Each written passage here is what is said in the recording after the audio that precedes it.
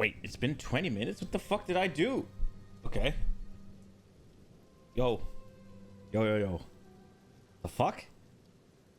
Dude, I looked at the clock. I was like, okay, gotta be there in 5 minutes. And then... fucking more than 10 minutes back. What the hell did I do? You know that feeling when... when you've just been sitting somewhere and all of a sudden a lot of time has passed and you're like, what the fuck? Where did that time go? That was fucking... I don't know. Jesus. Okay.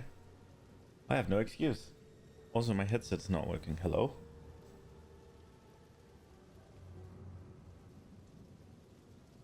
Are you out of power? No, you're fine. Okay. No, I don't want your... Dude, can I just start the stream without a bot coming in? This will not be forgotten. My bad.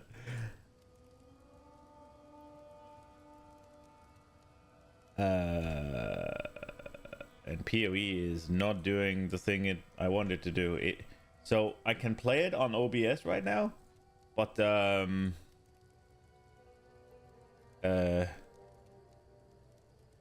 don't actually have... My screen is not working, but OBS is picking up correctly. What the fuck is happening? And I can't minimize it because I went borderless window, and that's usually what fixes it. For fuck's sake. Okay. Options on OBS. This is a little bit difficult. Full screen. There we go. Oh, we're back. Let's go. So, if I tab out of it, is it gonna stop working? No. What the fuck? Okay. Alright. We're hunting the stronghold. We're hunting the arbiter of ass. Let's go. Do we have any more maps? We have one more. Quantity, rarity, more ailment threshold. That means the freezing is gonna be worse. Abyss. We go.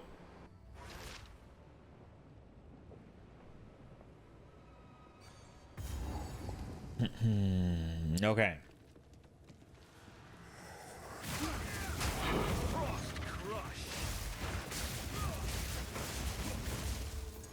Here we go.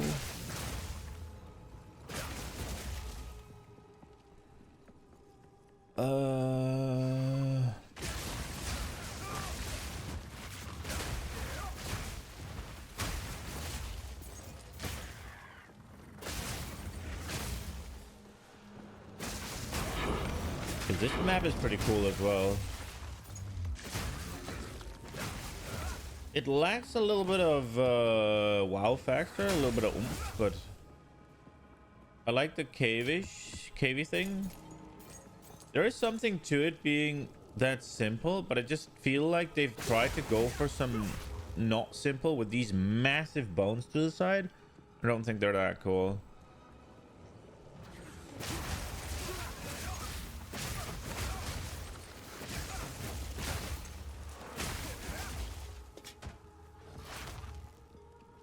It lacks a little bit of power, I think. But I have no idea what it will be. But I feel like they tried to do it with the bones and they aren't really doing it for me.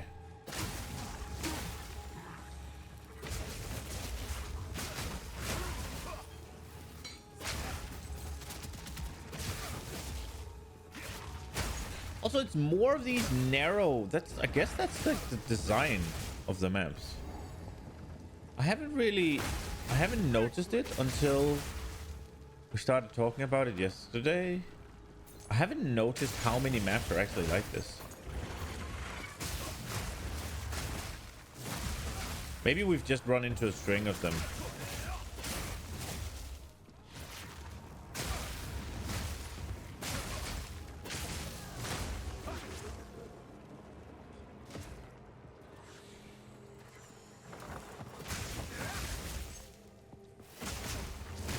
Also, it's super cool that the spiders crawl up from the depth, right? It makes a lot of sense. When it's this many of them, though, it's a wee bit annoying, because if you actually do want to clear everything, then you have to go everywhere, and you can't just, like, I can't just look ahead and see, oh, there's no monsters here, let me skip that. Because they might fucking crawl up from the sides. Or jump up from the ground. Like, some of the mobs you can see, but some are hidden in a way that you can't. Who cares, Ob? Let's go. Big drop.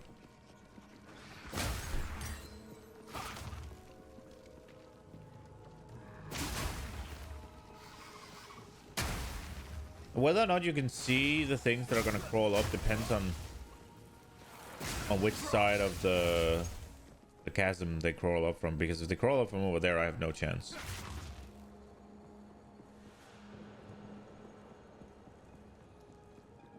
That being said, though, I didn't see these ones either until like I got close.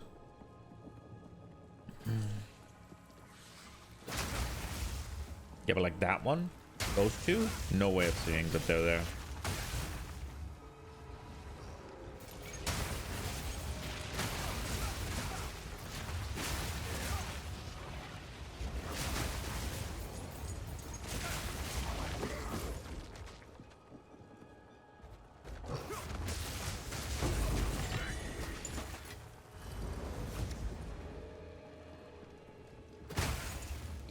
Run away from the chaos plants.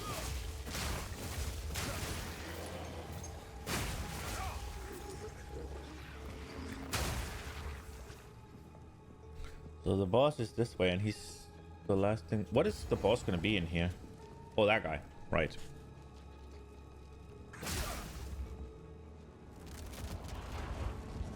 This fight is always scary because I don't know what he does. We should do the campaign again.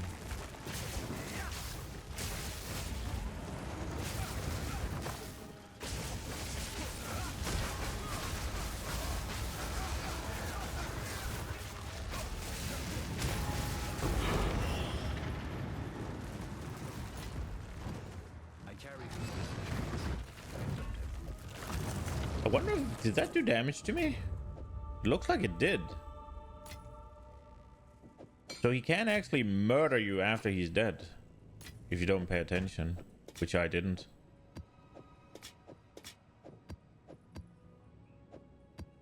Hello, Volant Quiver. Right, so there's one more rare. I thought the boss was the last thing I needed. It was not.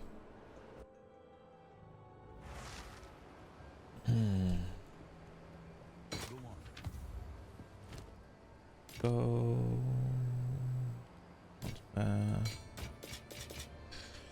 I'll be here, waiting.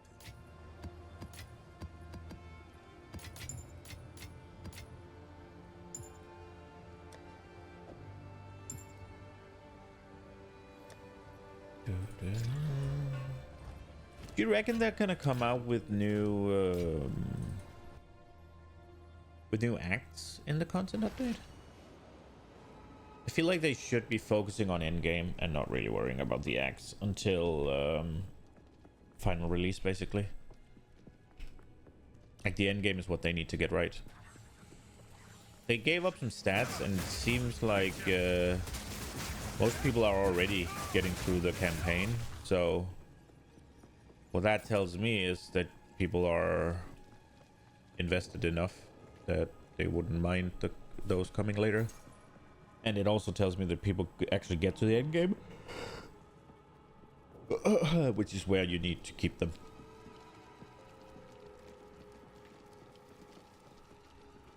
But then I guess the second time around doing the campaign, you might have bigger drop off. Nah, if the end game is interesting enough, you won't, right? I don't know, I'm not a game developer. They know better.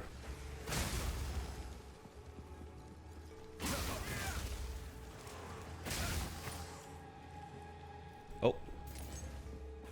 Standing in poo-poo on the ground. Away went all my energy shield, huh?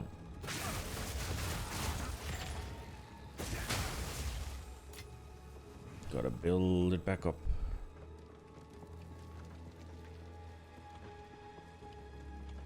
So I know it's right up there, but I want to go this way.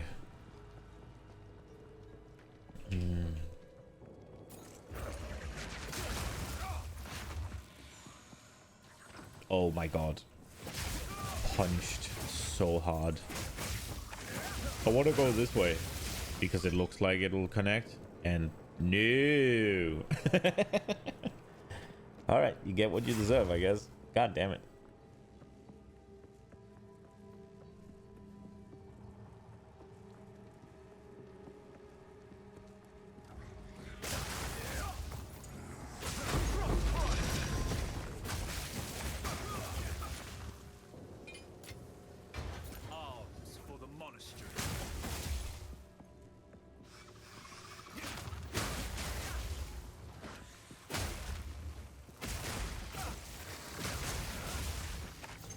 Okay.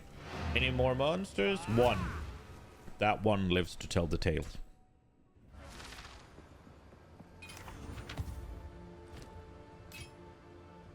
I'll be here. Gotta leave a witness. Yeah.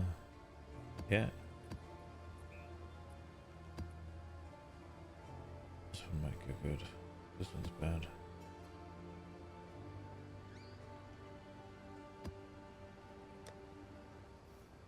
That's not one.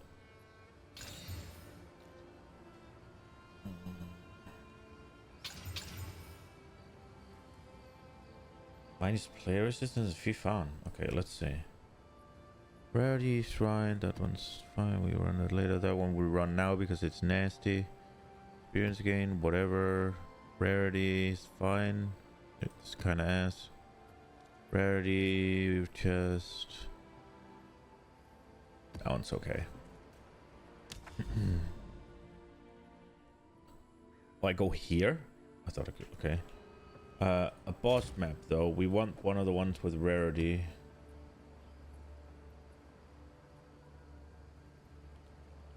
$123 rarity. Let's go. We do that one. What?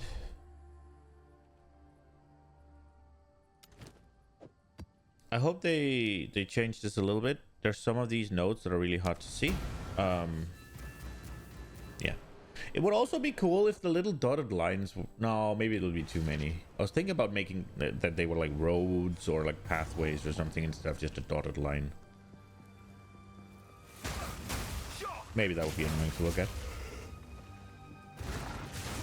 It doesn't make much sense if it's just a dotted line where you can't really just traverse between whichever ones you want.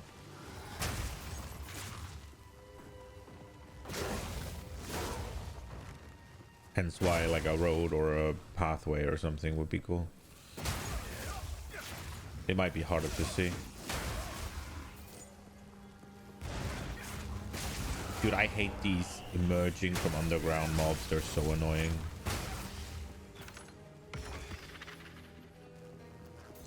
I don't remember doing this map, the Spider Woods. They really, really don't like just big open areas for the sake of it, huh? It's like there has to be just obstacles everywhere.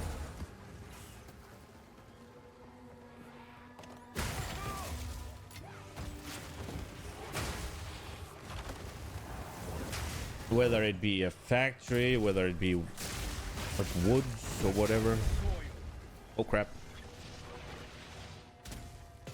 Ornate build? Nah, fuck that. What gold is that? 42. I was about to say 37. Nope.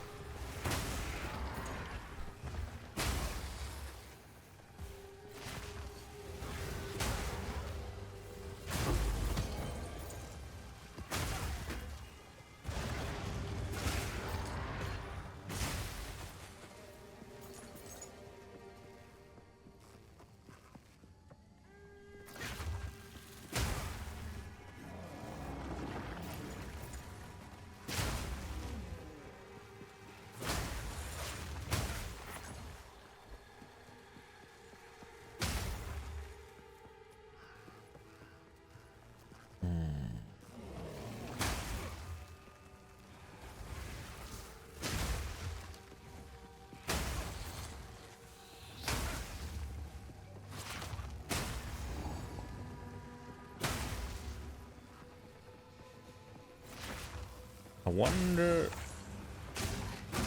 how much stronger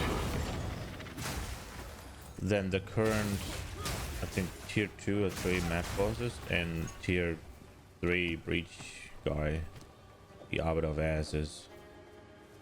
But that reminds me, we haven't actually put in the breach points yet.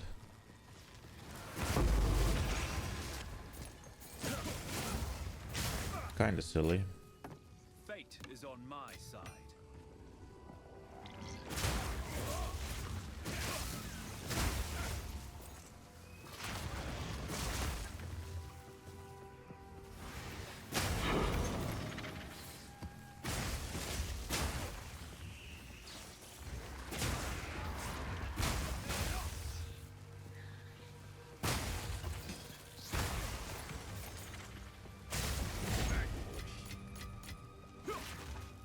I must maintain a fine balance.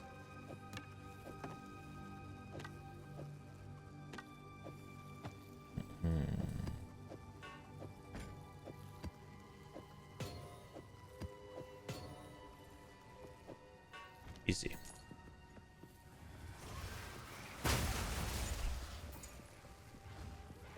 Is there a big spider boss? I don't remember a big spider boss.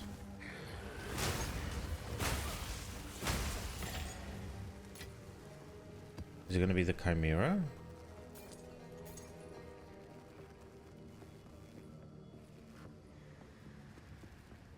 Is there a big spider boss? I know there's Arakali in PoE 2. Oh, it's gonna be the wood thing, right? Yeah.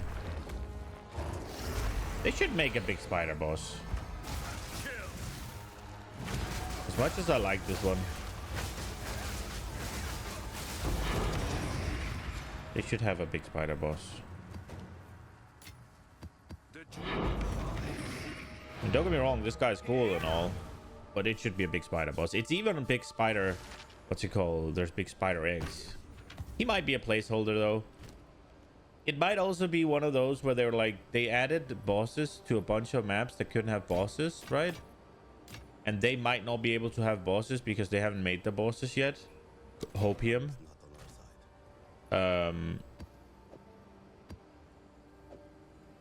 I got 3 tablets. I don't think I've ever had that many tablets, unless maybe from a breach.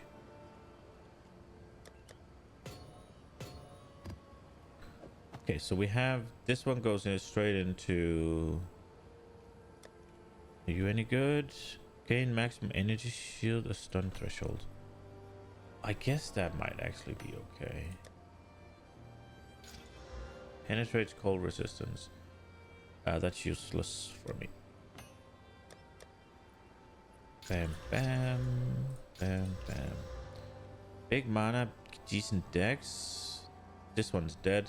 This one, if it gets movement speed now, it's not dead. It's dead. I'm not gambling exalts for movement speed. That is too specific. We can do a reforge. It's just we have so many. Bam, bam, bam, bam.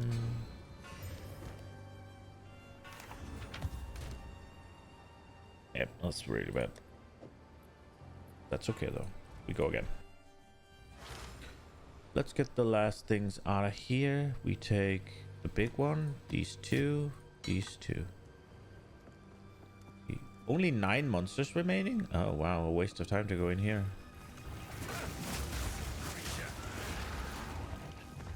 I did complete the map, right? Yeah, I did.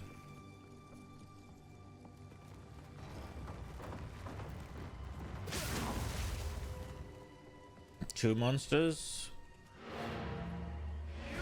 They shall live to tell the tale.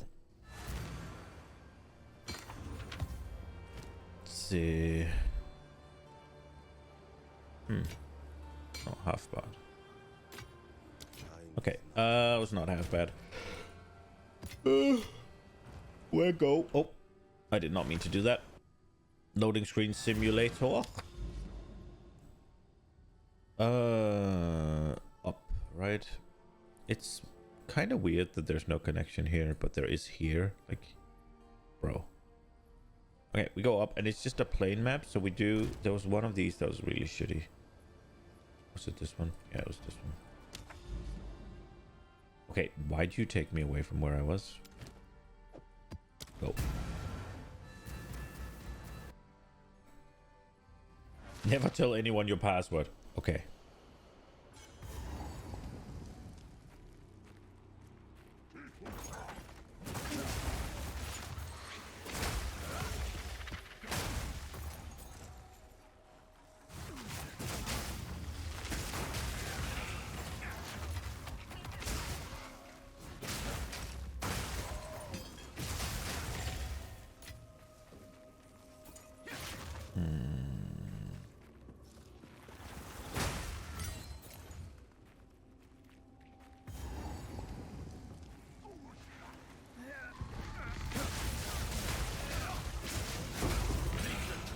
Exalt?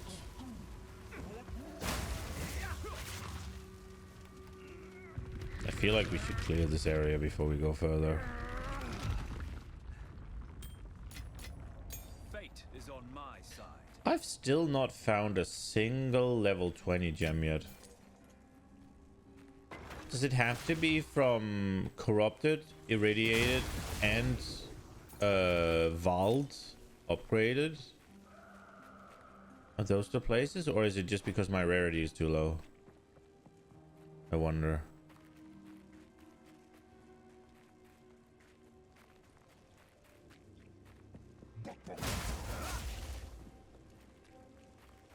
To me, they seem a little bit too rare.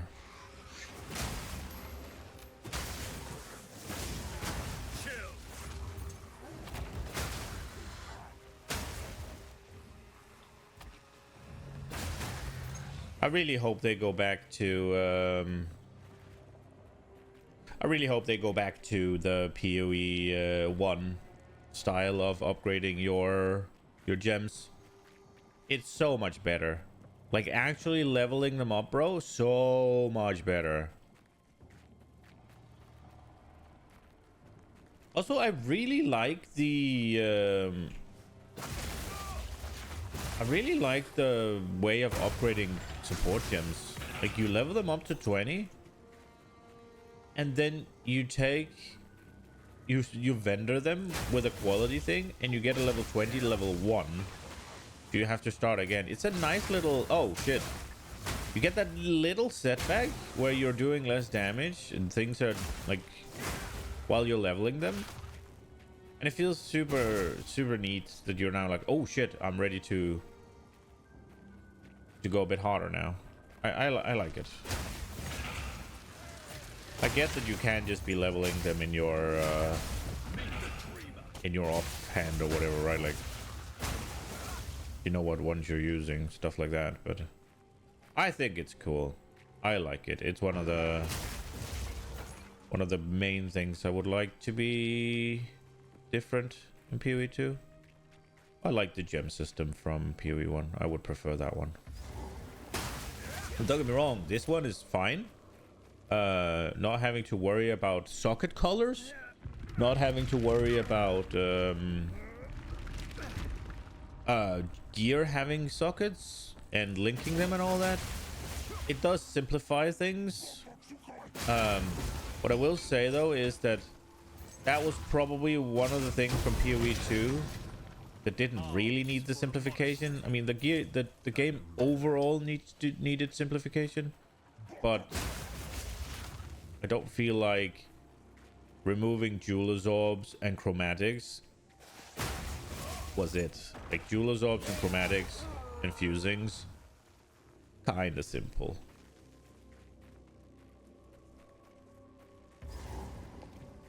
I will say though, not having there's a lot of rares in this, huh?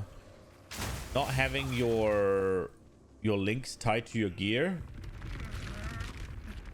is very nice for the leveling experience.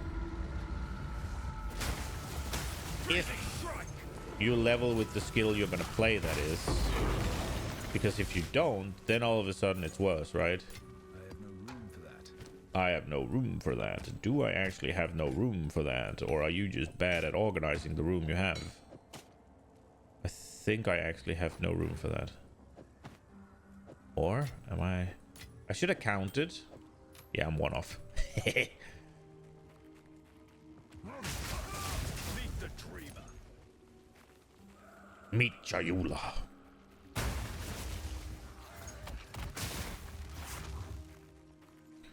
Alright, we need to go get that, we do... I wish I could blob a pin down.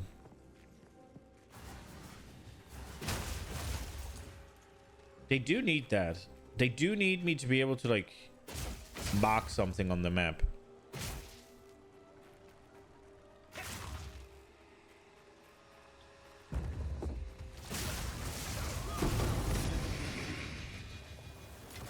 Two Varlovs and a pair of shoes.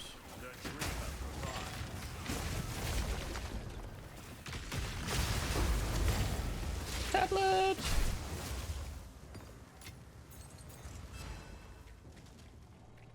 Okay, all is good in the hood. We have to get all this out, though. There's a lot of rares in this one. What do these do? Power Tread.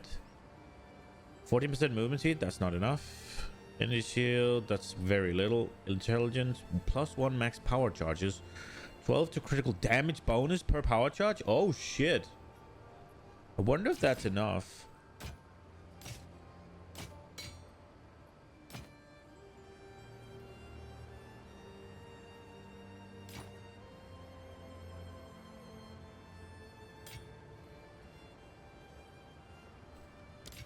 Lightning damage with attack speed.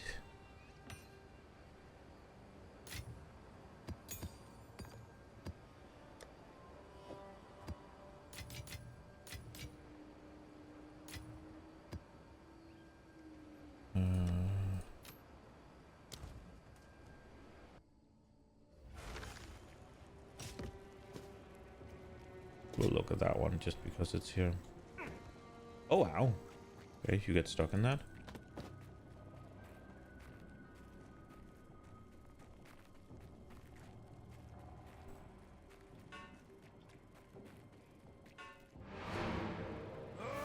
We cleared the entire place. We left no survivors. There's nobody to tell the tale of my greatness. Sag. Bad. Nah, fuck it. Rarity and crit? Ah. Oh, I didn't even check that one. And why am I throwing it away? There we go. Just assuming they're bad. Big rarity. Just experience. This one's very, very not good. So we do that for the tower.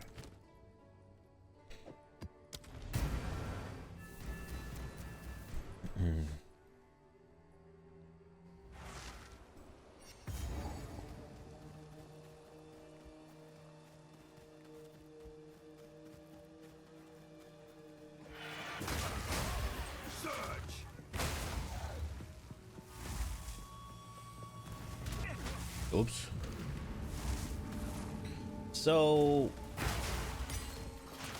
how long into the PoE 1 event are we right now?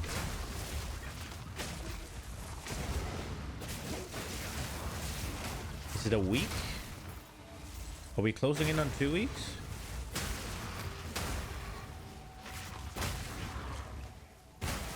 And they extended it. It was supposed to be a month. And I think PoE... Are we like 2 weeks away from the PoE 2 stuff-ish? Speculated 2 weeks? They're starting to ramp out, like to put out teasers. I wonder when we'll get actual stuff.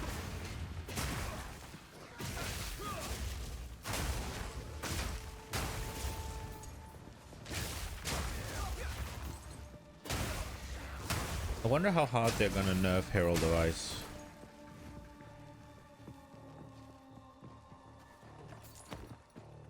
I wonder if they're gonna fuck with the Herald tech. Saw you. Because I feel like this is how you're supposed to play the game, right? Like at this level.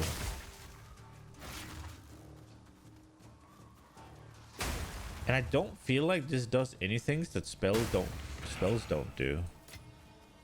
I guess maybe it does it too quickly, too easily, with too little investment.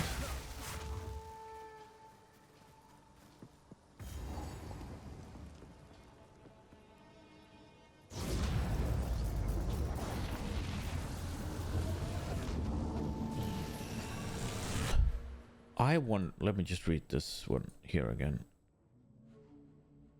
Right, okay, so both of them are for damage.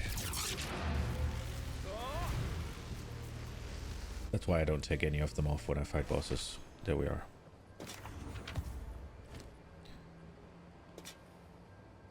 I couldn't remember if it was you do extra damage when you're affected by a herald, or if it was specific to each herald, or if it would stack.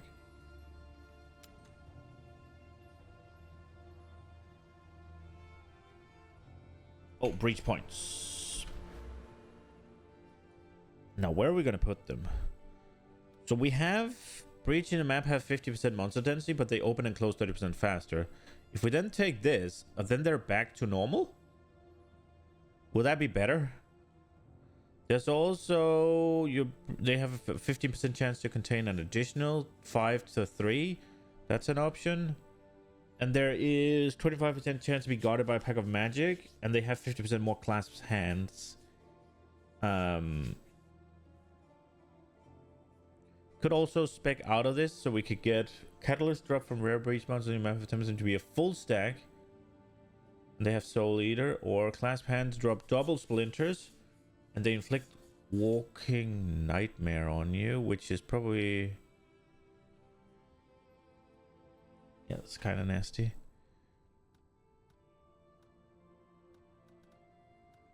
I think I'll look this up actually. PoE to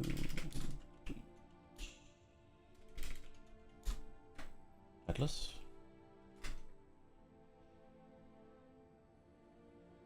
How to farm divines. Just show me what you did. Just show me what you did. So he went this like I am. He went for this one. And he went... he actually went... oh, he went this one? Why? What's fob gun? Okay, explain. Hey guys, I want to make an updated Breach Atlas guide.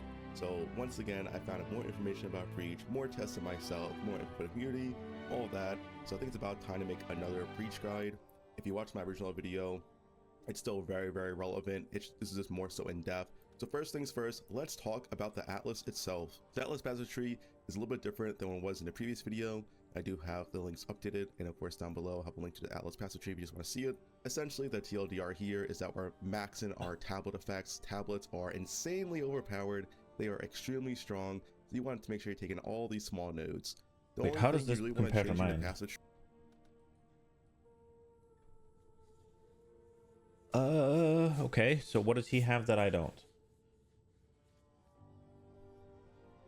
So I have this, he doesn't like that one. He has rare and unique monsters have 1 to 2 additional modifiers. He has explicit modifiers and you waste them for each explicit modifier. And he does not have pack size or magic monsters. And he doesn't have number of monsters. And he doesn't have this one. So he just has these little... he just has this little one, basically. And then he has...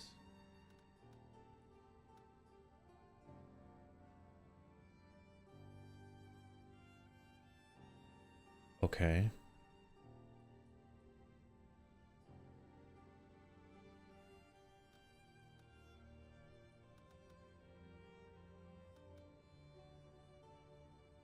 wonder what's better, the rarity or the quantity?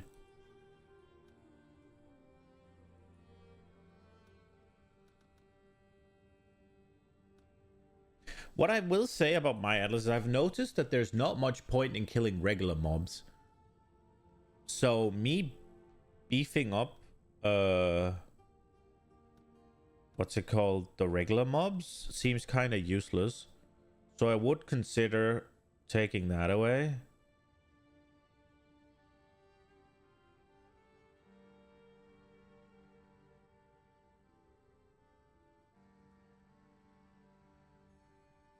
Let's see what he has to say. Tree is sometimes you want to spec into local knowledge. So local knowledge, as far as I'm aware, shifts the weights of items. So you only want to take this when you're doing swamp and water biome maps. If you're not doing swamp and water biome maps, don't have this allocated and instead have the precursor influence allocated.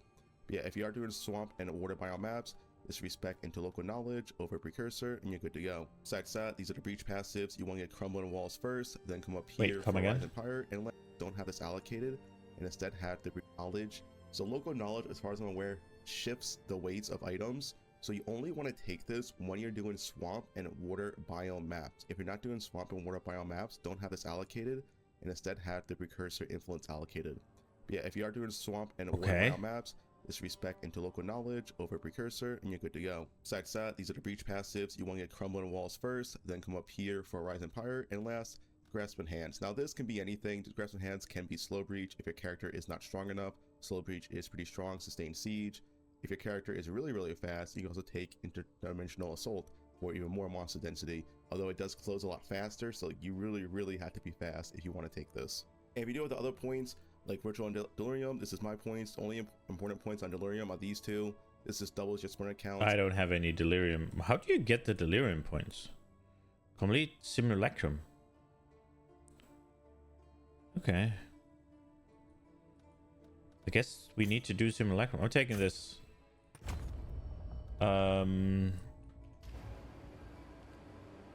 Should we try the tree that he's doing? I will say that these, now that I think about it, we could definitely try without, which is 5 points.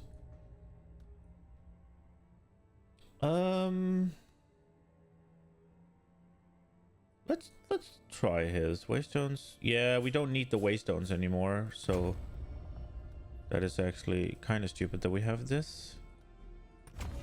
Increased number of packs in your maps, I guess. Again, I'm buffing up the amount of monsters, and the regular little monsters don't do shit. I do like this one though. Increased rarity. And yeah, this makes sense. How many do I have?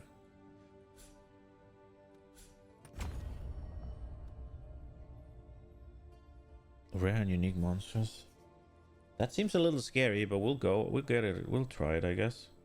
So I guess we have to get rid of these. I don't want to get rid of I don't want to get rid of local knowledge. I get the... So basic currency is really good. Gold is bad. I like getting the jewels. Mountain biomes and desert biomes are kind of bad. But like grass biome for socket currency is super neat, right? Like, although I do have a lot, but I don't have that many of the big ones. That is something we could look at as well, right? Like we only have 2 greater and 1 big. I've kind of been holding off on them in case I wanted to... what's it called, make a new character, but I don't think I am. So what would be a support gem that we could do for Herald of Thunder to make that do just a little bit more damage?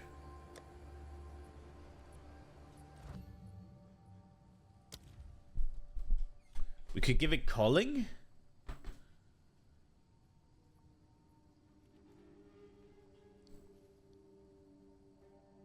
Cannot inflict ailments. That would absolutely ruin the thing we're doing. Stormfire. Electrocution. Represent more. support, like just lightning, that like level lightning mastery makes sense. Lightning exposure. No, but this can't shock, so it doesn't work. I guess we could put exposure on Herald of Ice. If we put lightning exposure on Herald of Ice and cold exposure on Herald of Thunder, that could do something, I guess. 100% more magnitude of ignites? No. Elemental focus would ruin it. Calling strike isn't really gonna do anything. Biting frost, it cannot cause freeze buildup. That would break what we're doing. Exposure applied. Okay. Recover 4% of energy shield when support skill deals a killing blow to a shocked enemy.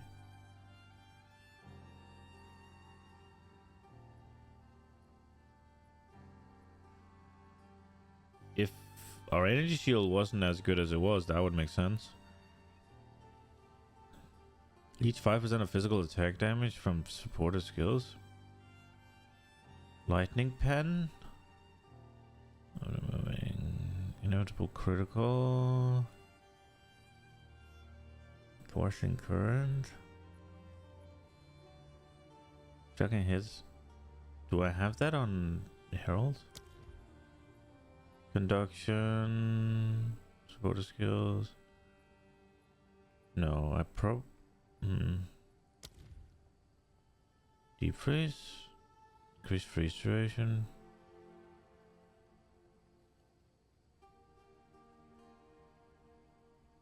Chilled ground.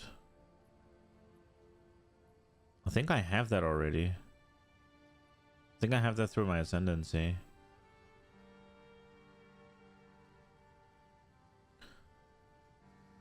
See, ambush might make sense, right? Like,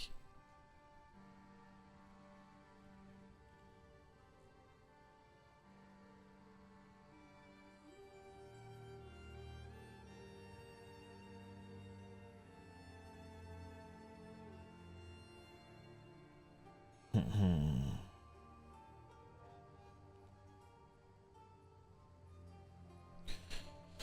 wonder if the whole exposure thing makes sense. I'm not really ready to spend the... when I just have two of them. I would like to pop one more into charge staff, but I don't really know what I'd put on there. That's one thing about PoE 2. It feels a little bit bad because it's like, bro, there's not really that many things. There's too few support gems, I feel like. Because, and it's not that there's too few support gems, it's because you can only use one, right? You can only use the same support gem once. So given that I have fucking 5 here, 4 here, 3 here, I'm running out of good options, right? So because I can only use the same support gem once, I'm just kind of running out of shit. I don't necessarily think it's a good idea to have the whole, like, you can only use the support gem once. But it's mostly because they need to make, with what they want with the skills and the amount of skills, they need to make so fucking many for me to not be sat here like, so like there's, I can add more support gems, but there's nothing that's really interesting or does anything really valuable. So it's like, meh. The only thing I could see is putting the exposures on my heralds.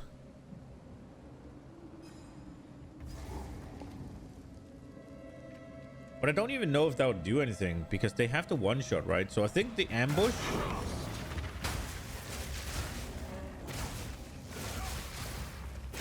I think the ambush makes sense.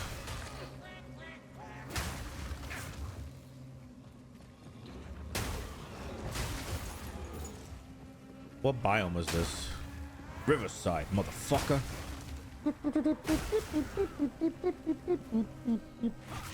But that's just the map name. I don't know what biome it is.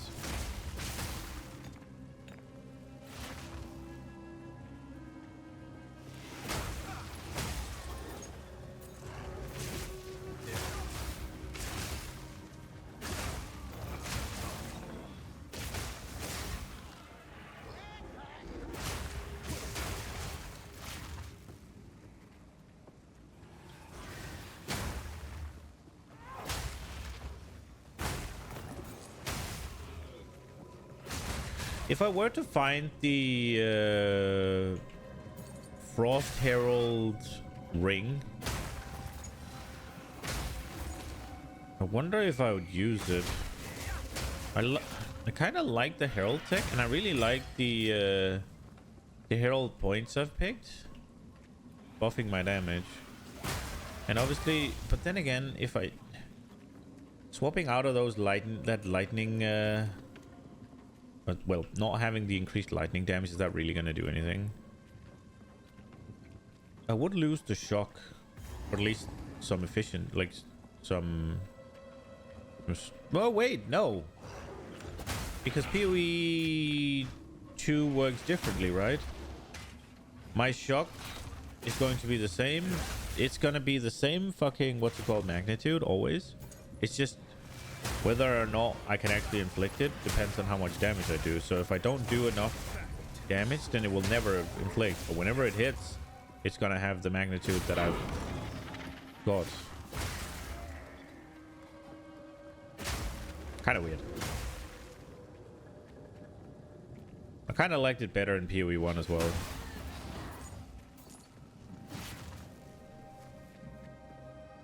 Where the magnitude depends on the damage you're doing.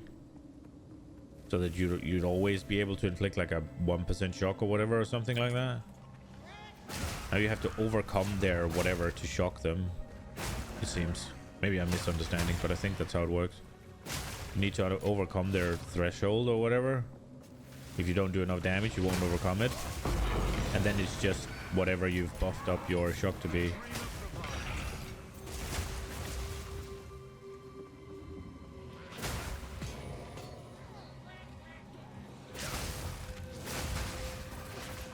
I guess I should swap the magnitude, the shock magnitude one around whenever I'm doing bosses, because that is on Herald of Ice, meaning I don't use it at all, and I could just put it on the charged staff.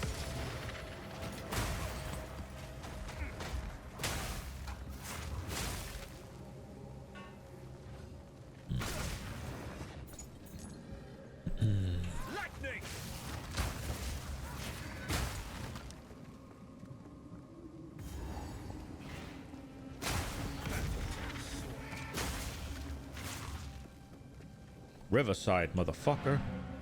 I guess I should get the PoB 2, whatever, and actually see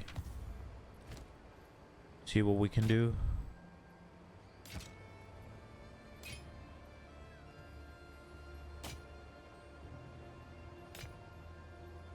Until next time.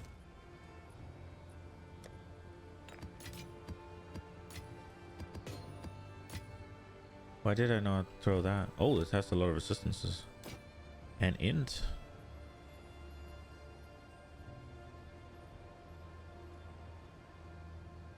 It's not terrible. I should probably hold on to that one actually. What do you do? Attack speed and poison magnitude? Okay. Cold damage? Probably dead. Very dead. Let's take the quality thing.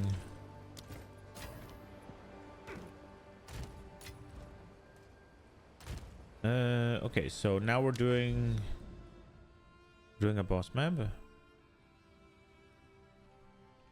Okay, I think this one's okay for a boss map. I think it had a decent amount of rarity.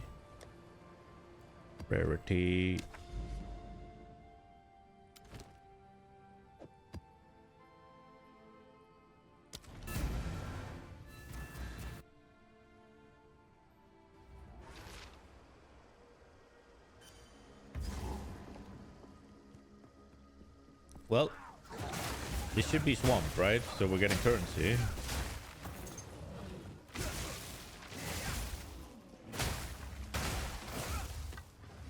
Infusion.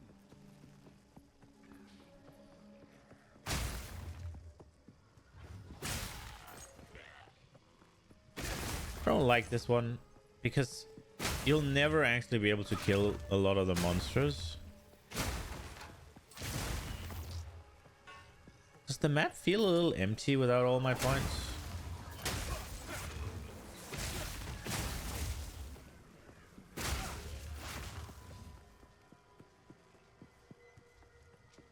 It does, doesn't it?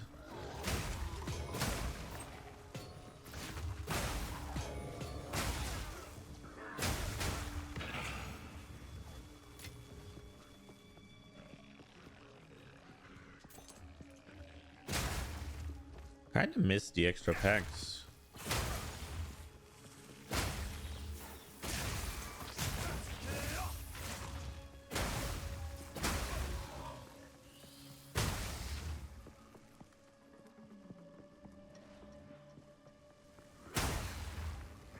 Look, I have 200% increased rarity, plus a bit on my gear, and nothing is fucking dropping.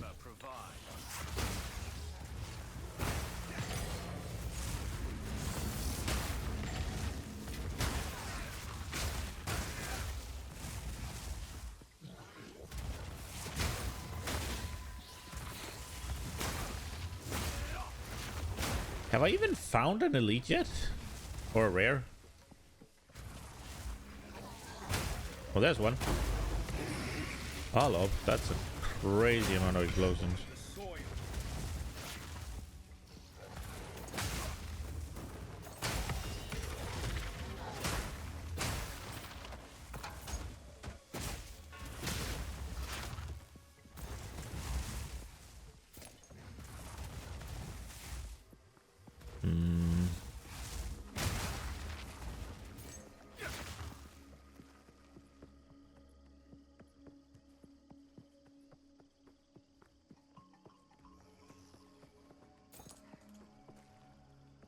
Wait, boss?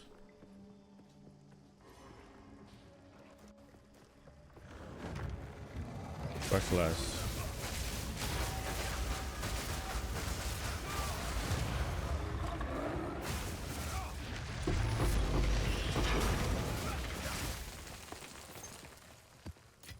That's it?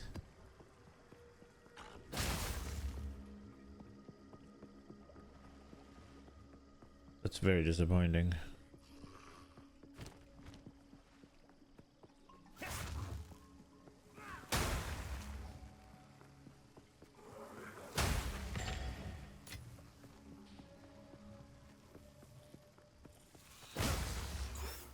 I guess I'm only running a 4 explicit map.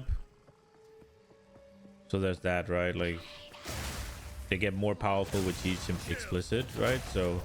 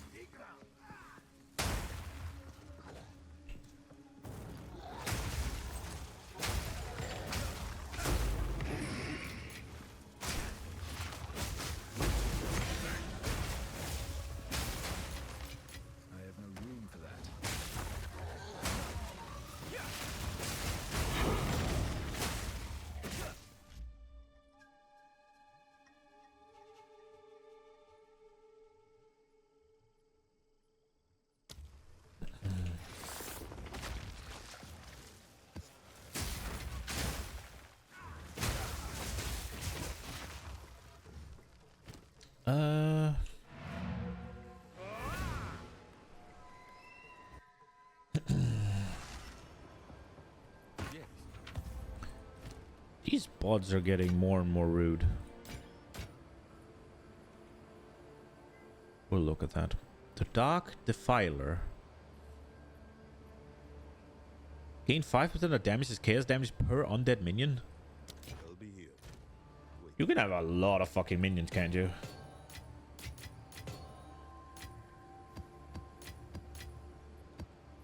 I have it already?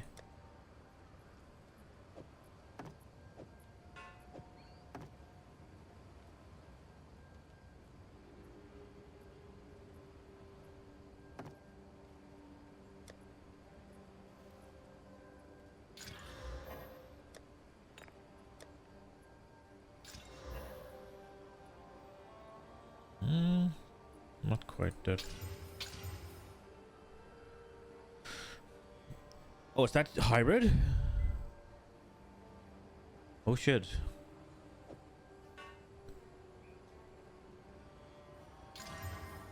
Damn.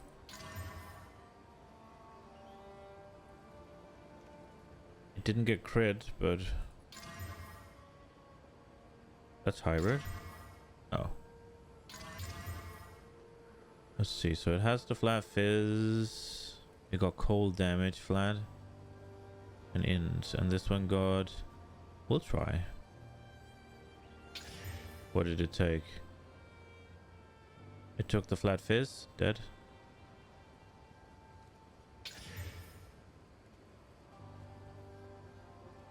It took the hybrid. Dead. Yeah.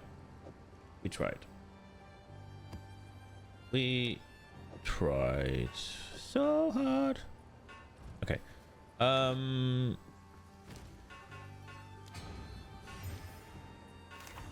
we go. What do we get? Is that hybrid? That is hybrid. It has crit. Take dex or stun build up and turn it into attack speed. It made the hybrid worse, is what it did. And it removed it. Okay, whatever. I'm running out of chaos because I'm doing stupid shit with it. I'll be here, waiting.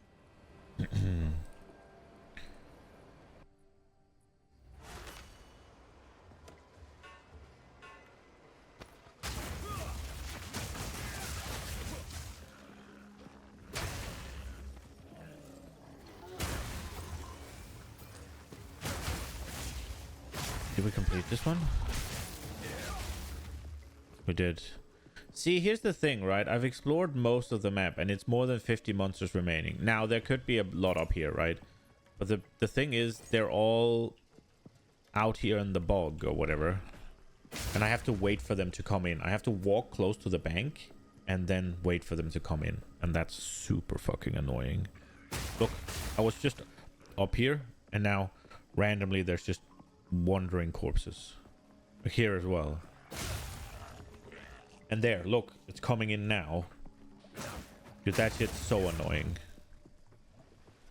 It's not the way you want it to be.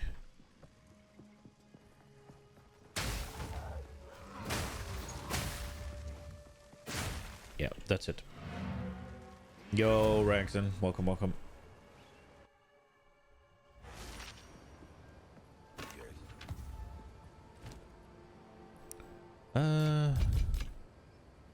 I hope they fix that. There's obviously a lot of things with PoE 2 that isn't the way it should be, but it has, in my opinion, massive potential. I think it's going to be an absolutely amazing game once they finish cooking. There's just these irritation things and small bad things. Okay, so we're so close. So we need to roll 2 maps, I guess. Did we get any yellow ones here we can just yoink? No, we'll just take a couple here.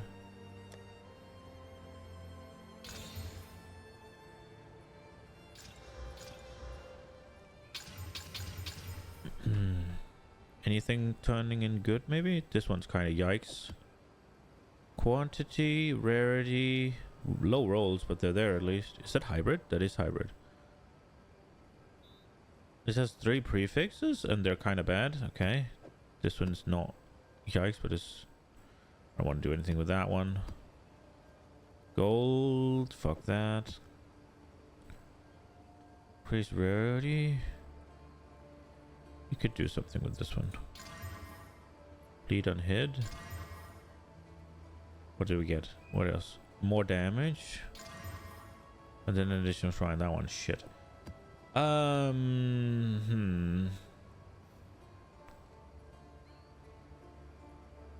think I'll use this one for the This one for the, what's it called? Stronghold, just because it's not very risky.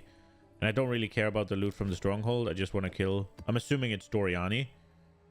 So we'll just take the minimal risk one and just kill him so we get the fragment so we can do the arbiter.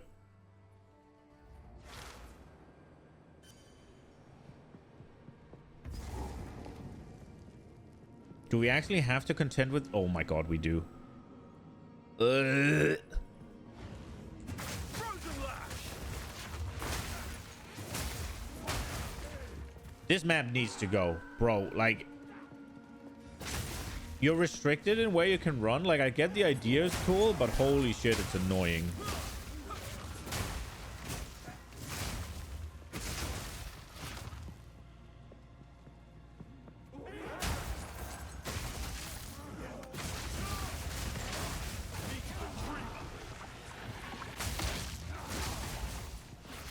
I mean, the idea is cool. I'll give him that, but... Dude. Actually playing a map... Wait, how? Okay, there. Actually playing a map where you're restricted in where you can go, when, how long. I'm not playing a platformer here. What was that? I don't think I've seen this one before. Interesting.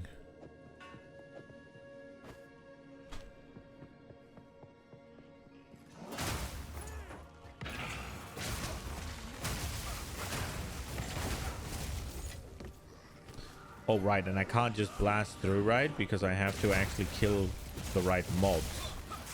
I can't just run around it.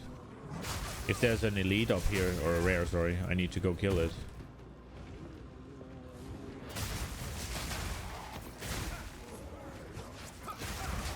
I guess it doesn't do that much damage.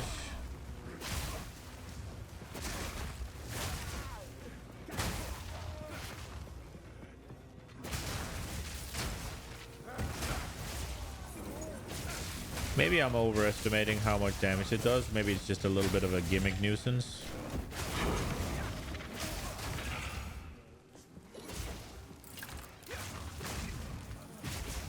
It was nasty in the campaign. But that obviously doesn't mean it's still nasty. I've capped my fire resist. Maybe that's just enough to make it not that bad. This is the way up. Dude, the thing is, because they made it so like, yeah, you have to kill every single fucking rare. I can't actually go up yet because I don't know if there's a freaking rare down here.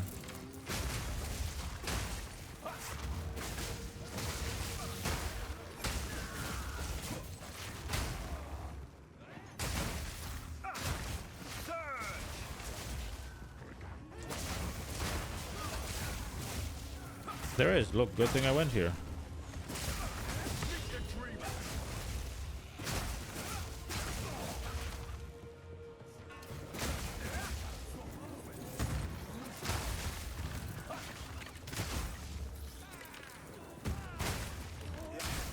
But wait, is there more? Maybe not. Maybe. Exalt! Arms for the monastery.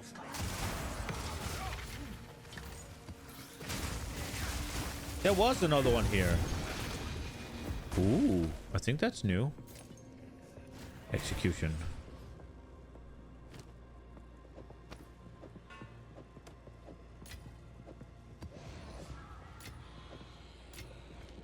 Oops.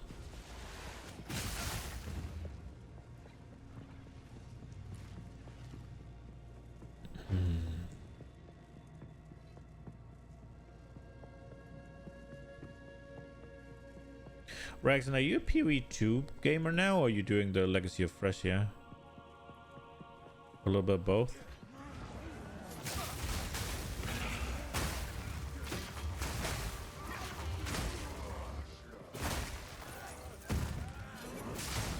Oh wow, that's so cool, they jump over.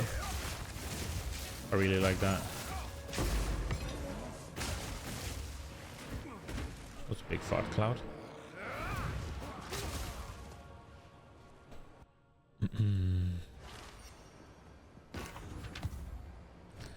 Elemental, go away.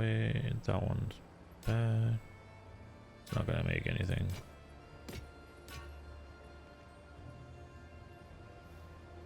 Ah, fuck it. Until next time. What do you do? The rat cage. Big evasion rating. Well, not even big, but big increase. 300 max life? 100% of fire damage from hits taken as physical damage? Oh. Ooh. Matsia. Cold damage, lightning damage, crit, attack speed. Skills preserve 50% less spirit?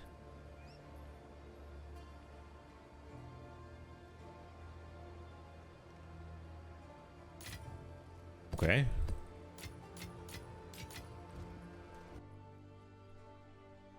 %50 less as well.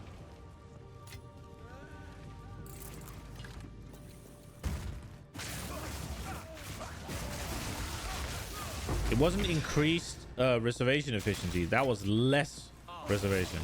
Jesus.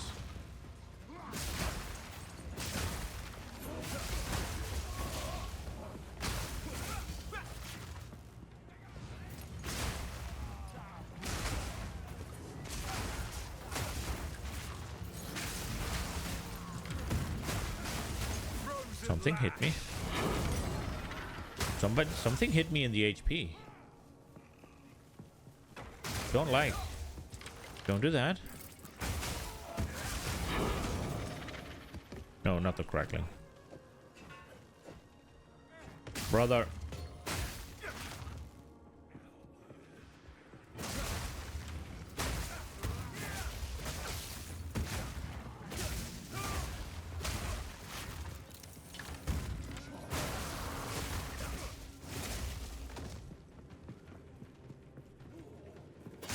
Oh, we should do the ultimatums as well, actually. I don't think I'm gonna be able to do a simulacrum. I'm simply not getting enough of the coins or whatever, the shards, I mean.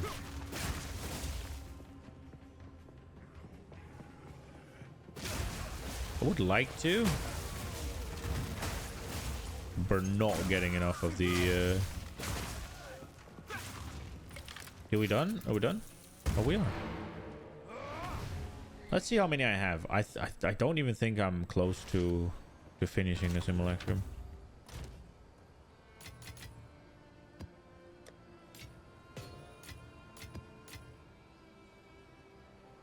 See what you turn into. So small, flat with colds. Ah. Yeah, it's dead. That was an advanced one. Okay. Wait. I'll be here. Waiting. Oh shit, let's go.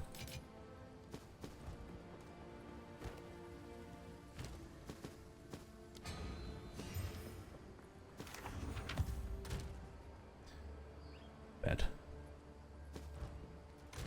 Okay, strongholds. We were doing this one, right? Because it is just, they just have more life. I guess that is not just nothing. Fighting the fucking boss with 78% more life, I might be stupid here. Should we just pick a... I should be fine, right? Oh my god. If I die here, bro, oh my lord.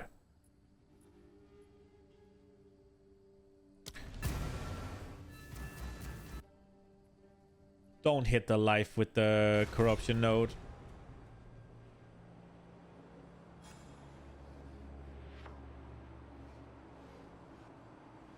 Where is it? I think it did. Monsters have double life.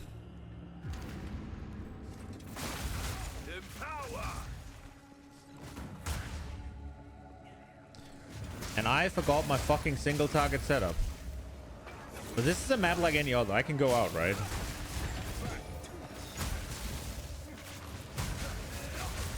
Yeah, I can. Right?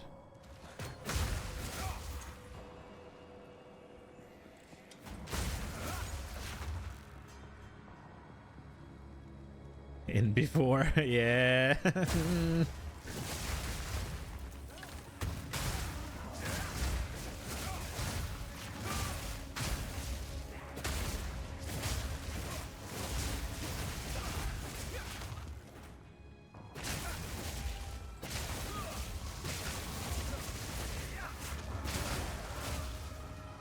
I mean, the Herald tech is still working, so damage should be aight. The thing I'm worried about is if I leave and there's not enough monsters to build up Grim Feast. So I think I just have to take on the guy without the single target stuff. Unless I fill up my inventory really quickly.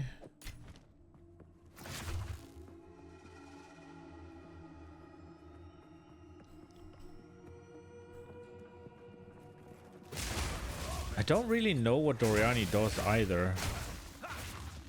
Oh, I made such a mistake, man. I should not have done this.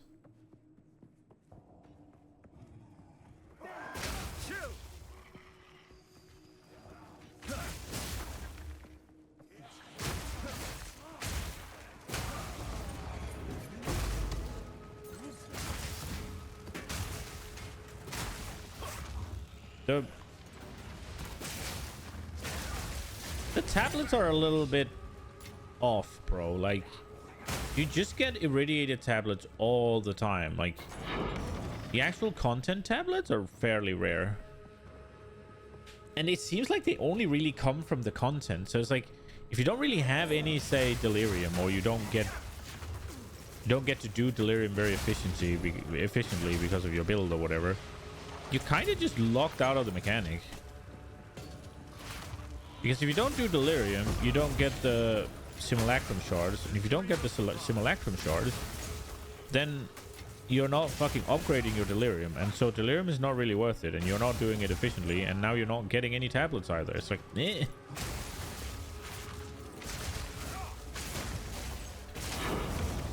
I feel like they should drop more, I mean, not necessarily more tablets, but like less irradiated and more of the other ones. Or irradiated, or whatever it is. Is it irradiated or is it irradiated? I'm not sure. Guess I could look it up. Where map? Irradiated. So neither.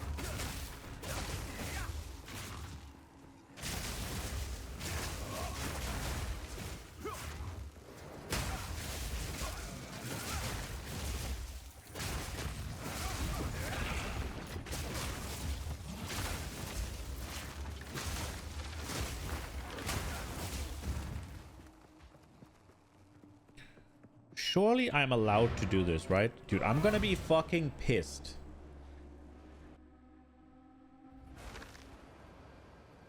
Ah, yeah, there we go.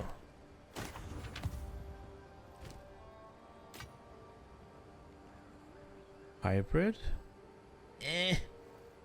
We'll look. No movement speed on those.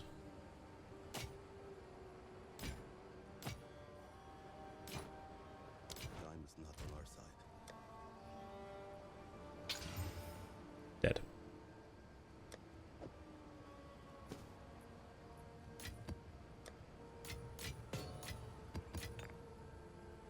Oops.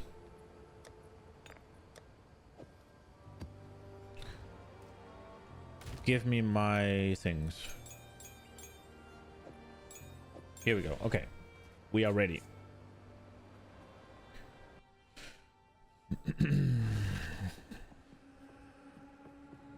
Now we just need to build back up the Grim Feast. Freezing strike.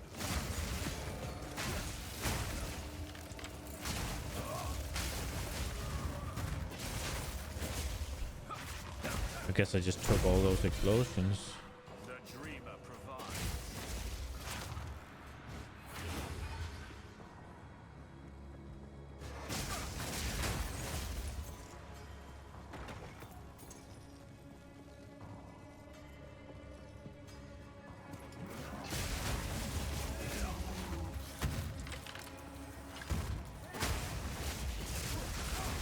Meet the dreamer.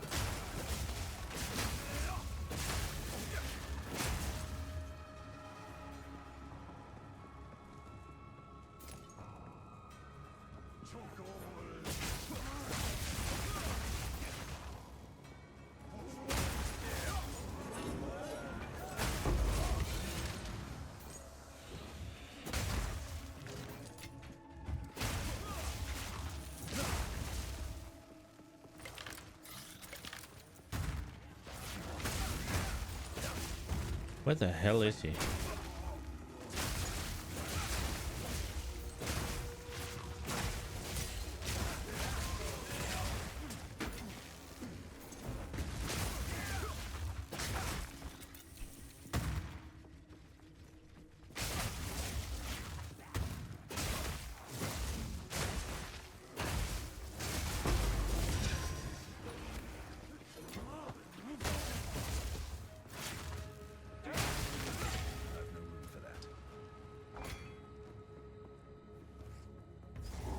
That looks right.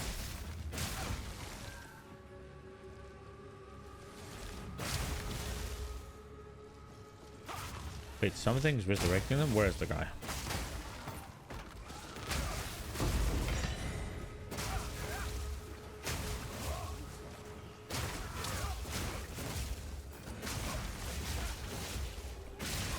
I am just trying to get to your boss. Leave me alone.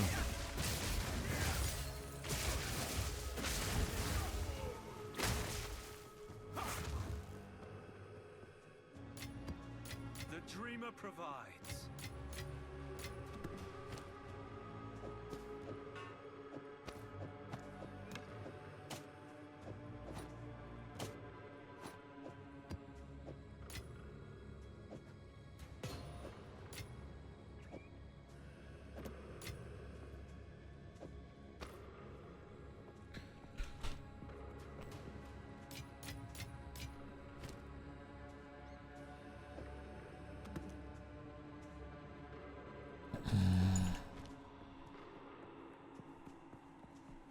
It's gotta be there, right? That is definitely a boss area. Okay. Right. Let me remember. Grim Feast out. Ghost Dance in. We're not quite full. And then Charge out. Cast on Shock. Mark. And Eye of Winter. Right. And then shouldn't I swap here as well? You have Overcharge, Magnitude, you have Primal Armament, Weapon Damage, and Perpetual Charge. I should have made an extra hole in this and swapped in the chance to shock. Let's see how this goes. Come, Doriani. At the eve of the end, the demon of Vanzoatl has finally come for me.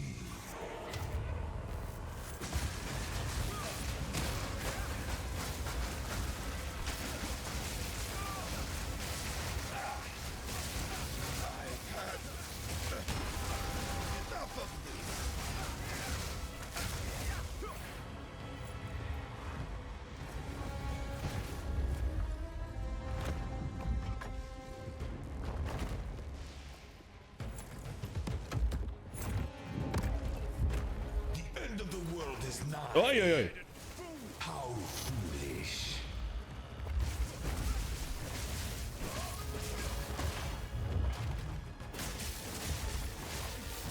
Why am I not hitting it? Burn to ash, demon of Vanzoatl. Freezing strike.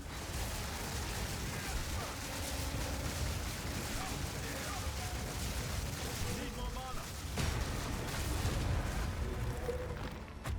Okay.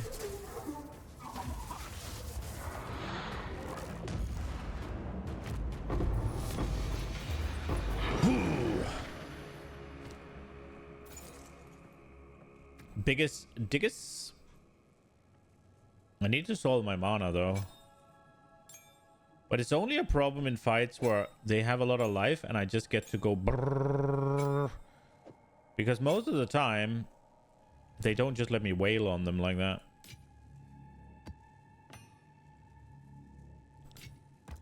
We got the fragment, which is the most important thing. Let's get out and then clear the map.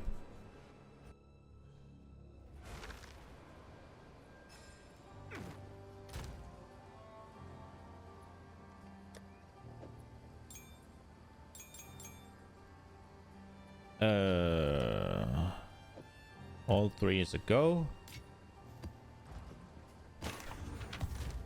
Did I actually just deposit that without fucking...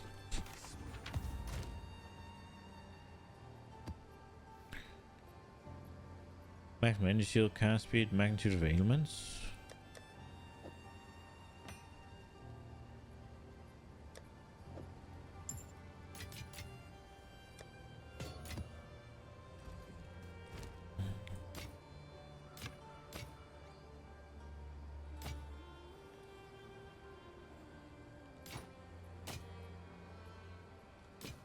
Time is not on our side.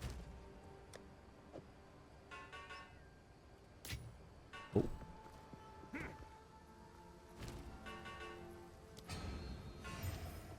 Speed.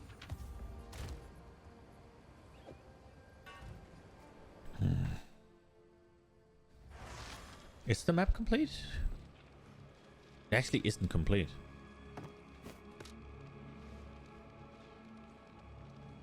I want to see this one.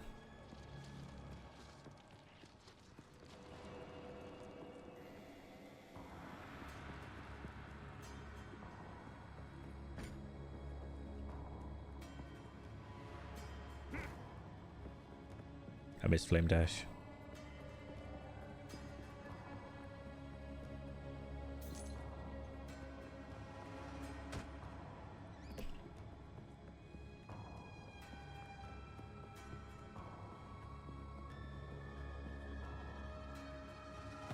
I must maintain. Are you kidding me? Jesus, that's kind of wild. Whatever. I wonder, do I have... Brother.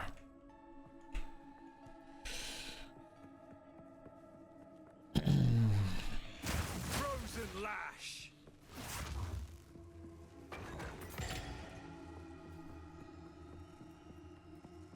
Still more than... Dude, there's so many mobs left that it's not showing me where the last rares are.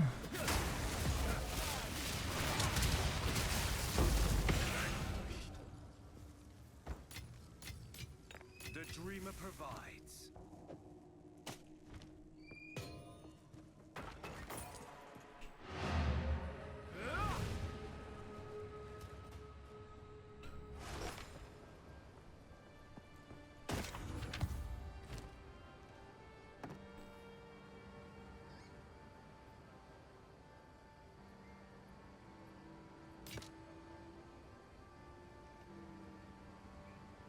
%30% movement speed?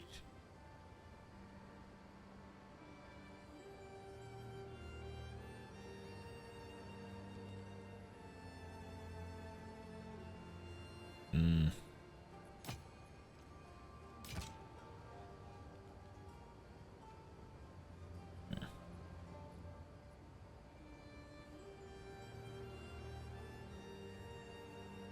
That is maybe not Terabad. It doesn't have flat fist though, but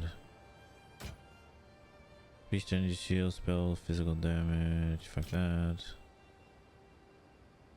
Lightning damage to attack, maximum mana, increased attack speed, physical damage is... They are not bad. I don't think I'm ever gonna use them because I'm using the these ones. Hand of Wisdom in action.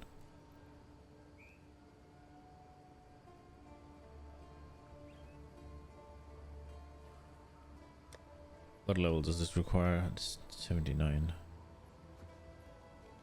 This one, wait, let me see.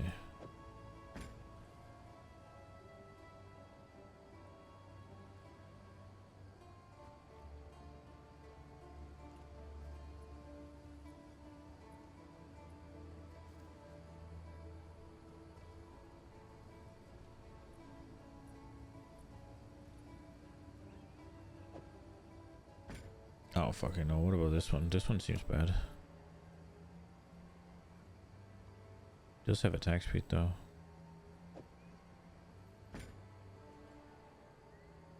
This is attack speed and crit damage bonus. And oh no, that one we're not throwing away.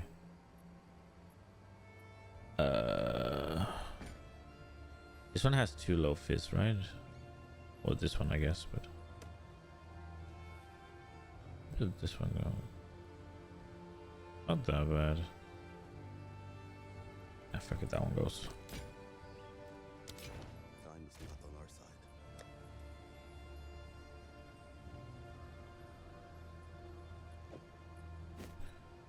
80.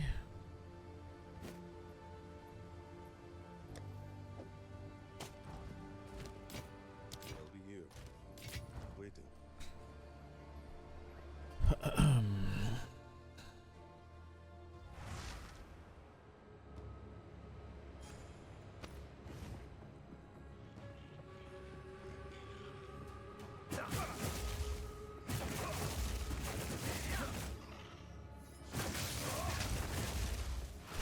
Dude, it's still... Oh, it does now. Is that the last one?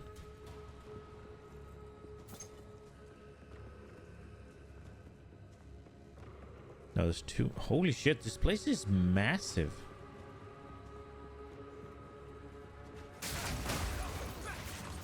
Freezing strike.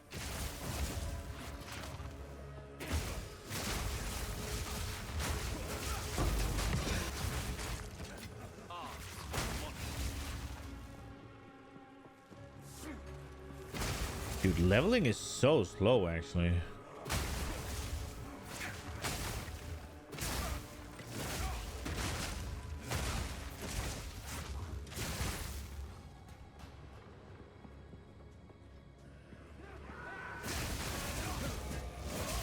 Whoa!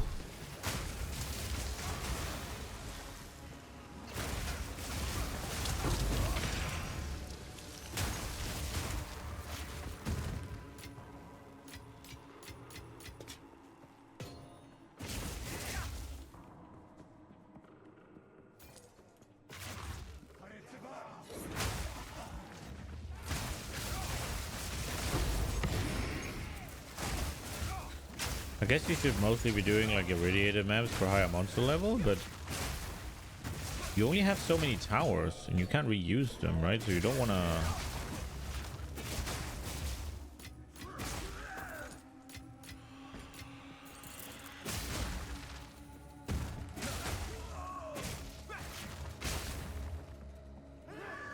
Dude, how fucking massive is this map, bro?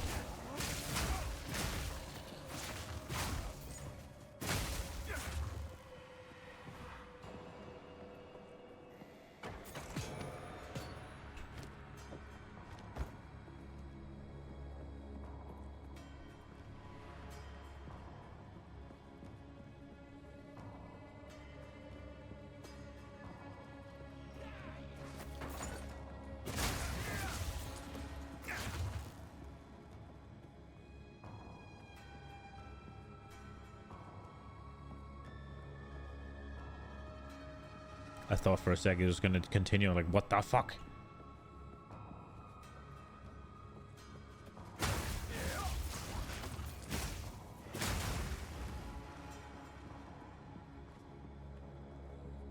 All right, 36 monsters. I'm not hunting them down.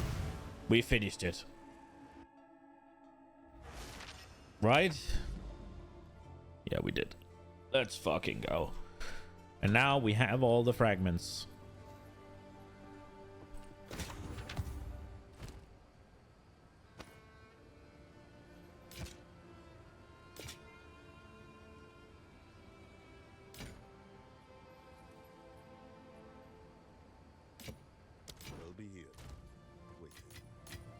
Okay, so there's one thing I need to test right now. Speak. Refund passives.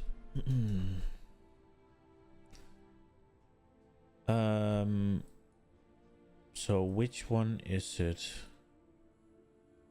We're gonna get rid of the lightning damage? Probably, right? We get rid of these. We get meditate.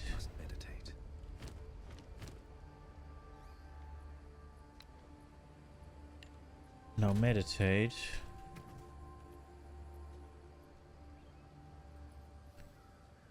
I wanted to... Always attack without moving. Channels to recharge can overcharge your energy shield up to double its maximum channeling. Ends when you take damage.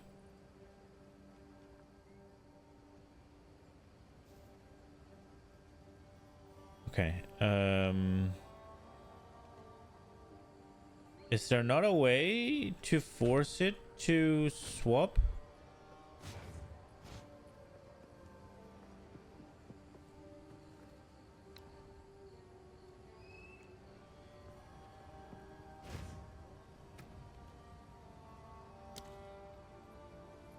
Because here's the weapon set, but there's no weapon set for this one.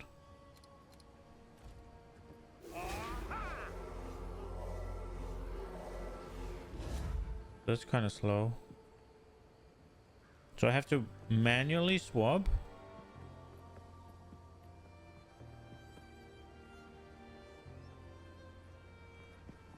Oh, for fuck's sake.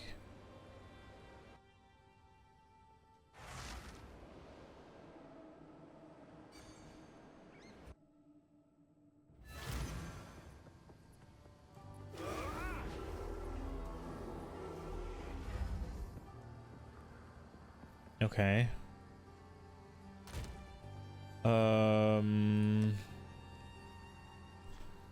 There must be like faster channeling or something, right? Energy barrier. Any shield recharge begin immediately as not interrupted by damage for 2 seconds. Wait.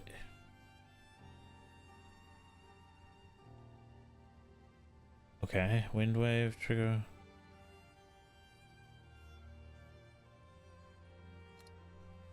Oh, this is it? Considered casting. They have less cast speed. Fuck that. There's not faster cast speed?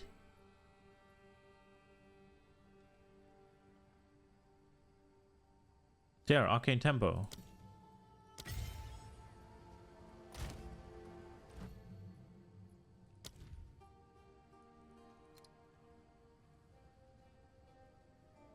I don't know what this will do.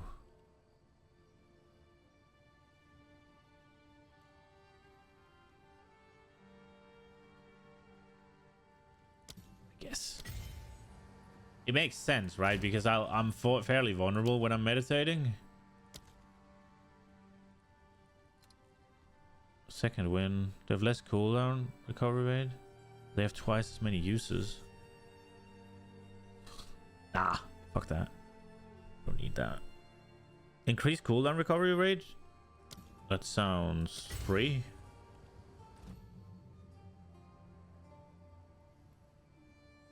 Where did it go? There. Anything else that makes sense? Strip away exposure? No. They have increased cooldown recovery rate. Not cast speed. Trigger wind wave when trigger wind wave when stunned while using supporters. Don't I have that already? I feel, oh, it's wind dancer. I mean, why not? I guess. Wait, let's see. Can I use it? I probably can't, right? I can. Okay.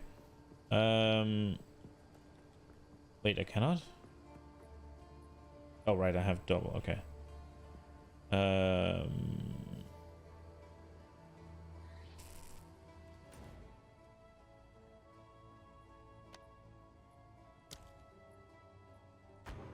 Just go somewhere.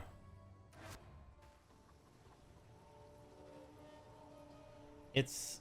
I don't understand why you can't force it to swap weapon. Like, that should be a thing. This isn't the place all the time.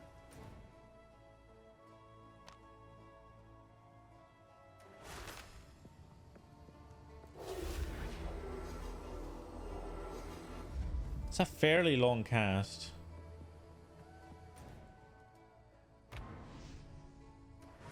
Can I dodge out of it?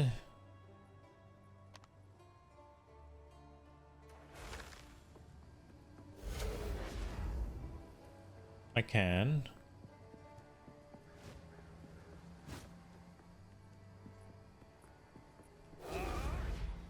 I have to hold the button.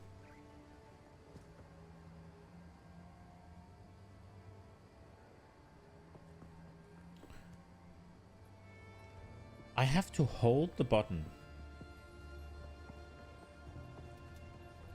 So it kind of has to be a mouse button then.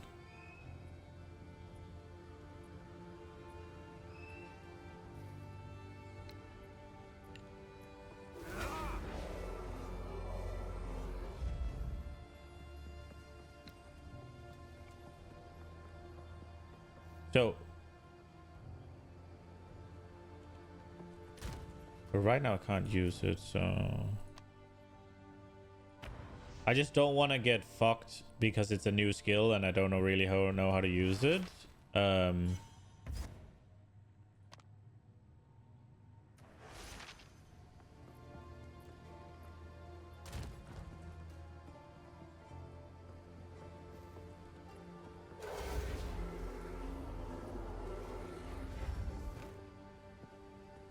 Okay. I really hate that you can't force it to use a certain weapon. So I have to swap manually to get the faster recharge. Now the faster recharge I have here is not very big. But I wonder how big... Is there like a...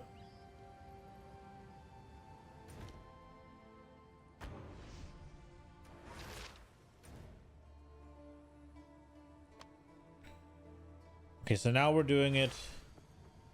Staff out.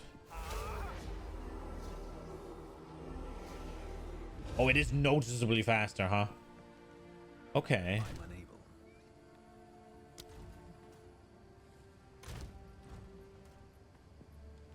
Okay. Now...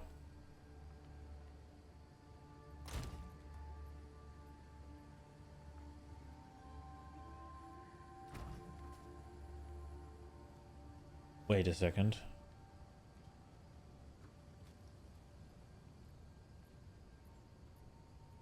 Where did my cast and shock stuff go? Did it go into my gem tab?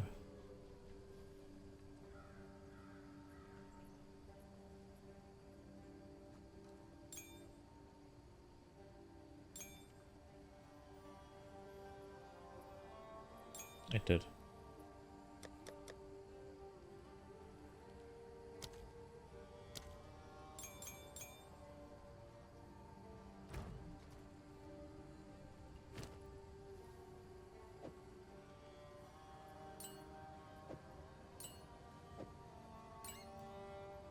I really fucking wish that you could assign the... You need to do that. Yes. Okay, so... we have meditate. 35% increased recharge rate. Did this one have? 33?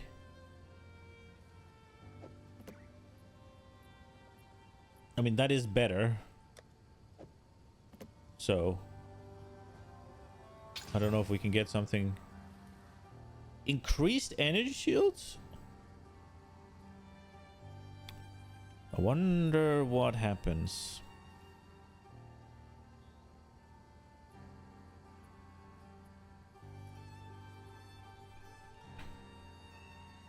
It's just blasting on.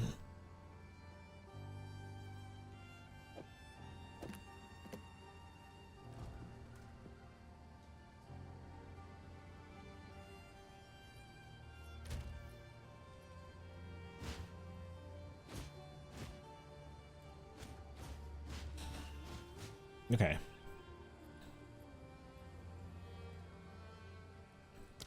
So now I have 5,000 and I swap and I lose. Yes. Okay. This also means that I can better test it now. Well, I guess not entirely, but...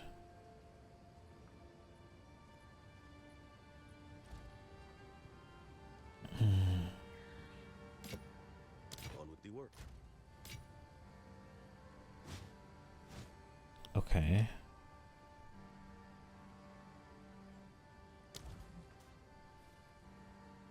Yo.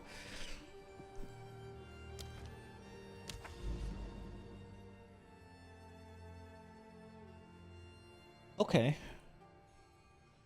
Let's see how close we are to a simulacrum. I forgot to check that. We just did the stronghold, so now we have... Oh my lord. And it takes 300? Yeah, I'm not even remotely close.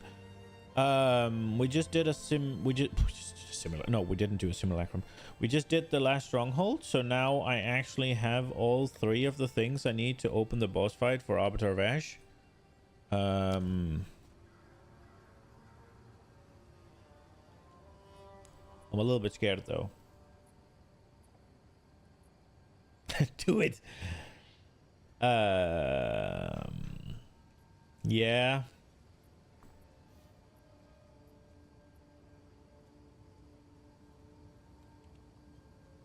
I will. But I'm gonna do it after I've eaten. I'm pretty sure. I'm a little bit hungry right now, so it'll be a bit hard for me to focus.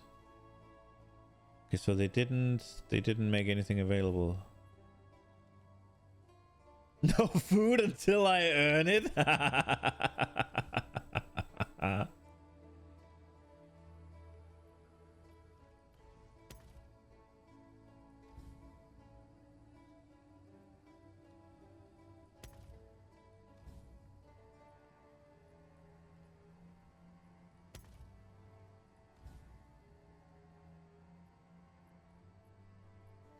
Gotta feel hungry to feel satiated later. I mean, yeah, but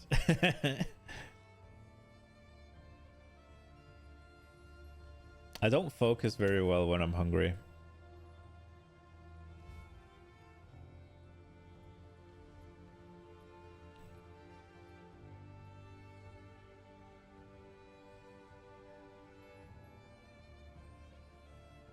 You like the whole set except the robe or cave? This one or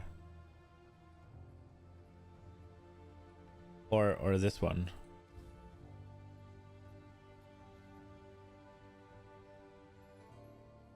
Both of them maybe? Yeah. The set's pretty cool. It doesn't, I don't feel like it fits the monk at all. But it's just a little bit sad, right? Because the only other ones I have is, although this one's pretty good, Eldritch Monarch. It doesn't, it fits maybe the Chayula monk, but the other one I have is this thing, which, I mean, it's cool, but fits for a sword character? Yeah. Dude, these are so nasty.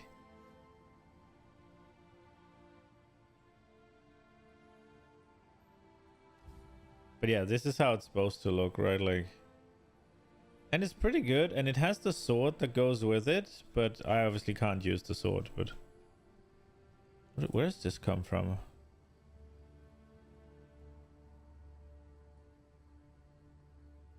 You'd never use such a big cosmetic? No. My favorite one is the Kalguran Runesmith of the ones I have, I think.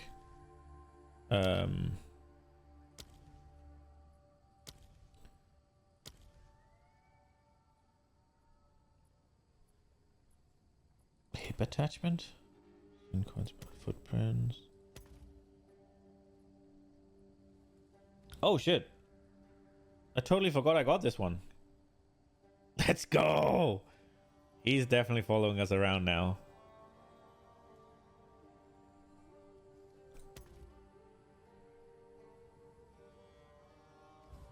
Oh, you can't see it?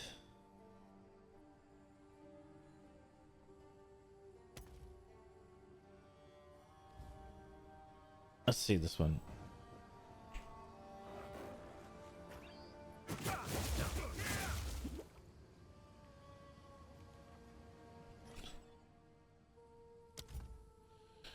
I don't know. Isn't this the lightning? Yeah, we'll use whatever. We'll use it. Hip attachment. I have this. Attaches the Sin's coin purse hip attachment to any equipped belt. It grants you the ability to flip a coin when you just can't decide. That's cool.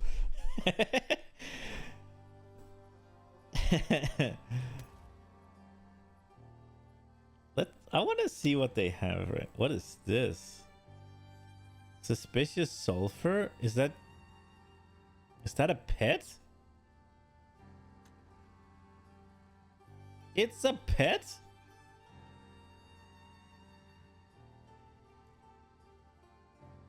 Go buy tabs next sale. Let's go. It's a decoration. I want to see their cosmetics. Let's see what they've added. Oh, that one was dope. That's pretty good. You get a purple one and you get a red one. I don't like that. Footprints. Oh, that is fucking wild. That one's really good. One currency tab and one premium tab for trade. Consider the map tab if you can afford 3 of them. The map tab's really good. Oh, I like this one as well. This one's pretty good. Oh, whoa, whoa, whoa, okay. Oh, I have one of these. Oh, okay. How did I get that? I guess some sort of drop or something? Or maybe the... I got a chest, maybe. The crab thing. Crab people. Crab people. Wow. Wait. Different head? Oh, there's different variants? Oh, you get both of them, okay. And then you can get the fucking back attachment, so you can be whichever crab you like with that.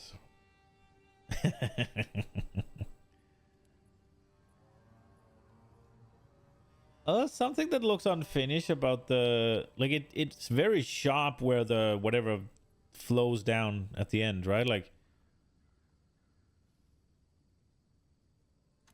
Like this here. Super sharp cutoffs. That's not so good. The crab looks sick. You don't like the back attachment? Yeah, but the crab is sick. That's pretty nasty. This one I have from somewhere. Exile's Pilfer's Ring? What does this do? Tracks amount of currency your character has picked up off the floor.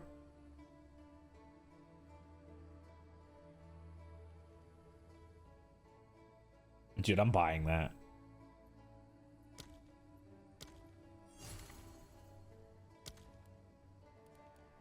What is this? Pedometer? How far you've run?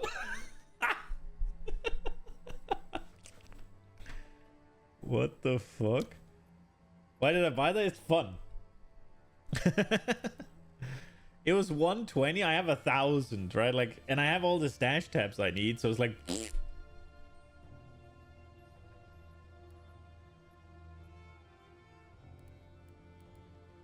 Oh, I like this one. This one's so good. This one's bad. Buy the crap. I don't think... It's not my aesthetic. This one's pretty fucking cool. If I'm buying anything that's like that, the crap price, I'd wait until it's on sale. These like save, I don't think that's actually on sale. I think it's just for you buy the pack rather than buy them individually. Like these are the things on sale right now.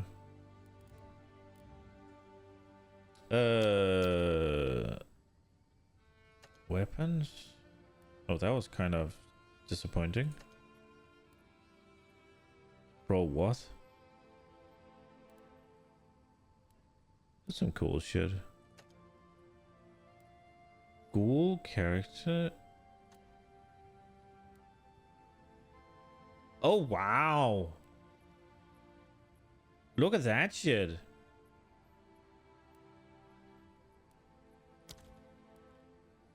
Luminary charges. Oh, okay. Planetary orb charges, I guess.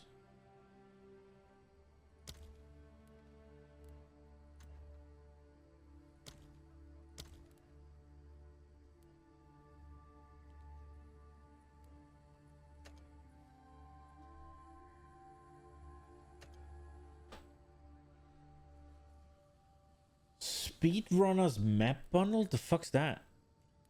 It gives you the bronze timekeeper. Oh, right. The one that tells you how fast, like when, like how long you've been in the fucking map. That's kind of cool.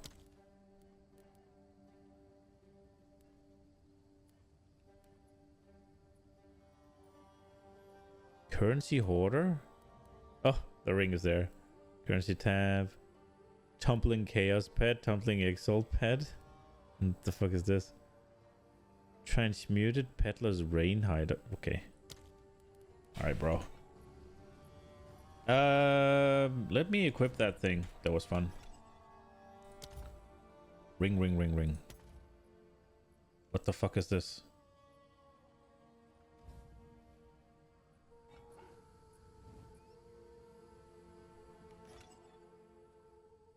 So you have to go here to see it? Look, that's kind of fun, right? Like, I wish there was a better way to see it, though.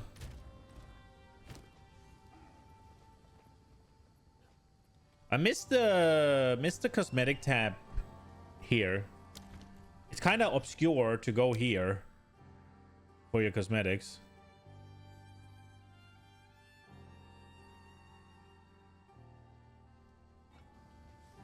Yeah, 4 million gold.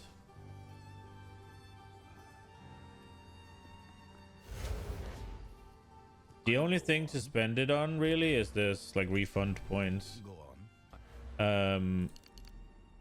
Oh, no. No, no, no. I must meditate.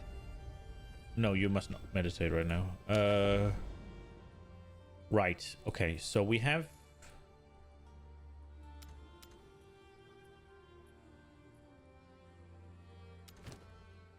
Oh, it's actually not that easy to see the ones you haven't put anything into, huh? I thought it would be. Okay, I want to put in things, otherwise I'll forget. Let's do 8 maps are irradiated, and let's do a breach. 10 contain breach.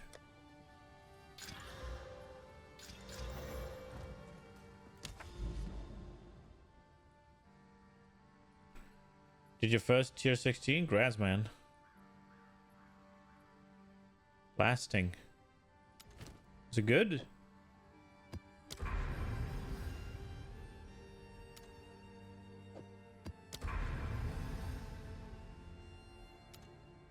Oh, we need a one more.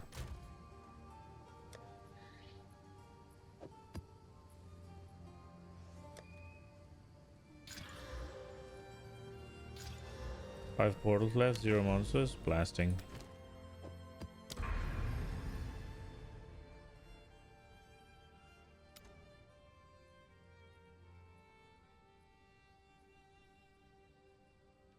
We're pretty close to 2 towers.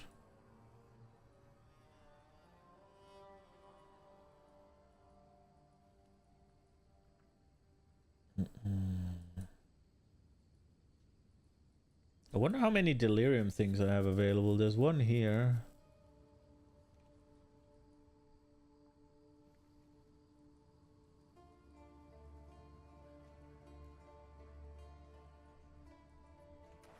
All right, but I think I need some food. Ugh. It is, yeah, I need food. And today I fucking did my homework. So we have, it's a bit of a long one, but apparently there's a new, like, Elon Musk thing. Somebody looking into the Elon Musk thing. And I think Quinn watched it, so we'll watch Quinn watching it. And hopefully that'll be fun. Right. Let me set the things up. Here we go.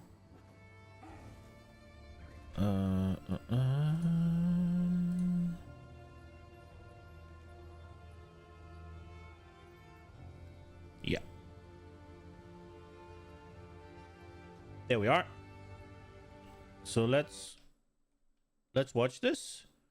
Hello, you absolute legends. And hope In it's January good. of 2025, Elon Musk, the world's richest man, was exposed for lying And to I the will gaming go community get about his myself video game some food. accomplishments. In December, he had posted to Twitter numerous times on his alt account bragging about all of the work he'd put into his Path of Exile 2 I just wanna hardcore see this. character. On hardcore mode, if your character dies a single time, the character is lost forever. So getting to a very high level is a difficult task, and Elon was very proud of himself for how far he'd gotten.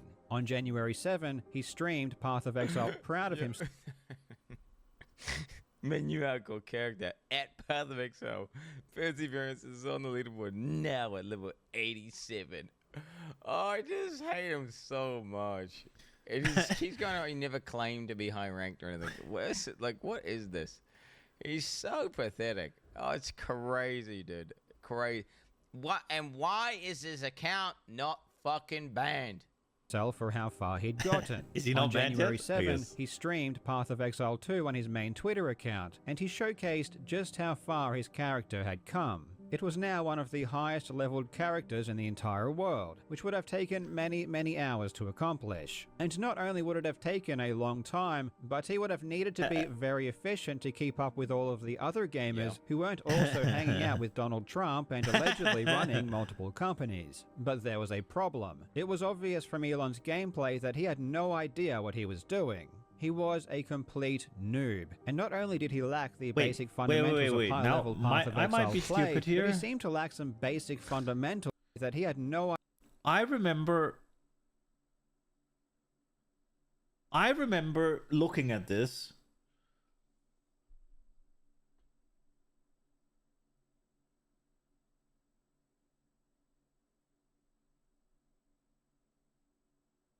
Is it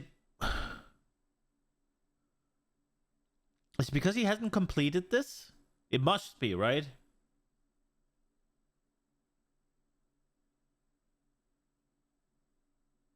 So he failed this? How does he... Wait, what? Is he... Because, so what he's trying to do is click this one, right? And there's very clearly a connection here. And the yellow ones is where you're at, right? Like, it's a... So is he in the map right now? Because I remember being like, yeah, you're clicking a node that you can't access, right? Because it's not lighting up blue. But why is it not lighting up blue? If it's hardcore, then he can't have died in the map. Because then the guy's gone, right? I guess... So, is he currently doing that map? Is that the map that's open? Is that map open with a rare in it? Is that what's happening? Because everybody's clowning on him for it, right? Because he's trying to click this thing, this here, and everybody's clowning on him for it. But why can't he click this thing if he is... This one must be in progress, not completed, right? Because there is a fucking thing here. And you can't die in hardcore, which if you die in a map, I think it turns this yellow. So this he must have this map open, and there's a rare in there that's not killed. Right? I think so. idea what he was doing. He was a complete noob, and not only did he lack the basic fundamentals of high-level Path of Exile play, but he seemed to lack some basic fundamentals of action RPGs in general. It was immediately obvious that he had barely played the game, let alone played enough to level his character to the point You it know was. anything about PvP? Elon Fair. had been lying. The truth is that he had been paying other people to play his account for him, which he has since admitted. This entire situation was bizarre. The man has more money and more power than you could ever want, yet he still felt compelled to lie about something so trivial. And to top it off, his reaction to being exposed was arguably more childish and insecure than the original lie itself. But what I find interesting is that it was this particular claim that seems to have really ignited this entire scandal. Because it's one thing to say that you've leveled up a character in a video game, but it's another thing entirely to say that you used to be one of the best players in the world at one of the most competitive video games of all time. Oh, is this If you what think we're about, going like, into, the Quake stuff? No, Thresh has called him out already. Thresh has called him out. Okay, he's interesting. wrong. He's taking a big L here. Taking a big L. He's been claiming to be cracked Quake, but the actual first arguable first professional gamer in the world who actually was aware of Elon Musk, he laughs at him. He calls him trash. Okay, literal trash. After any game like Quake, any game where a lot of people are playing, to rise to the top, you have to be exceptional. Period. As a human being, there has to be something exceptional about you. Yeah, actually, if I mention Quake, way back in the day, I was one of the world's best Quake players. I know we talked about this. Yeah. I loved Quake. And not only was he one of the best, but he was even semi-professional. A long time ago, I was like semi-pro good at Quake. This is really dating me. In fact, he was part of one of the best teams, and they even came second in the first esports tournament ever, and he won thousands of dollars. We're one of the best teams in the country, actually. And I think it was the first paid esports thing in the US. We ended up coming second in that. I think like we made a few $1,000s or something. So it was pretty good at Quake back in the day. Elon has been making these claims for an entire decade, and they are orders of magnitude more outrageous than his Path of Exile 2 claims. And yet, they didn't seem to cause any real backlash. Of course, once no one's old enough to fucking know what the fuck Blur's yapping about. Okay, no one's that old. Elon was classified as a liar in general. And the thing is, people didn't think like no one did any digging as well. So one thing I'll say is, like, notice what he's saying. Like, if and I think it was the first One of the world's best Quake players. I know we talked about this. Yeah. I loved Quake. And not only was he one of the best, but he was even semi-professional. A long time ago, I was like semi-pro good at Quake. This is really dating me. In fact, he was part of one of the best teams, and they even came second in the first esports tournament ever. so, he's saying he was part of one of the best teams, and they came second in one of the best, like in the first esport tournament ever, right? That's what the guy making the video said. That's not what Elon said, though. To be fair to him. Now he said he's one of the best. Now, what do you mean one of the best, right? Like, if he's top 1,000 out of 100,000 players, is that one of the best, or do you have to be like top 10 to be one of the best? Like, where do you draw the line, right? One of the best in his home. He said that. So he said he was semi-pro, and they won. Oh, he's gonna say it here. And he won thousands of dollars. We're one of the best teams in the. So I feel like he's very much misrepresenting Elon here. And it's not that I want to stick up for him, but he says, the guy making the video says, he's semi-pro, one of the best teams in the first esport event, and they won thousands of dollars. That's what he's saying, that Elon is saying. What Elon's actually saying is this. Country, actually. And I think it was the first paid esports thing in the US. We ended up coming second in that. I think like we made a few $1,000s or something. So it was pretty. I think it was the first paid esports event in US. I think we won a few $1,000s, right? It is. There's a lot of like, I think maybe blah, blah, blah, right? It's not just, yeah, it was the first one and we won thousands of dollars, right? Like, it's a little bit misrepresented, but okay. Pretty good at Quake back in the day. Elon has been making these claims for an entire decade, and they are orders of magnitude more outrageous than his Path of Exile 2 claims. And yet, they didn't seem to cause any real backlash. Of course, once no one's old enough to fucking know what the fuck Blur's yapping about. Okay, no one's that old. Elon was classified as a liar in general. And the thing is, people didn't think like no one did any digging as well, because you kind of just assumed it to be true, right? Because he's like got all these companies, super successful, he's supposed to be super smart or whatever. So he's like, oh yeah, way back in the day I was good at Quake and I was cracked. So you're like, oh, okay, he's probably that's kind of cool, I guess. It's you know. And then you see him in the current year saying he's like a top ranked gamer, and it's clearly he has no idea what the fuck he's doing. He's completely lying out his ass. And then you're like, wait, if he's lying about this game, is he full of shit about the Quake thing? Because of his Path of Exile claims, all of his other claims of video game prowess were discarded as well, as almost certainly being fabricated. If he lied about his Path of Exile achievements, he probably lied about his Quake achievements too. But that wasn't good enough for me. Elon made very specific claims about Quake history. He pointed to a specific tournament that occurred around a certain time period, and he even gave an exact prize amount for second place, which if true, would have been the biggest prize pool in Quake by far for the time. If this tournament existed, it would have left a footprint. However, if you just search Google for this supposed tournament, you will find nothing.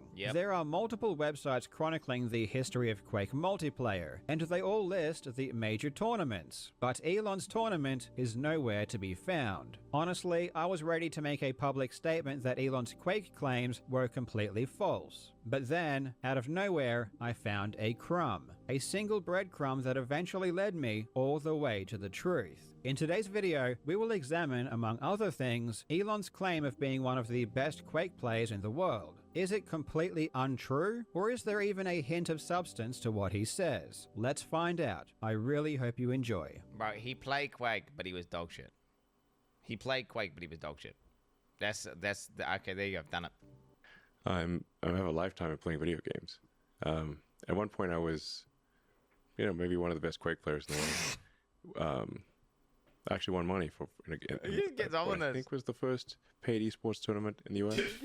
Elon has claimed many times that he was one of the best Quake players in the world. He played Quake, his dog shit. This claim is always the same. Elon states that he was in a team that came second in the first paid national esports tournament in America. And a really long time ago, I was one of the world's best players of Quake. I think it was like the first esports tournament in the US, or they claimed it was. The bot looping. And we came second in that tournament. I think it was in like 96 or 97. At one point I was... The guy was sick. He was sick, so, otherwise we would have won. If the other guy won. Do you know what it reminds me of? It reminds me of some guy, who just... he got 1900 in World of Warcraft, fucking, and Burning Crusade, and then he just keep retelling the story of him being 1900, and then it was 2K, and then it was 2.1K, and then it was Gladiator, and then he was actually the highest rated on the server, and then actually the story is he was the top guy. He was actually the top shaman, but he lost the account. He lost access to the account, and it's just they keep lying about it, and you see them playing the game. And they are just completely heinous. Heinous. They have no idea what they're doing. 100% clueless. But for some reason, they have this giant ego. They were correct, because they've tricked even themselves into believing it. It's quite competitive at Quake. Played what I think was maybe the first paid esports thing in the US. My team came second. It's not a super long-term career being a pro gamer. I was semi-pro back in ancient times with Quake. So I actually made money and had the first paid tournament in the US. We're one of the best teams in the country, actually. Yo, listen, I think it was the first. Holy I think the first paid esports thing in the US. I think. We ended up coming second in that. I think we made a few $1,000s or something. So it was pretty good at Quake back in the day. Okay. In theory, this should be easy to confirm, as it's a very specific claim, and the amount of money that Elon claims to have won for second place, several $1,000s, means that the prize pool would have had to have been massive. This absolutely would have left some kind of historical footprint. A superficial search of Google, however, yields no results that match this description. There are multiple websites that have been preserved that document the history of Quake, including the significant tournaments. And from these resources, a tournament of this size just didn't occur. The first Quake tournament that has both a cash prize and also historical evidence is the Red Annihilation tournament, which had its finals in June of '97. This is one of the most significant tournaments in esports history, precisely because it's seen by many people to be the first true esports tournament, at least as we know esports today. In this event, 16 qualified players were flown to E3 '97 for the finals, and the winner, Dennis Fong, aka Thresh, took first place, which had a prize of $5,000 cash and one of John Carmack's Ferraris. Do you know that Thresh invented WASD? Chat, do you know he invented WASD? Like, WASD wasn't a thing until Thresh was like, yo, it's better to use WASD in space. He literally invented WASD. WASD. Yeah, I'm not even kidding.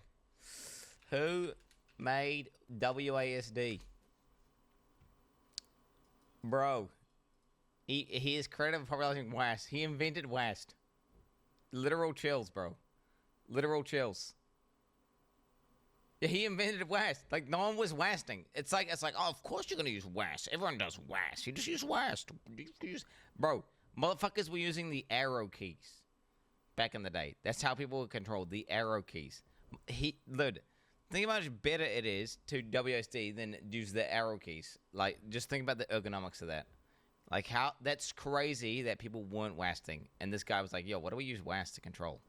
Annihilation helped to popularize Quake competition, and shortly after this event, the first esports leagues such as the Professional Gamers League and the Cyber Athlete Professional League were formed. From Red Annihilation onwards, everything is extremely well documented, and there is no existence of a team tournament that had a second place prize of several $1,000s. And there is also no historical evidence of any tournaments, prize pool or not, that Elon Musk or his team came second in. So if Elon did win anything, it must have been something after Quake was released in June '96, but before Red Annihilation, a year later. Though even if this tournament exists, whether or not it was the first paid national esports tournament really depends on your own definition of what esports and paid means. The reality is that people have been competing in national tournaments in video games and receiving money from it for decades. For example, in 1980, there was a National Space Invaders tournament where thousands of people competed. The regional winners were awarded $150 each, plus an all-expenses-paid trip to the finals. First and second place were awarded prizes, and third place received a $500 check. In 1981, the World Asteroids Championships took place in Washington, D.C., with the winner receiving $5,000, and second and third place winning $3,500 and $2,500 respectively. In 1990, the Nintendo World Championships was a massive video game tournament. Here, the winners in each age bracket received a car along with $10,000. If you are inclined to be a little less pedantic about what constitutes as paid, you can go far back as 1972 with the Intergalactic Space War Olympics, an event that many people consider to be the very first esports tournament. In 1984, there was a worldwide track and field arcade competition, where, according to Guinness World Records, over 1 million people participated, with the US winners receiving a Jeep and being flown to Japan for the World Finals. That counts. That counts. That counts. This counts. Large-scale video game competition isn't a new thing. It's been happening for as long as video games have existed. But for the sake of argument, let's accept that none of these count because they don't fit the modern definition of esports, which generally involves complex player-v-player combat where you can directly interact with the opponent. In my opinion, modern esports first developed with fighting games like Street Fighter II. In 1991, Midway sponsored a tournament in California, flying the regional winners to San Diego for the finals, where the winner earned a Street Fighter II cabinet. Let's go! In 1996, the Battle by the Bay was the first yearly tournament that would later become known as the Evolution Championship Series, or EVO, which now hosts the biggest fighting game tournament in the world. And of course, we can't forget about Quake's predecessor, Doom, which spawned the concept of deathmatch. In 1995, the year before Quake was released, there was a tournament called Deathmatch 95, with the finals taking place at the Judgment Day event organized by Microsoft. Dude, he's wasting. He's wasting. Here in Seattle for the World Doom. Wait, that guy was wasting in 1995? Wait, what? Women's Thresh wasting? Wait, that guy was wasting, bro. Yo, wait, what the fuck? That guy was wasting. Very naff stage thing going on behind me. Thankfully, we're not that concerned with that. What we are going to do is follow the progress of a couple of British guys who are taking part. 50,000 entrants have been whittled down to 24 finalists who've gathered here at the Windows 95 launch to decide who will quite literally win the competition. Deathmatch 95 was essentially the first worldwide tournament. Oh wait, was Thresh there wasting? Tournaments to find the local champions, and then flew all of us to Microsoft headquarters in Redmond, going from playing largely at home to, you know, a stage at maybe Microsoft that was Thresh. Not just like any tournament, like a real Bro's old and aspires to be Tony Stark. True esports. Dude, if you can events. become Tony Stark, you The winner fucking would was admit it. Thresh. This is like the first programmer. by the way. Admit This it. is- If he's you could not become only Tony invest- Stark, you invent would in a West, heartbeat. He's literally he Bro. was the crowned the Tony Stark is title cool. of the first person to ever be a pro gamer. Okay, literally invents West. Dude, and do you know what he does, bro? He says Elon Musk is. I like how Quinn earlier called Elon a bot that repeats the same thing, right? Because he's telling the same story. Bro, how many times in these 15 minutes where I've been making food and watching this has he said Thresh invented West? How many times? It's more times than this thing has repeated fucking Elon winning Quake almost.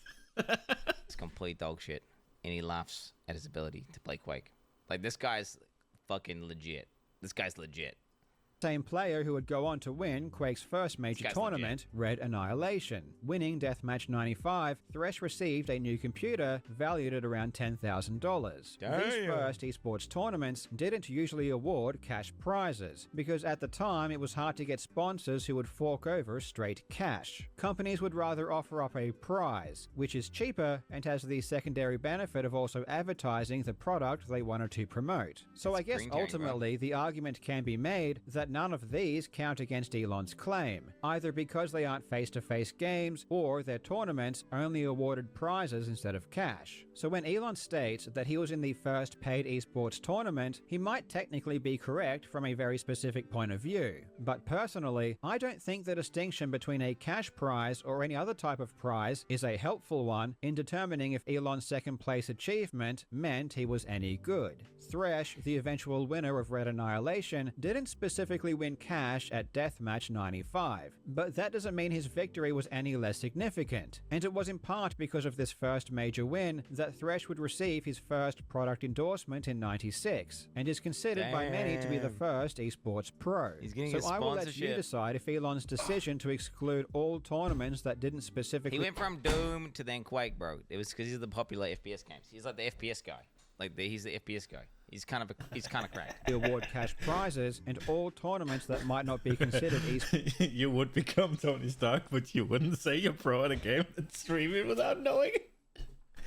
Yeah, but that's that's when you start to believe your own hype, right? Like, if you start believing you're the shit, then you might end up being blindsided by the fact that others can pretty easily see that you're not the shit. Sports by today's standards is eating time. relevant, though we still don't even know if this tournament happened, or if Elon came second. And if you trust a lot of the comments online, you would be forgiven for assuming it didn't. Many people think the early history of Quake is completely documented, and because there is no concrete evidence of Musk's claim, he must be lying. But shockingly, I discovered this is simply not true. There was at least one Quake tournament with a significant cash prize that occurred before Red Annihilation, and the result of that tournament seems to have been lost to the sands of time. If Elon's story is true, I believe I've found the only tournament he could possibly be referring to. There is some credible evidence that Elon may actually be telling the truth. Yo, what the fuck? Oh shit, no way. This is like the God of the Gaps, bro. It's the God of the Gaps. He's found like the only like there's, you know. I'm gonna be honest. I don't see why he wouldn't be saying, like, telling the truth with the whole like Quake thing. Like, right now, yeah, it's ridiculous. You're not going to be the fucking best video game player at all. Right?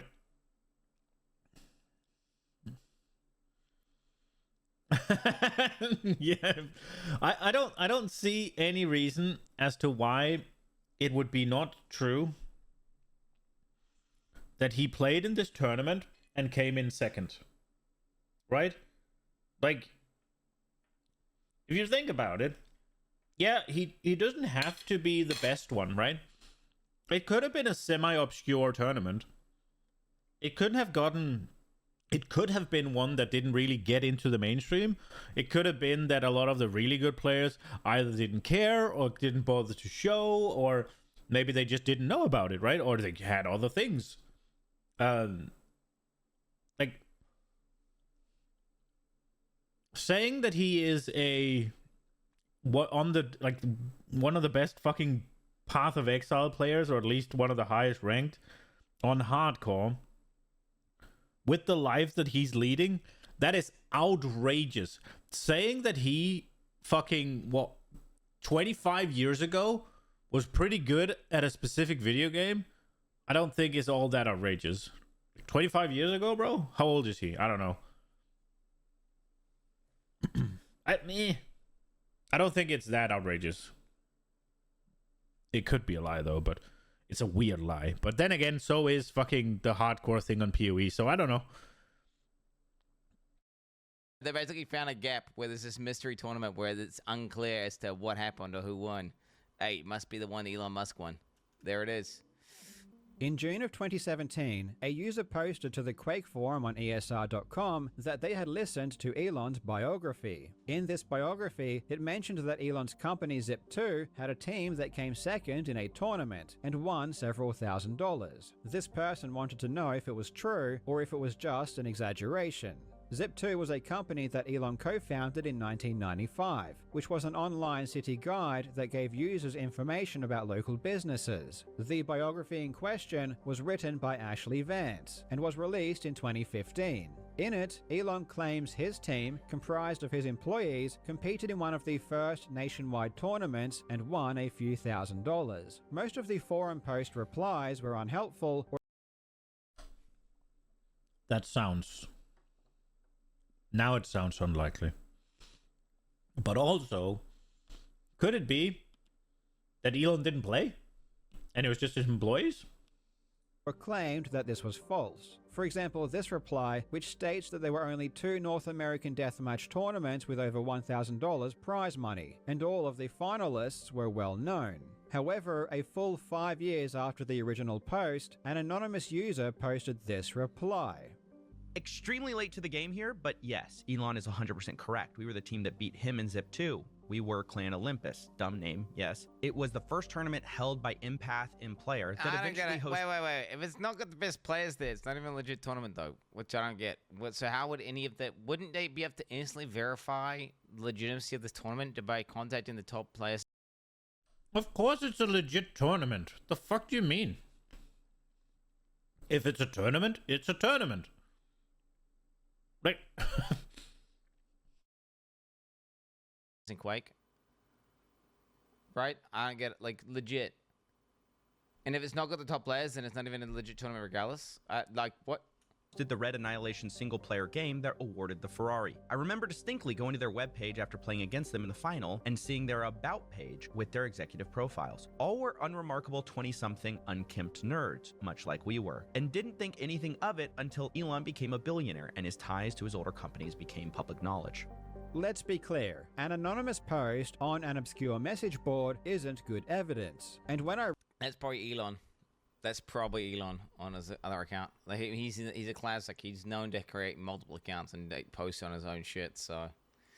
read this, I quite frankly didn't put much stock in it. Still, there are some details that are important to note here. Mainly that the clan was called Olympus, the tournament was held by M-Player, and it was before the Red Annihilation tournament. And this wouldn't be the only player from Olympus that would step forward. After a June 2023 interview where Elon once again brought up his Quake claims, a user posted the video to Reddit, asking if anyone had any information. The anonymous post from ESR.com was reposted, which was promptly shot down, with users saying this was false because all results are available historically. But then, months later, an account with the name Ollie Sparta replied to the thread, claiming the story Elon told was true. Ooh. Hey there, heard about this Elon story the other day from my buddy.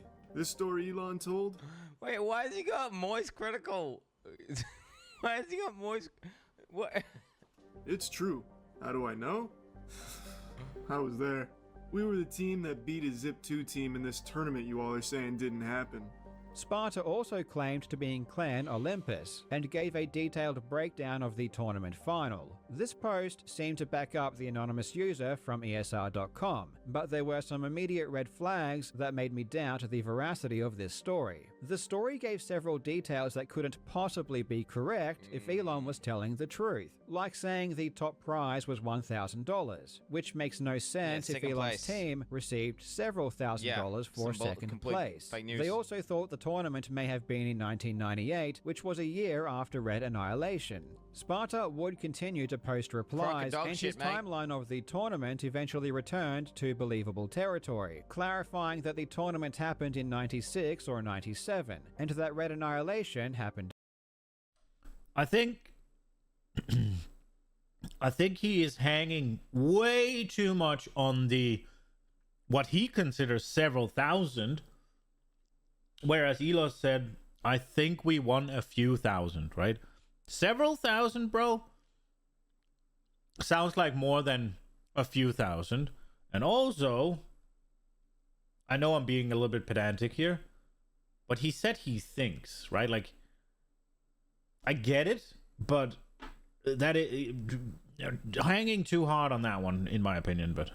Afterwards. Sparta also claimed that if you can't find any information about the tournament, it's not because it didn't happen, it's just because any evidence was contained on the M-Player website, which has no archives. Regardless if it happened or didn't happen, which I honestly doubt whether it happened. Okay, it clearly didn't include any of the top players, so therefore the tournament is complete dog shit regardless. So even if it did happen, that's a wild statement. It's not legit. He wasn't one of the best players in the world. It's just okay, no, that's a fair point, but like it's still a tournament and it's legit enough. Got in there and then prize money was worthless, and it's not like pretty irrelevant regardless. Or it's not legit because it doesn't have any of the top players. So then it's not. You can't claim to be one of the top players in the world if you just like, oh, yeah, I had a LAN party with my friends and you know there was a prize pool of $50 and I won. Oh, West came second place. I mean, if you win a public tournament with a back then significant prize pool, depending on your definition of top player, it's not out of the realms of possibility to say that it's fair to say that he's a top player. Now, obviously, if you take League of Legends today, right, and you win some local tournament, yeah, you're not one of the top fucking players, right? But this is not that, right? Like, I don't know. I think he is stretching it by saying he was one of the top players, for sure. But saying the tournament is not legit and all that, place. So that means, you know what? Because there was like 2 teams there, bro. I'm actually one of the best Quake players in the world. Like, no, that's not how it works. From that time period, which is true. The earliest M-Player archives I can find are from 98 onwards. Sparta gave details that at the time seemed impossible to verify. For example, specific details about this alleged tournament, for which I could find no results for. But he did make claims that I could verify, which would help to establish his credibility. He claimed that in the Red Annihilation tournament, he ended up in the top 32. And sure enough, when I checked the results for Red Annihilation, there was a player named Sparta who was eliminated in the round of 32. I also found another member of his team, Ollie Hades, who also made the top 256. Shit. The fact that I could verify this part of Sparta's post made him much more credible, but it still wasn't enough for me to completely believe his story. However, if true, this post does narrow down the search for Elon's tournament. Both the anonymous user on ESR.com and Sparta claimed it was on M-Player, so that's where my attention focused. Back in the early days of Quake, there were several platforms that casual gamers could use to play online.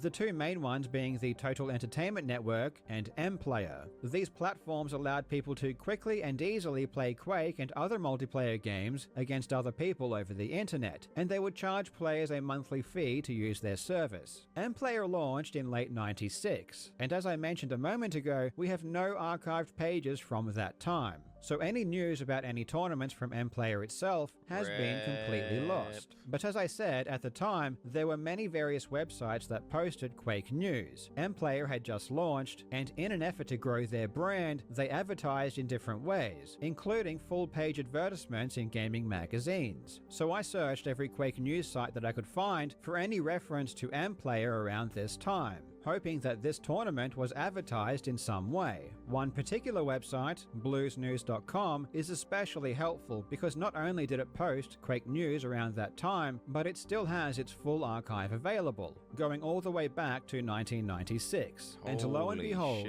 searching for references to MPlayer, I found a post from January 3rd in 1997, which linked to an article on Next Generation announcing a Quake clan tourney with a $5,000 cash prize. Thankfully, this article was archived, and it reads, "Clans registered with MPlayer by January 2nd are eligible to participate in their Ladder to Cthulhu Quake tournament. The $5,000 prize is one of many prizes that will be awarded to participants of the tournament." What's funny about this article is that it was published January 3rd, a day after the registration cutoff. So it was essentially useless as anyone reading it was already too late to participate. This article shows there was a tournament with a significant prize pool before Red Annihilation. So it turns out Elon's tournament might be real. But the details still didn't seem to add up. Sparta said that his team won $1,000 for first place, but this article says there was a $5,000 cash prize. And I think what this article should have said is that there was a $5,000 prize pool and not a $5,000 prize. In my search, I also managed to find a second reference to this tournament. In an archived Russian PC gaming magazine from July '97, it references this exact tournament. The article itself is describing various video game Dude, this guy tournaments really for did different some games. digging, huh? And Holy when it came shit. to Talk Quake, about putting effort into it. Crazy to find that. How the fuck is this guy finding some Russian archive magazine from 1996? That's crazy. What the fuck? It described two, Red Annihilation and Ladder to Cthulhu, and conveniently it listed the prize pool distribution, with first place winning $1,000. The Next Gen article and this Russian gaming magazine are the only two external sources I could find that reference this tournament. In Google Groups, I also found an HTML dump of the MPlayer website from March of '97, which shows the final was on March 22nd, and I also found a blurb from January '97 saying that 30 clans would be competing for $5,000 cash, which was a much more accurate description of the tournament prize pool. But unfortunately, I could find no other references or information about this tournament, including who actually won. Still, you could what have this found shows saying is Elon that Musk. there was a paid tournament on MPlayer, and the prize for first place was exactly what Sparta said it would be, $1,000. The fact that this tournament was so hard to find, and Sparta's account was as accurate as it was, makes me think it's extremely unlikely that Sparta made up this story. It seems to me that this is exactly... It's pretty specific, and it's not like they could go back and plant that, like an archived fucking thing, right? I believe that. I believe this guy. But again, what I don't believe is that it was the top players, right? It's a meme tournament. So then if it's not the top players, then it's not... You can't claim to be one of the top Quake players. The tournament that Sparta was referring to, and is the tournament that Elon's team competed in and came second, which also means Elon's claim of winning several $1,000s is greatly exaggerated, and what his team actually won was $750. Elon's story appears to be based somewhat in reality. Technically, he probably did come second in one this is what I was describing though, by the way. It's someone who basically, way back when, they got like 1900 rating in World of Warcraft, and then over the years it went from 1900 to like fucking 2000. He didn't say we won several $1,000s. He said, I think we won a few $1,000s. Embellishing and embellishing and embellishing to the point where it's entirely detached from reality. Right? This is what I think's happened, and now he believes it himself. He believes it himself. Of the earliest paid esports tournaments. But does that mean he was any good? Does that mean he was semi-professional? Does it mean he was one of the world's The fact that he won money, No. just by No, it definition means he's certainly semi-professional, does right? not. Fuck off. In 1996, early Quake players were quick to try and prove who was the best, and it wasn't long before organized tournaments were being held. Competition at that time was almost exclusively team-based. Teams would be represented by clans, and originally id Software hosted a full list of clans on their website, though it wouldn't be long before players formed their own network called Clan Ring, which connected all of the clans together. Clan Ring would begin hosting tournaments from late 96, and these tournaments were where the best players became known. These tournaments were not played through online paid services such as 10 or mPlayer. Instead, matches were played through servers that people would host at their own university or workplace, places which at the time generally had the best internet connections available. While these tournaments didn't award cash prizes, they were held in the highest regard. Prizes really didn't matter. All players cared about was the esteem that came with the victory over the other clans and the respect earned from other players. These tournaments, which were run and organized by players, are well documented. There are detailed statistics and full bracket results. We know who won and which players performed well. Clan Ring players didn't play on platforms like mPlayer for multiple reasons. First, mPlayer required players to pay a monthly fee to use the service, which was an unnecessary cost when you could just use a Clan Ring server and play for free. Second, services like mPlayer did not provide the best multiplayer experience. While these services did allow casual players to easily matchmake with other players, they inserted an extra middleman, i.e. a third-party client between the player and the server, which slowed things down and caused higher latencies. In fact, even those with ISDN connections were complaining of extremely high pings. I spoke with Thresh himself, and in our conversation, he confirmed to me that the best players didn't use platforms like mPlayer for this reason. There you go. And you were just always playing on these self-hosted servers? You generally didn't play through platforms like 10 or mPlayer? I mean, some people did. The best players didn't. Mm-hmm. There was no reason to. Why play through a service when you could just play directly? There it is. Yes. More for newbies and that type of people that made it a little bit easier to onboard and get a game going. So, I think very few, if any, top players competed on those platforms unless we had to because there was some tournament going on. I actually did manage to find a tournament before Red Annihilation, which was called Ladder to Cthulhu. First of all, does that ring any bells for you? Do you remember this tournament? No. Nope. Yeah. Doesn't ring a bell.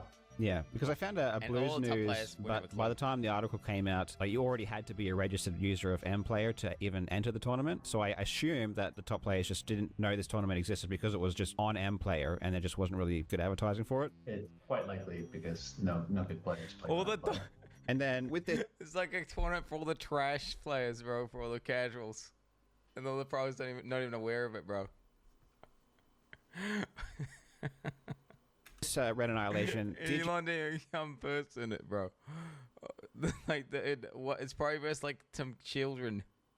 You just play on mPlayer for that tournament and then left the platform and didn't play on it again? Correct. I mean, playing through the mPlayer service was not the best experience. It's not the fastest. There's latency. You go direct from the game into a hosted server will give you the best experience, obviously, as opposed to having a client and server layer by a proprietary platform that would then place you in a server or like a generalized server was never really that ideal. Mm-hmm. So, I think that's why no good players played on that stuff. And finally, platforms like mPlayer did not differentiate players by their internet connection, which at the time was arguably the most impactful variable. Quake Deathmatch is optimized for local area network play. It was designed to run with very low latencies. When you introduce a high latency, like you would expect when you play online using a 28K dial-up modem, which was by far the most common way people connected to the internet in 1996, Quake becomes very difficult to control. I won't get into the technical details of why this is, but the end result was that if you had a dial-up connection, it was almost impossible to compete with a player who had an ISDN or broadband connection. Having a fast internet connection was such an advantage that any half-decent player with a low ping could defeat even the very best players on dial-up, regardless of their skill. This is why Joe Rogan... Wasn't dial-up like literally like a phone sending like a tone through like a line which sent information? That's crazy. You could even play Quake through it. That's insane. 56. That's insanity. confessed to playing a ton of Quake in the 90s, admitted to spending an insane amount of money to have a T1 connection installed at his house. Quake's network code essentially created an internet arms race amongst players, and this is why the Clan Ring tournament had two separate brackets. One for dial-up, which was called HPB, which stood for High Ping Bastards, and one for ISDN and faster, which was called LPB, for Low Ping Bastards. In December of '96, John Carmack would release an unofficial Quake update called Quake World, which I'm an HPB gamer, bro. I'm an HPB gamer, Sage. This is fucking funny. Like, I wish I was loping. That's the one thing I hate about New Zealand. I wish I could change that about New Zealand. They need to invent some technology that goes faster than the speed of light. Now. Did he just say that? They need to invent technology that goes faster than the speed of light.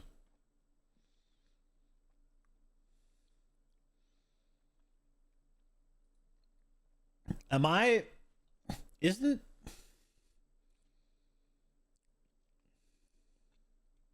that theoretically impossible? Am I stupid? I feel like I've heard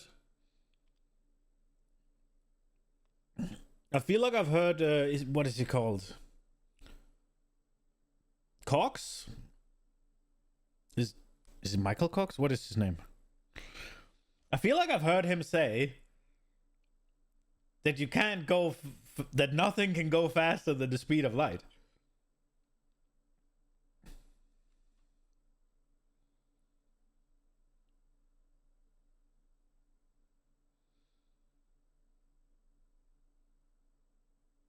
First and foremost, anything that has I know I've heard him say, anything that has any mass can never travel at the speed of light. It can only approach it, like 99.99999 whatever, but never actually get there. And anything that doesn't have mass must travel at the speed of light. And so if something with mass cannot go above it or reach it, and something without mass has to travel at that speed, wouldn't that suggest that you can't go faster? Which is kind of weird, because why can't you go faster? Like, I don't know. I feel like I've heard somebody say that you can't go faster than the speed of light, but I could be wrong. Also, I don't know that to be true. If you bend space-time, you can go faster. Well, isn't that less you going faster and more you going shorter, though?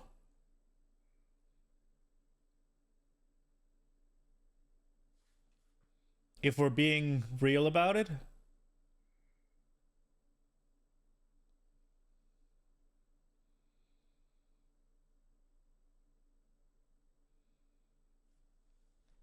Because I think that's the whole, like... Isn't that the whole, like, wormhole thing? Where you kind of connect two dots that aren't supposed to be connected? Nah, do you know what? I want to watch this. We're watching this full screen. We're waiting with the camera a little bit.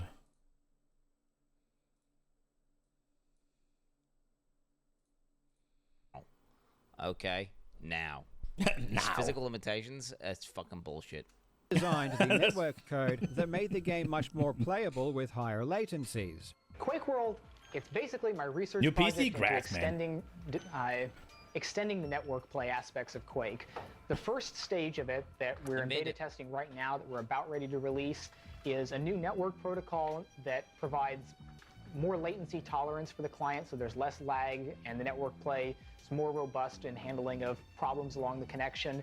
None of this is really relevant to Elon, however, as Quake World wasn't supported on MPlayer until late '97. and these early M-Player tournaments were all played on the original release of Quake. When it was announced that the qualifying stages of the Red Annihilation tournament were to be played via M-Player, this made a lot of people upset. Due to the fact that M-Player was not an ideal platform for competitive play, it didn't separate players based on their internet connection, and it didn't support Quake World, most players simply had no chance of performing well. Players with broadband or cable connections had an insurmountable advantage. It's worth noting that despite the general dissatisfaction at the way the Red Annihilation tournament was run, when it came to who actually made the final top 16 that was flown to E3, every single player was an established Clan Ring competitor, which proved that Clan Ring did indeed house the best players on the planet. When they did come over to M-Player for this one particular tournament, they dominated. Of course, on the flip side, the situation was fantastic for Elon Musk, and his prospects for winning the earlier tournament ladder took a thone.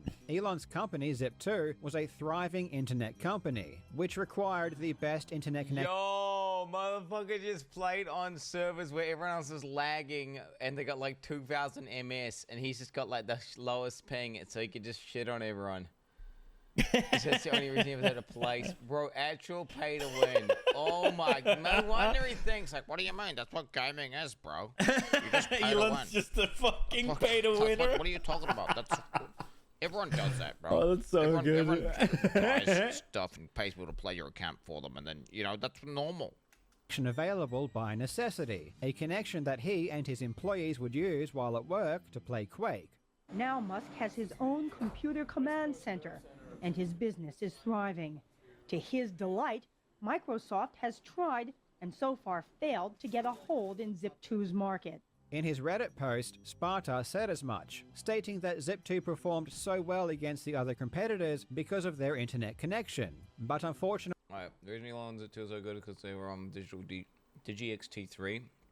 But they ran up against equal connection players in this tourney. I was the only T1 at my work, and another buddy was over at University of Maryland, T3.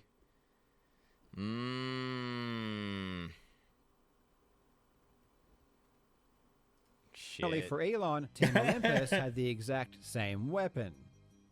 So let's put Elon's tournament into perspective. M-Player was a brand new paid online platform that the best Quake players didn't use. M-Player did try to promote their event, but the promotion was so poor that by the time news of the tournament reached beyond M-Player to places like Next Gen and Blues News, it was already past the registration deadline. None of the top players knew this tournament was being held before the registration cutoff, which is why you just don't find it mentioned anywhere. Even still, the fact the tournament was run on M-Player at all meant that most players simply wouldn't have been able to compete anyway due to their dial-up connections. So, in a nutshell, Elon played in an obscure... It's a pay piggy versus some other pay piggies. That's all it is. It's a pay piggy versus pay piggy.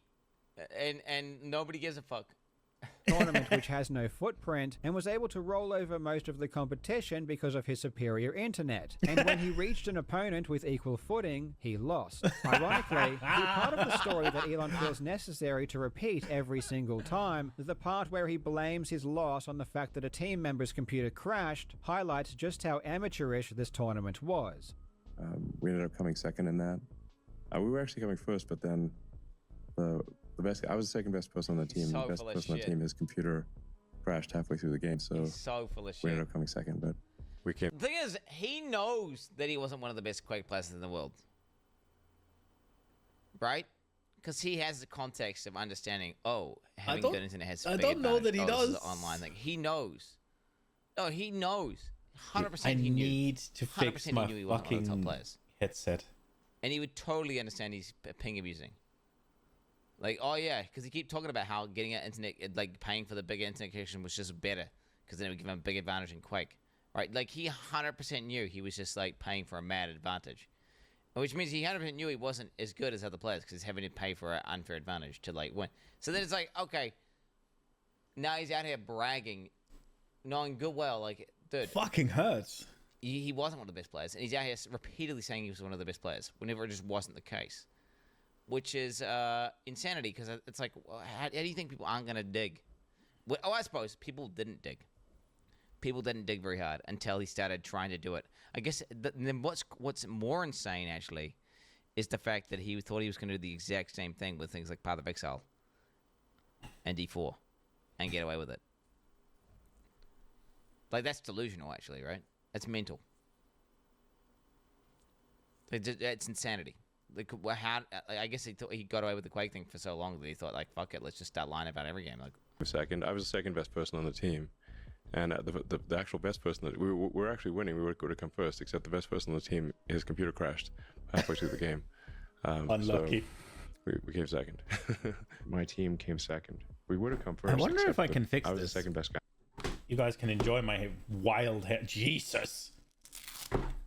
So, I wonder if I can go roll it around twice. Like, this band is just fucking dead.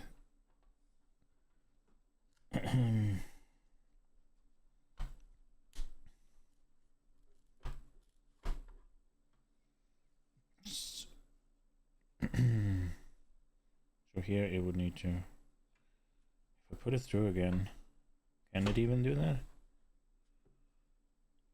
No, it can't. Okay, rip. What if we wrap it around this shit a couple of times?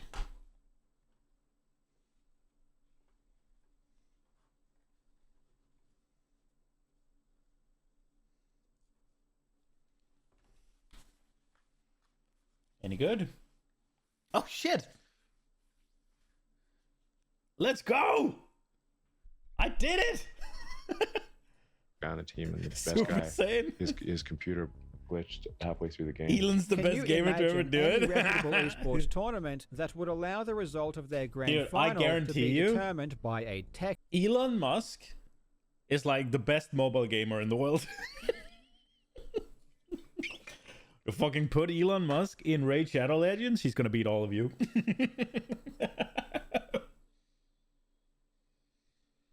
Tech issue. Clearly, Amplayer did not take this tournament seriously. He is the best it was payer merely part in the of an world, in the advertising gaming sphere. campaign to try and attract new players. To then go on to claim, because of this second place victory, that he was one of the best Quake players in the world is honestly pretty insulting. If you want to compare teams with some actual data, Dude, fucking hell. This sound here? Computer crashed halfway through the game, so we came second. My team came second.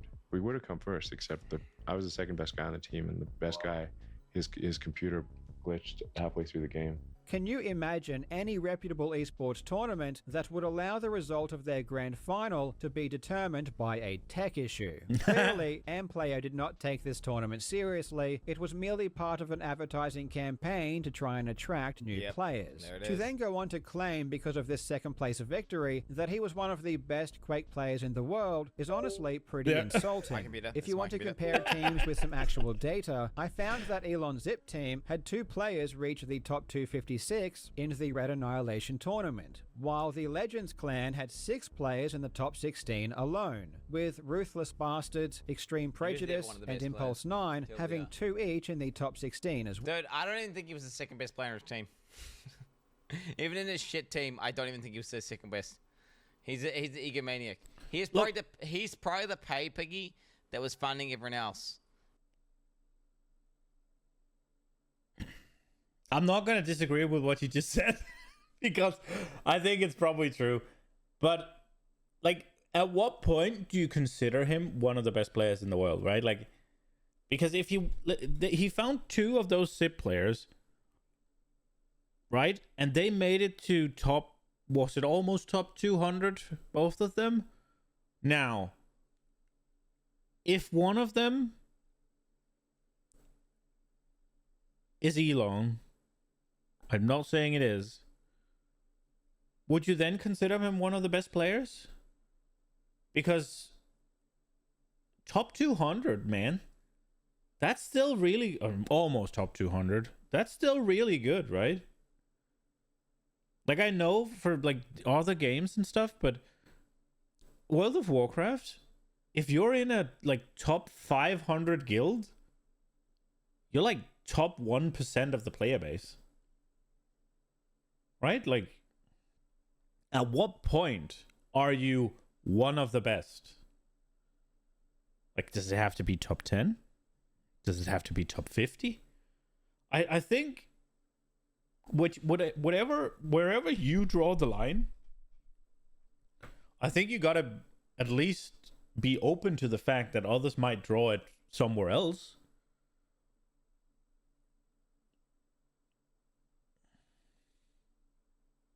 You're one of the top 1% of Warframe, whatever that means. Well, that definitely means that you're one of the best, right? Like, did you look at World of Warcraft? It has millions of players, right?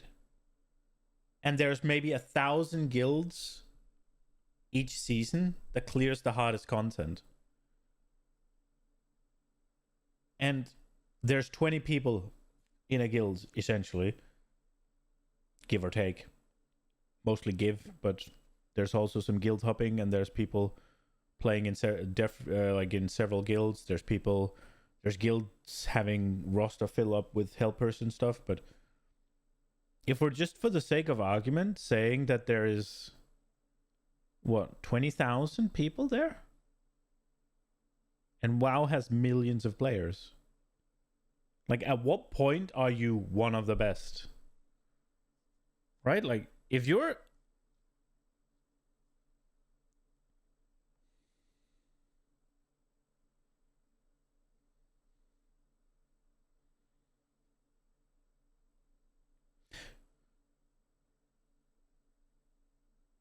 never the best unless you think so yourself.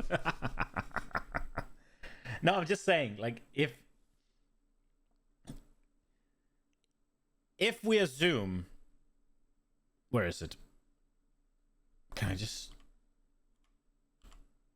Where was it? There.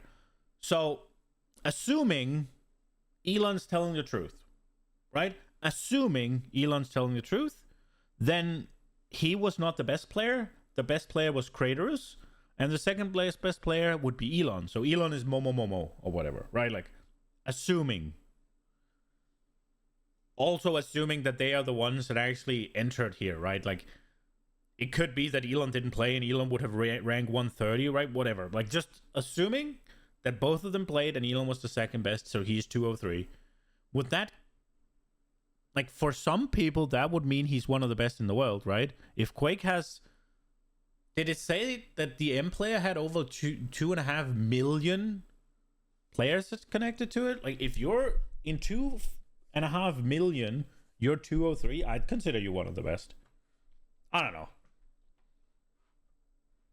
I do think that Elon's gameplay in Path of Exile did sort of suggest that he's probably not got the best video game sense.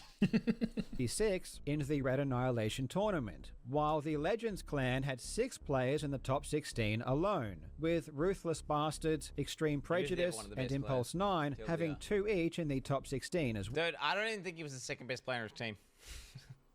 Even in his shit team, I don't even think he was the second best. He's the egomaniac. He's probably the pay piggy that was funding everyone else. And they're like, all right, we'll bring you along, Elon.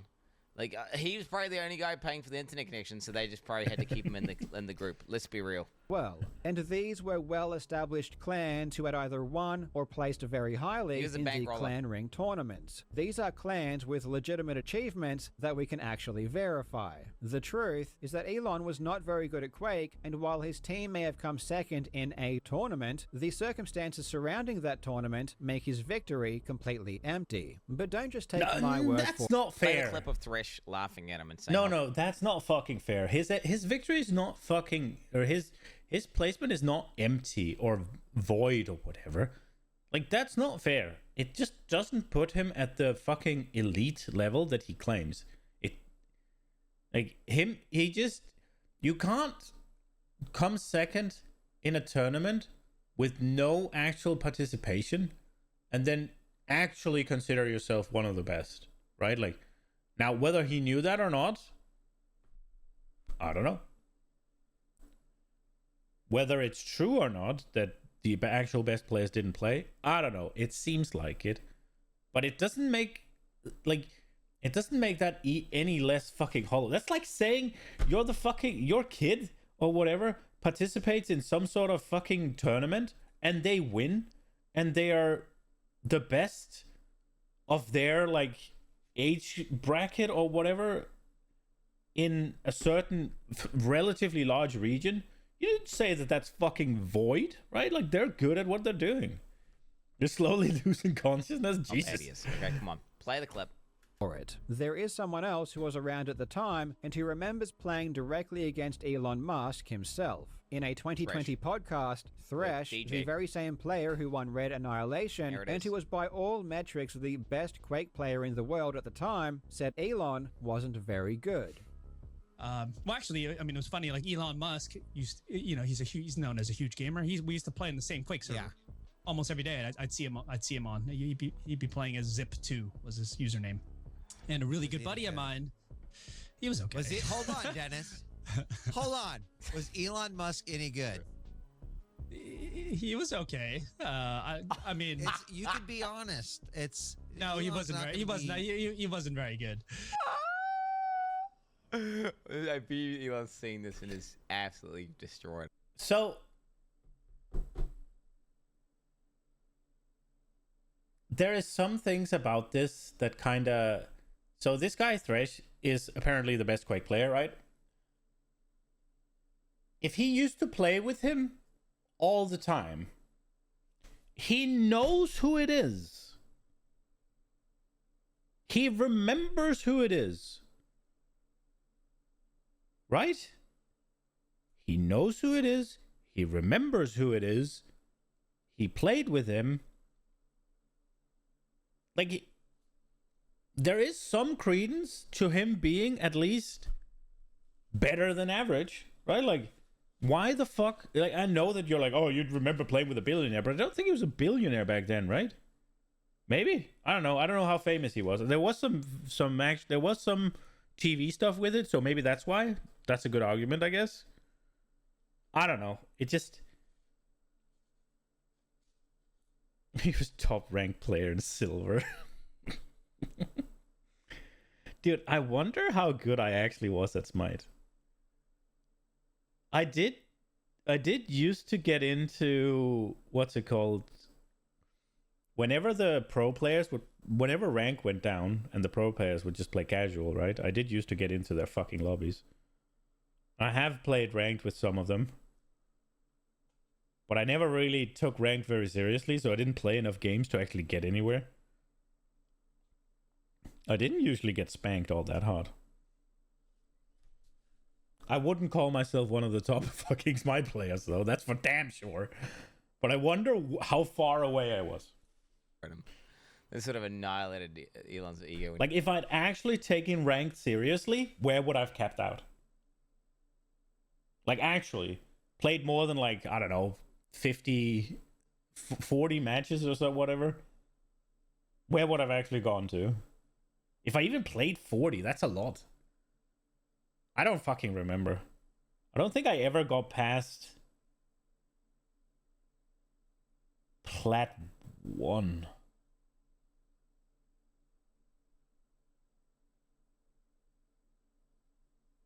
But I also don't think I ever played more than like half a week and got tired of it. Whenever he saw this, 100%. He doesn't want. He's probably supposed to suppress. I'm really surprised if he got like the Twitter engineers to like find this clip and suppress it in the algorithm. Actually, but my buddy, he's still a Quaker, right? He's still an OG.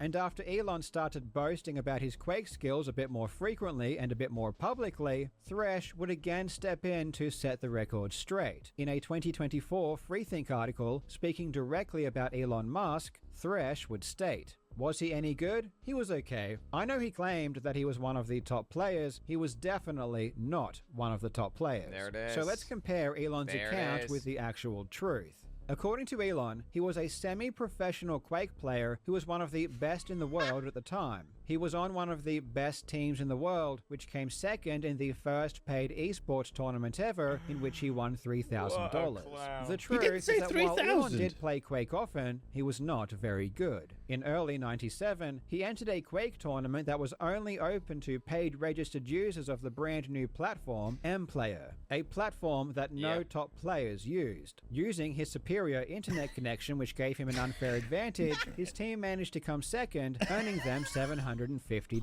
A question that arises is whether or not he won $1,000. He won thousands. You know, well, I think we won like $1,000. You know, I got like $1,000. You know, I think it was one of the first tournaments ever for money. Actually, first professional gamer in the world. What can I say? It's totally legit, not a pay piggy. Bro, I wouldn't be surprised if he was like actually investing in the mPlayer like fucking company. I wouldn't be surprised if his Zip2 owns shares or some shit in that company, and that straight up. Elon's exaggerated claims are from poor memory, intentional deception, or straight delusion. And in my opinion, it's hard to pin this down to anything other than Elon just being a dishonest person in general. Oh, Elon that's harsh. Bro, he entered a tournament available to the public on what he thought was how you played Quake. He might not have been super aware of that ring, whatever it was, where you just play peer-to-peer, right? And then he's embezzled it a little bit over the year. No, embezzled, that's a different word. What is it called? No, what's the word? Embezzle is when you take money that you're not supposed to. The fuck's the word? It's a different word for exaggerate.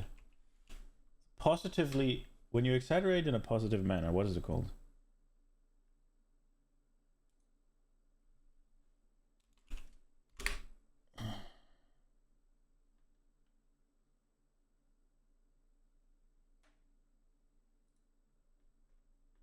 What's it called?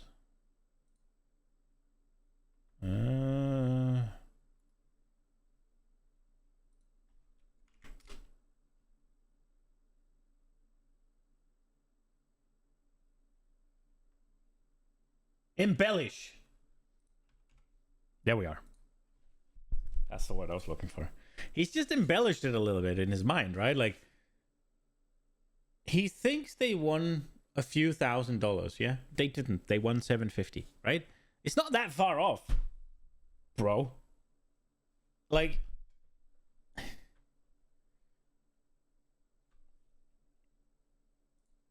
a lot. For example, in one of his Joe Rogan interviews, he claims that he played Quake during his final semester in college. Yeah. I in my final semester in college, I probably put more time into Quake than all my college classes. However, it's well established that Elon Musk dropped out of his postgraduate degree in '95 to form his company Zip2. Well, that was the summer of '95. I had no money whatsoever. I was working, doing research in Silicon Valley. What a weaselly little liar! He's such a weaselly little dude. And for what, dude? Bro, he probably just fucking played Doom, right? Like, he just remembered he was playing video games, and it was '95 and Quake came out in '96, so he couldn't have, right? But he probably played something else, and then he went straight into playing Giga Quake. Like, I get it, he's a liar, but you don't have to fucking dig into everything as if it's some sort of fucking massive conspiracy, bro. Like, oh, he said he was playing a lot of Quake before Quake was even released? He's a liar. Maybe he just played something else, and then he played Quake a lot, and he got it mixed up. Like, bro, come on. If he was lying, he'd fucking research it. To lie about computer games, even? I mean, bro, what's scariest if he's lying like this hard about being... Honestly, do you know what? I feel like that people do a thing where they attach their identity to being good at games. And like they, when you criticize their gaming skill or the game that they like, they get really, really upset. But this has nothing to do with that. It's just... He was playing a lot of video games in '95, he was playing a lot of video games in '96, and he just fucking mixed up when he was playing Quake. That's not that... Bro. And then they make up all these lies. I mean, you understand, I've interacted with thousands of them. If you do World of Warcraft PvP, people's ego is like directly intertwined with their PvP rating. That is true. That's how it used to be back in the day. and that people were doing not this just shit without PvP, buying PvE rating, as well. getting carried, doing all this stuff, and then they would have these fake achievements, and you'd play with them, and they'd have no idea what they're doing. It would be like playing, you know, those WoW clips of like some moron like backpedaling into fucking monsters and dying. You group with some guy, and he's got like some gladiator achievement. Clearly has no idea how to play the game. He's never done it. But he talks like, yeah, I was the top guy on the server, one of the highest ranked guy back in my day, let me tell you. And it's like the same sort of shit that Elon's doing. And I don't know what this is, if it's a coping mechanism or what's going on, but I don't know. It's crazy that literally one of the richest, if not the richest guy in the world, insanely powerful, and he's just still out here lying about some computer game he played in the 90s. And then lying about Diablo 4, and then lying about PoE. I mean, dude, okay, so he's just embellishing it a bit. He's not lying about Quake. Yeah, he wasn't one of the best, but quite frankly, he could think that after coming in second in a fucking what he thought was a tournament open to all, right? Like, bro. I mean, just repeat. Like, why?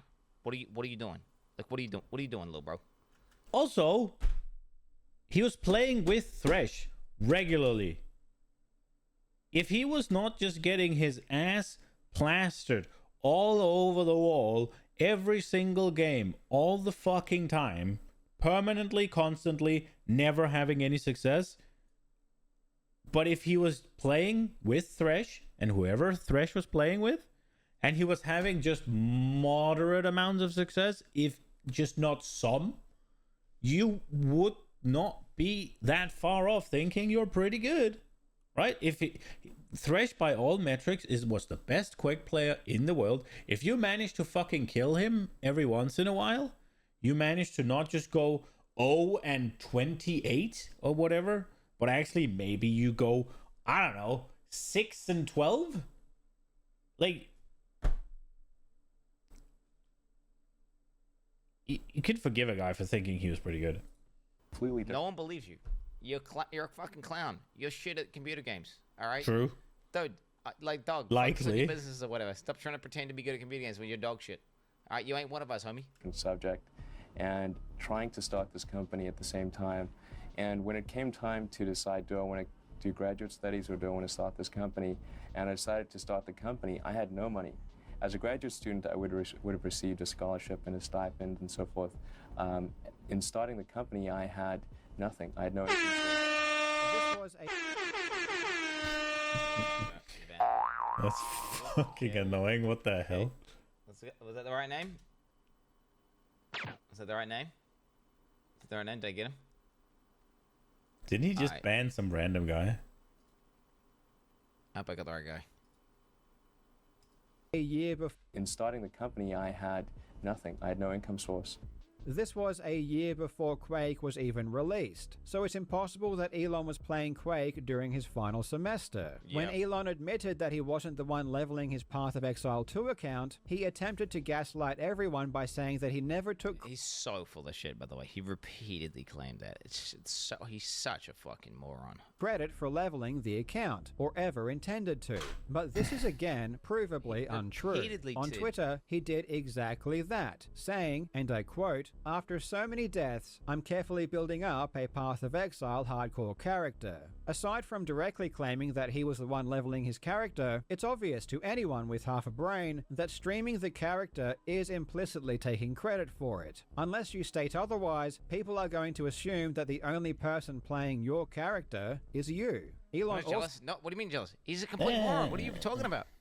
No, it's like, how does he think people are gonna fall for this? Like, how dumb does he do it? Like, it genuinely blows my fucking mind. Genuinely blows my mind. Like, do you think this has worked out well for him? Do you think this has been good PR for him? No. Like, I don't think it has. I think every gamer with like it's worth of salt has called his ass out because they're like, it's obvious. Like, people who don't even play PoE can see like, oh yeah, he's full of shit. Like, look at this. Like, legitimately. Like, what's?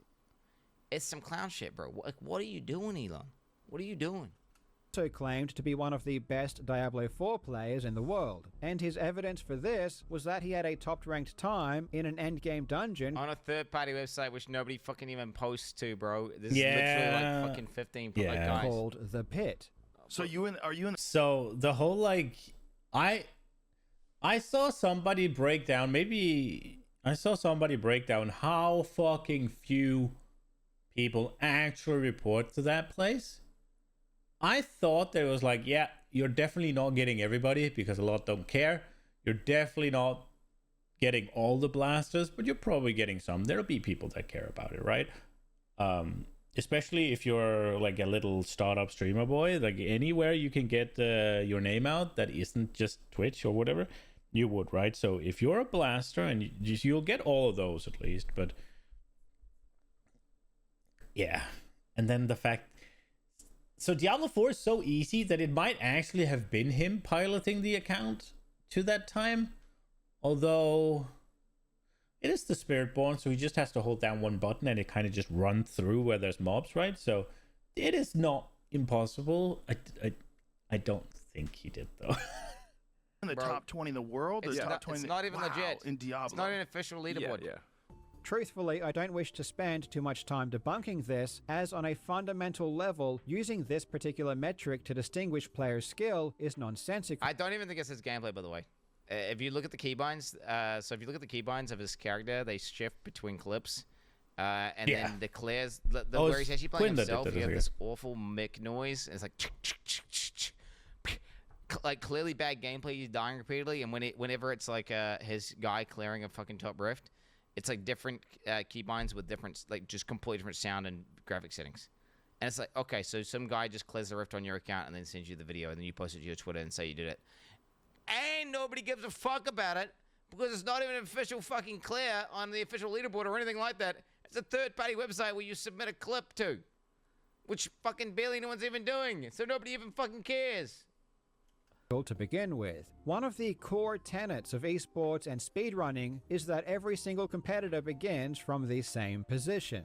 In speedrunning, unless stated otherwise, you use a brand new save file, carrying over nothing from previous playthroughs. This ensures that comparisons to other players are fair. When it comes to comparing pit times in Diablo 4, this is not the case, as you enter the dungeon already fully equipped. In this example, the most important factor is... Dude, that's the way the fucking game works, though.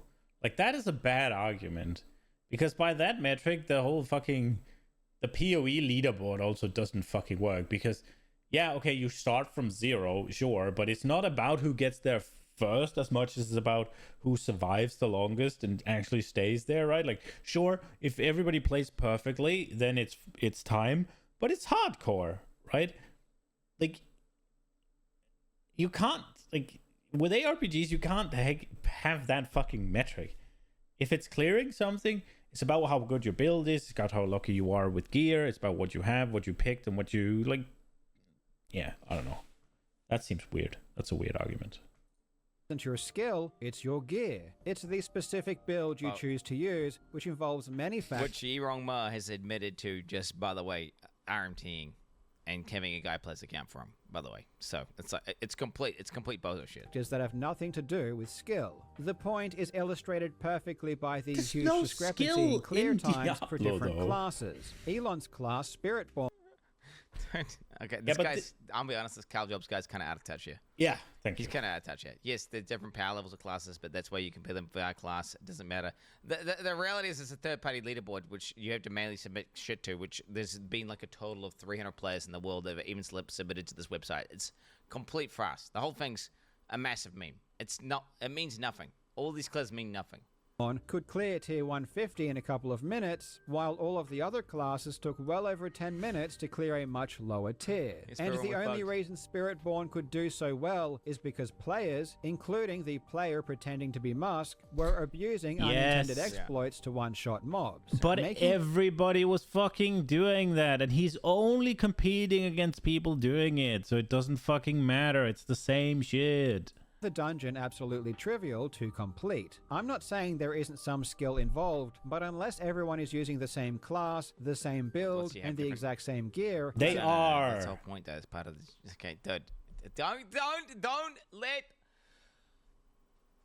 fucking Elon Musk taint class-based leaderboards. It's still fine. You don't know the whole point of an ARPG is to have different character optimizations and have different gear and figure out different strategies and methods to like clear something and push it further and invent a new meta that someone hasn't done. Okay, I get he's looking for a lens of a speedrunner, but this is not that. Impossible to accurately determine a player's skill level. And because Elon admitted to paying for someone else to play his account and give him the best gear, not only does he not deserve any credit for what his character can do, but it's probably not even him playing in his uploaded speedruns. He lied about everything else. He's completely full of shit. I think he's completely full of shit. I don't think he played, I think all his default clears are complete. The only clears he did, where when he was on his fucking stream, what did he say? I play with the best players in the world. Where he's playing with Rob from the Block, and Rob from the Block is just soloing the entire dungeon, and Elon Musk is trailing behind, just like picking up loot and dying. That's all that it is. That's the only thing. Okay, and you see the gameplay difference is completely. Dude, like I play with Elon for cloud as well, so I get it. Mic. You can hear like it's just keyboard going. Like yeah, and it's just him getting carried by Rob from the Block. That's literally it.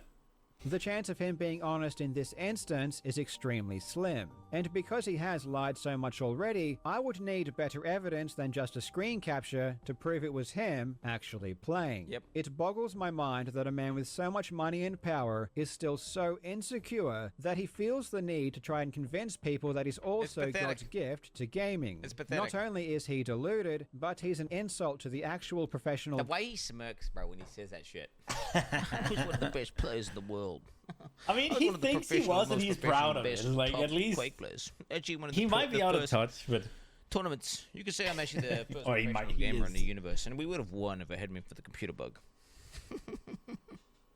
Gamers who devote their lives to this one endeavor.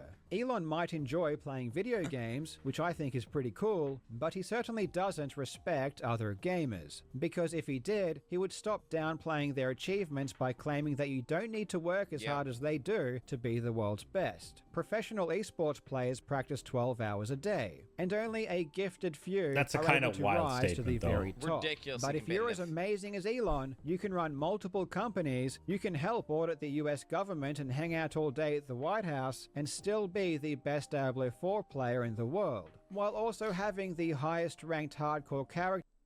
To be fair, the depth of mechanics of Diablo 4 is not, it's a puddle. You absolutely can run multiple different businesses in the world, multiple different businesses, and be one of the best players of Diablo 4. Absolutely you can. Because there is nothing in that game that requires anything remotely resembling skill. It's just a matter of having the best gear on the best character, and everything before you will just melt away. Now getting that takes time, so... in Path of Exile 2, and have... Let's not get it twisted. He was never the highest ranked. I guess I'll get it twisted. Okay, and on top of that, he was never playing this character. But still. Path of Exile is different, It'd make you believe that, if he could. Call you a world-class, incredible video game player. Like, you're actually like a world-class, incredible video game player. Why does no one... What's the deal with these guys? This fucking Lex Friedman and Joe Rogan. Why has no one told Joe, be like, yo, you know Elon is full of shit, right? Is it because they'll never come on their podcast again? What is this? Why they never broadcast that? It pisses me off, actually. Like, that's what I was thinking. Joe Rogan, like, what would Elon do if Joe Rogan just directly calls him out and be like, yo, so you were, like, never one of the top Quake players and you've been, like, full of shit this whole time, eh? Like, I watched a fucking 40-minute documentary which basically debunked everything you've ever said. You know what I'm saying? Why doesn't that happen? Why doesn't that... Rogan, why does he not call out Elon? But isn't the whole point of Joe Rogan to do that? Like, isn't he like the fucking guy who would like he'll have a convo about anything? Like even if it's about aliens and DMT? Like what the hell's what the fuck? But of course, only if you're as amazing as Elon. Ultimately, it doesn't matter if Elon is or isn't the greatest gamer of all time, like he wants you to believe. But his insistence on exaggerating or lying about everything has made me lose trust in everything else he says. If he lies so much in the one area that I know something about, how much is he lying and exaggerating in the fields that I'm not an expert? It's spooky, bro, because I'd heard all the people saying, like, yo, Elon knows fuck all about the computers. Elon knows fuck all about coding. Elon knows fuck all about rockets. Elon knows, and it's like, okay, he comes into games, and it's like, wait a minute. Elon knows fuck all about games. He's, like, completely clueless, and he's acting like he's a top gamer. You know, it's just logic. It's basic logic. So is the whole guy is he just a fucking pathological liar that just makes up shit? But then how could he get to this point? So surely it just must be gamer ego syndrome.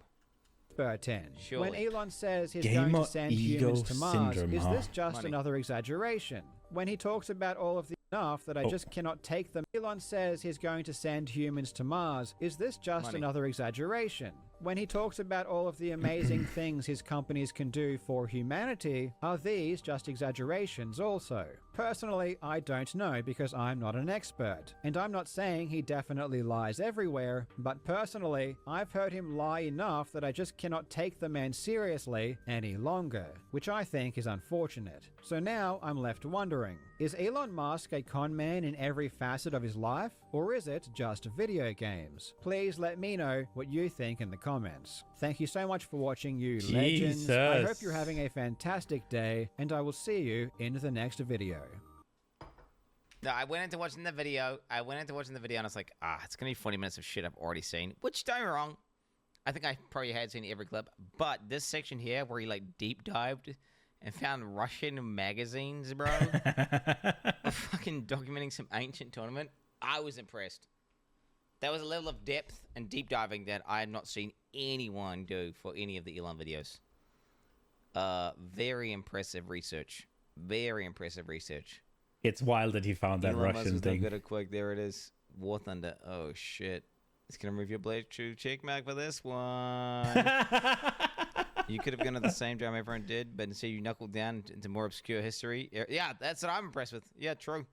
I'm impressed with that. I genuinely this guy thought it was gonna be like, oh, he's just gonna react. he really went the extra mile for research, man. I respect it.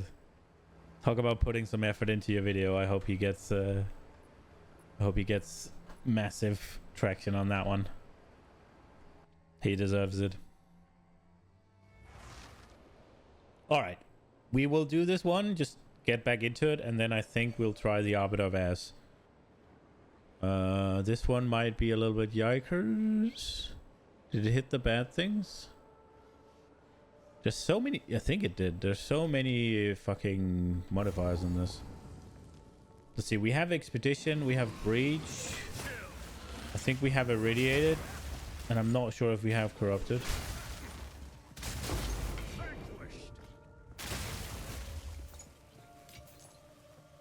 There's my Breach.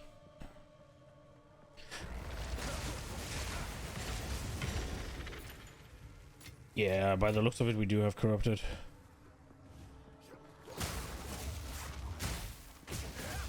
Brother boss is Series X last night. Said he'd give you his Series S. Why don't I know what that is?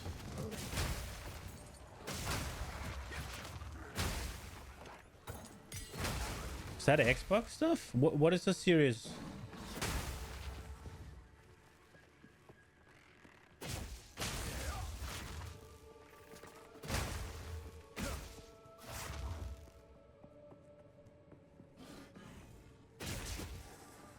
What is that?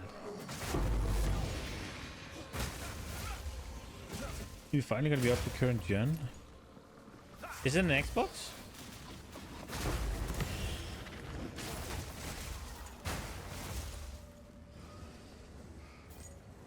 Series X is... Okay. Wait. Is that... Is the S equivalent to a PlayStation 4 and you're playing on a fucking equivalent to a PlayStation 3 or? Is that what I'm understanding?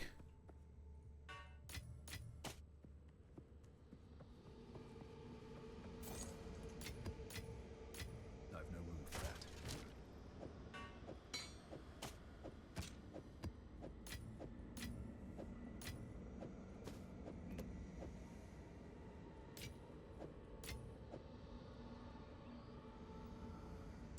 Okay. So you're on a equivalent to a PS4 then, or?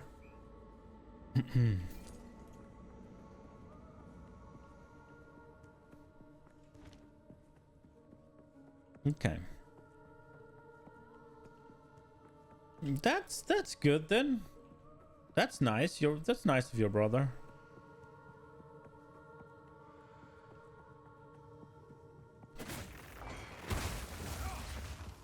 Are you gonna play? Are you gonna try to play PoE 2 on it then? Are you gonna play Baldur's Gate? Well, like, what's your first?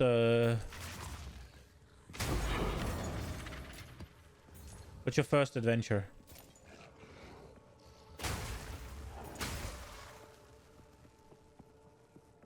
Yes, yes, and yes. Okay. All of the above.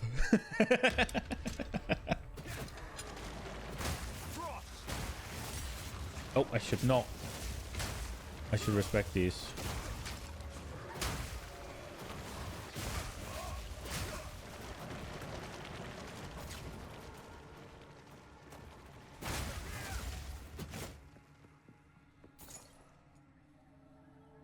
I carry few possessions, and I don't have room for that. PG3, priority number 1. I think that's a very good choice.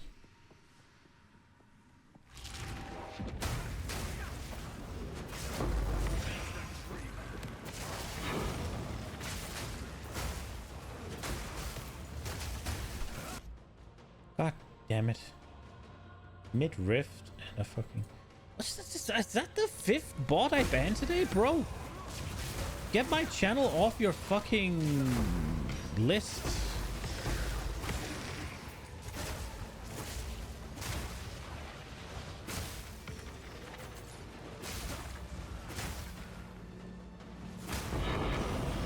Holy.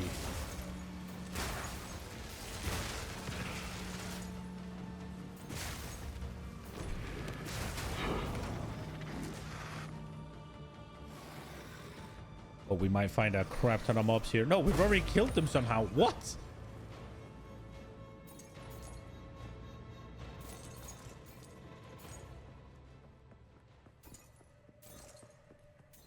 It sucks you have to buy it again because you already have it on PC. Yeah, if there is a studio to buy twice from, it's definitely Larian. I would agree with that.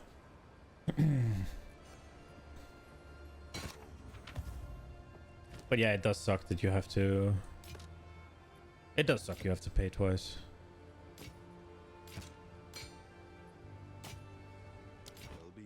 I could imagine there's other things you'd rather spend your money on. Spell damage, mana regen, stun threshold.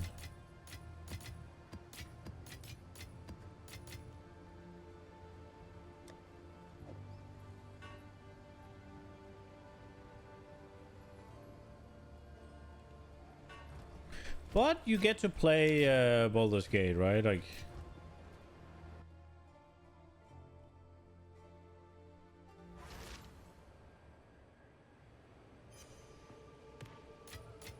The dreamer provides.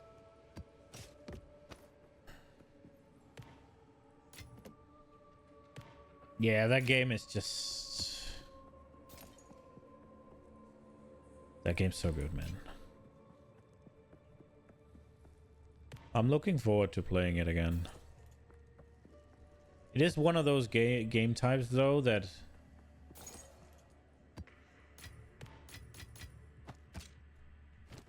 It's very story-driven.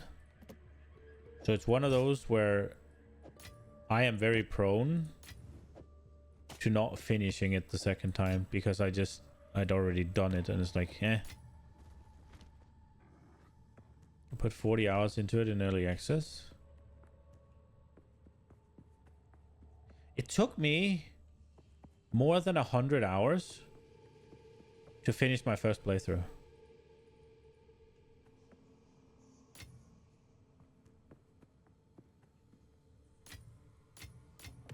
I've no room for that.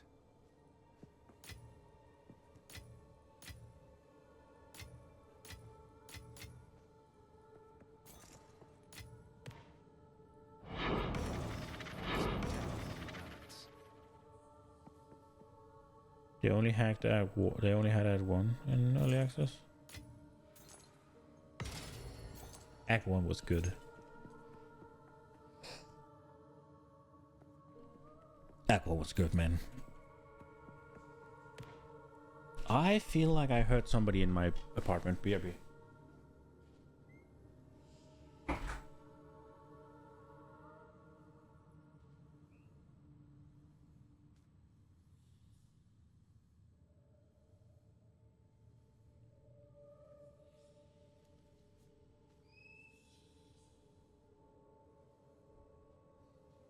We good?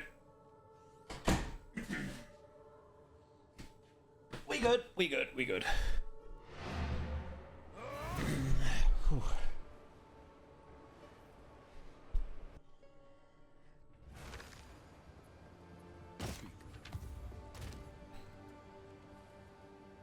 Oh, we only got 11 breach shots. That's very disappointing. Oh no.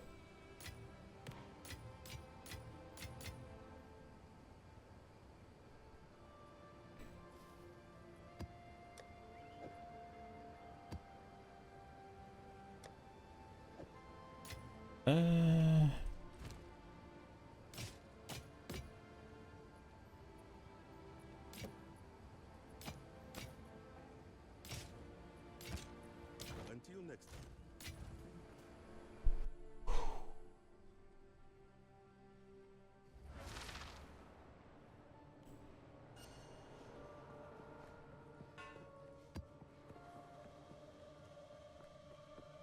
I am so tired. I don't know why I'm so fucking tired. I'm just completely worn out.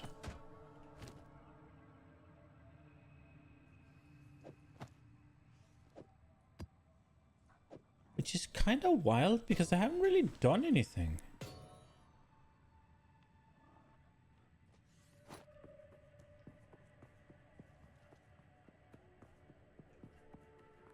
Whew.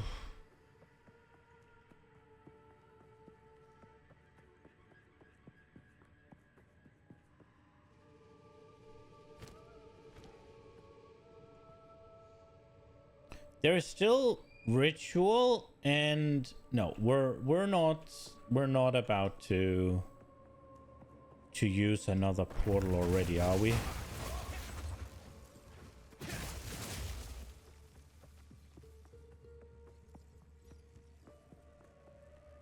The work surface body, if we're doing a lot of driving, so we'll probably be in and out.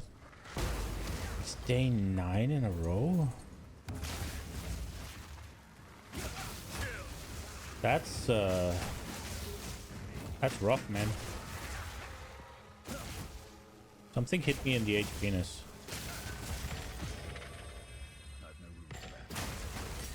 Yeah, I have no reason to complain, right? Like, what I do is play video games.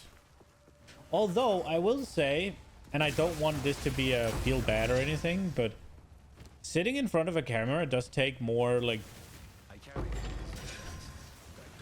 Even if I'm not good at it, it does take a level of focus and engagement that it gets tiresome. It really does.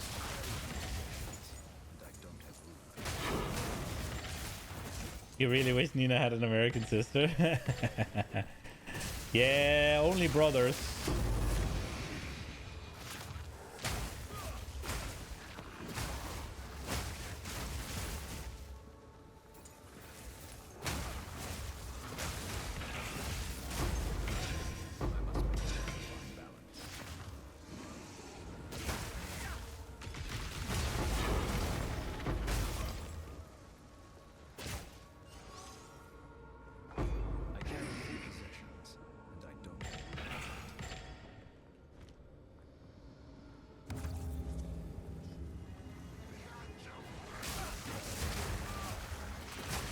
I wasn't already married. She's actually not married yet. I do have to do something about that.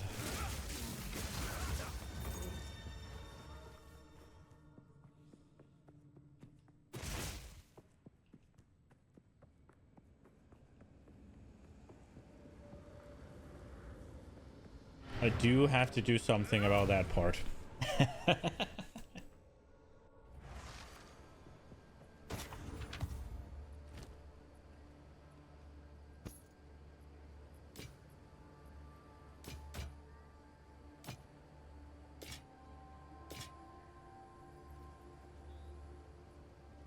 Until next time.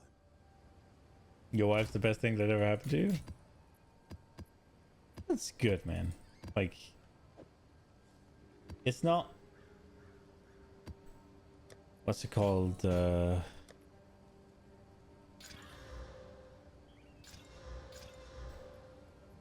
lost my train of thought. I completely lost my train of thought there. Time is not on our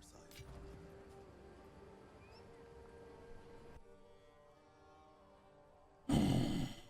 I don't fucking know. I don't know where I was going.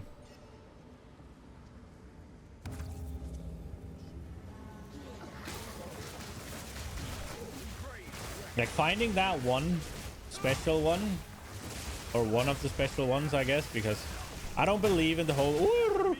I don't believe in the whole like there's like the one, right? Like I don't believe in that shit. But finding one that just Arms for the monastery. accepts you for who you are and cares for you, no matter what, basically. That's a special thing.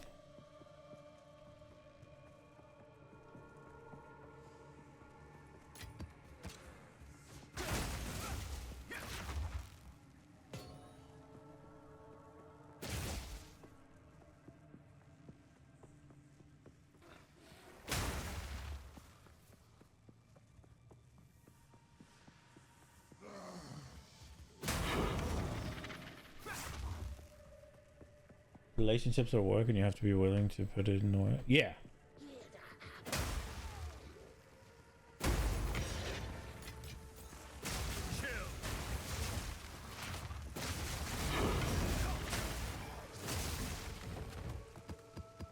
Every time I hear the whole like relationships are a give and take, I feel like it's from people that's never been in a relationship. Relationships is not give and take. Relationships is give. You give, and you find somebody who does the same. There's no taking. For me, at least.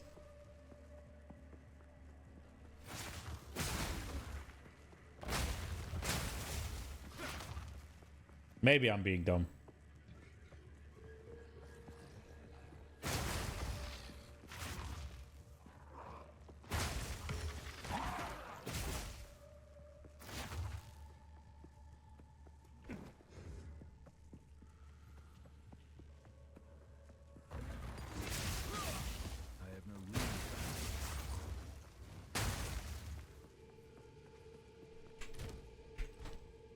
Just the amount of loot I am hauling out of here. Yebbus.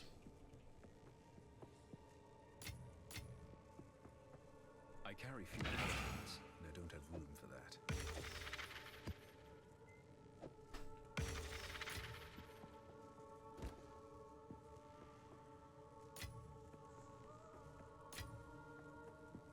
I carry few possessions, and I don't have room for that. I carry a few possessions, and I don't have... Well, you will, damn it.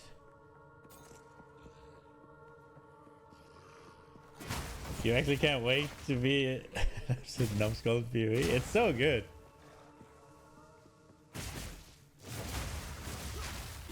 And I spent hours just looking at the skill tree.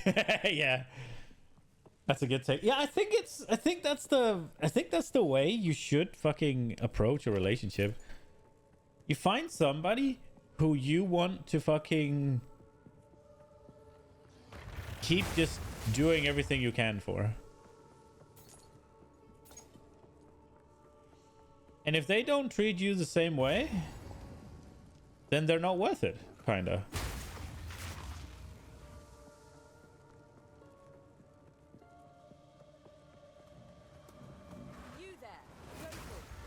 And then however much that is, it's just dependent on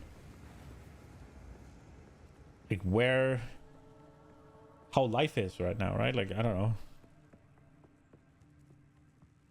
Some of those fucking gurus online is just wild to me. I'm just looking, what the fuck are you on about? It's like, dude, excuse me? That's some sort of fucking transaction?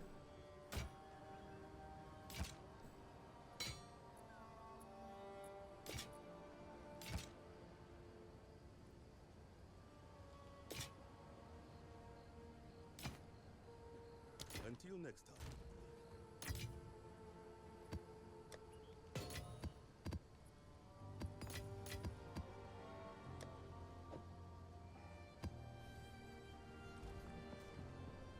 I have this one and one more. And there is a lot of shit on the ground.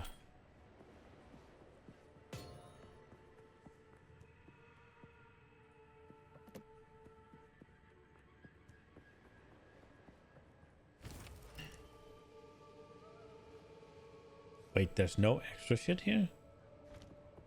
Okay. I have no room for that. Already?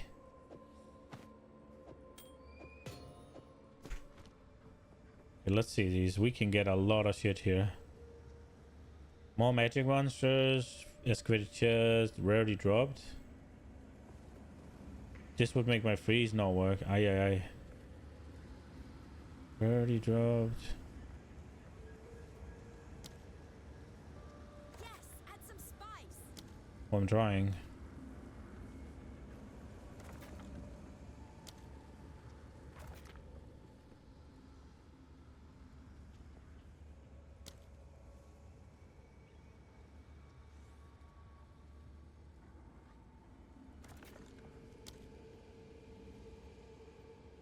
This is going to suck. Need something?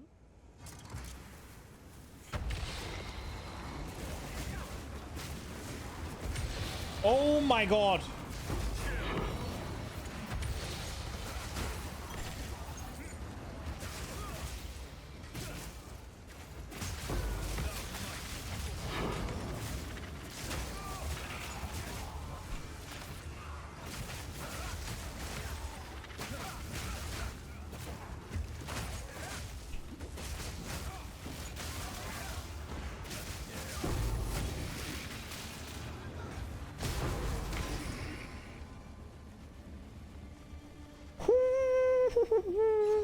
Oh, that was nasty. Oh, there's one more still. Oh, two more. Am I done? The combat sound has stopped. Okay. We drop these things here. Just to see. Okay.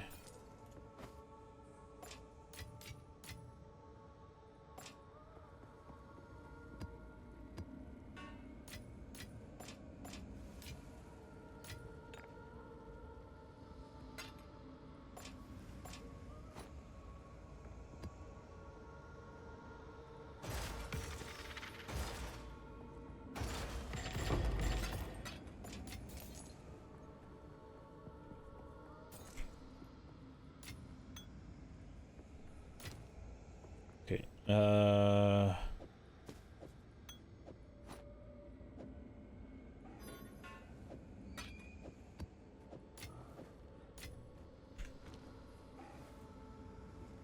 Okay.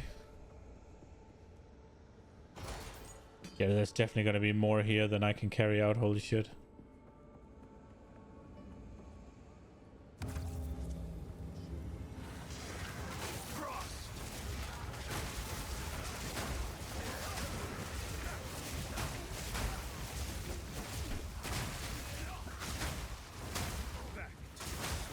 I need to solve my mana sustain.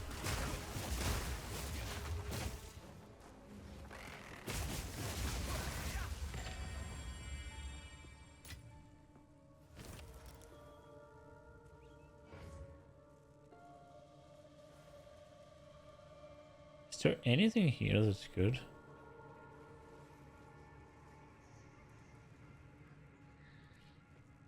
This one's not terrible, but it's advanced, so it's bad.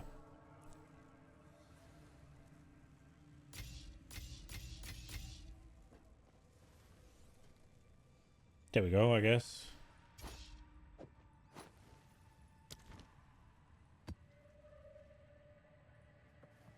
I must maintain a fine balance.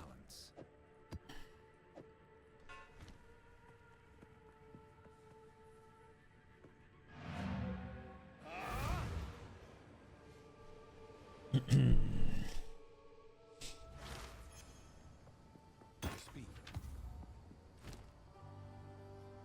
54 to spirit, okay. Daughter's tenure. Okay. This one is bad. Okay. It's quality. Time is not on our side.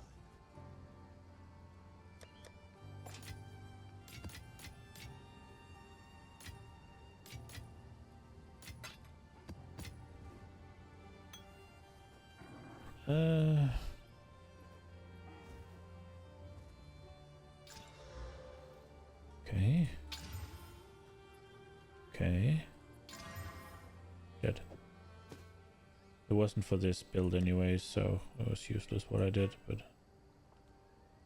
kind of fun to see what we could make. Which one was this one? Expedition.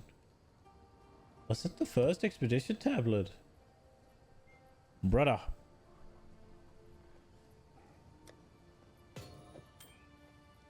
See if this turns into anything.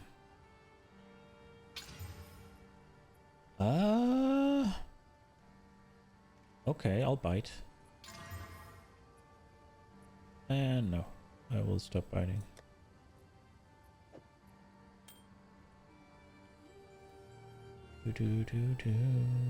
Oh, that one as well. I'll bite. And just go over. It's all ogre.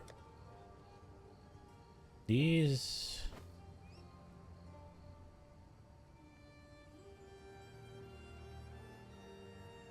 Apart from the intelligence, these are better. Then we have the sandals.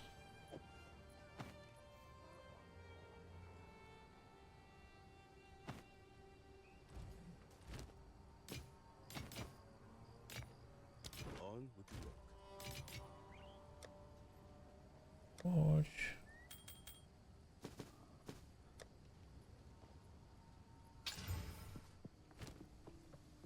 Yeah.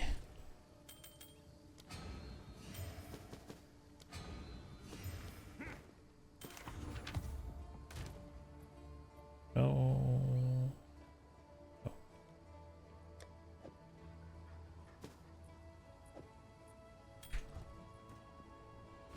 Okay. In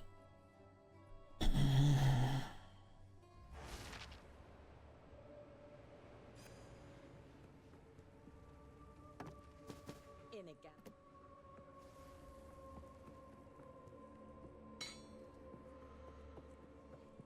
I carry few possessions, and I don't have room for that.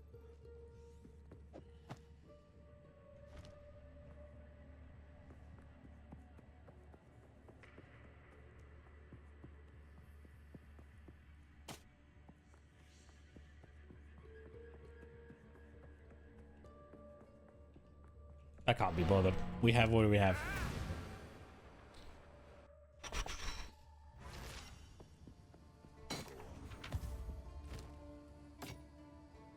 %30 movement speed? Okay, we'll give it a go.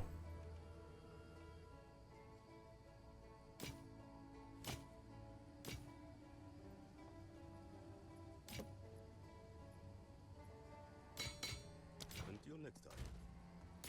Okay, so here's the thing.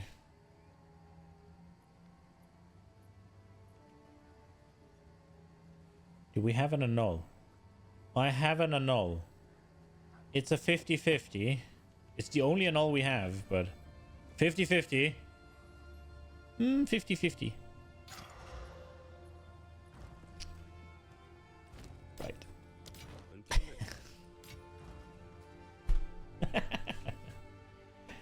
Okay.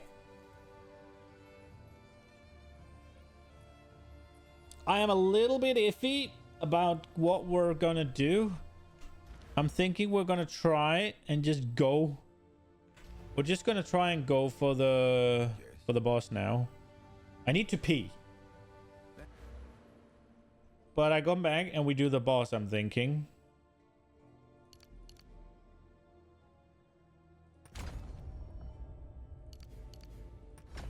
Ain't much use in dragging it out, right? Like...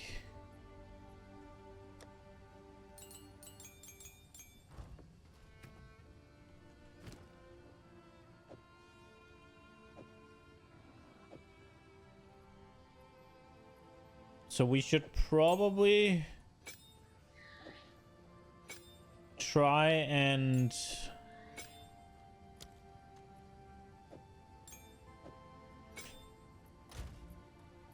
Oh.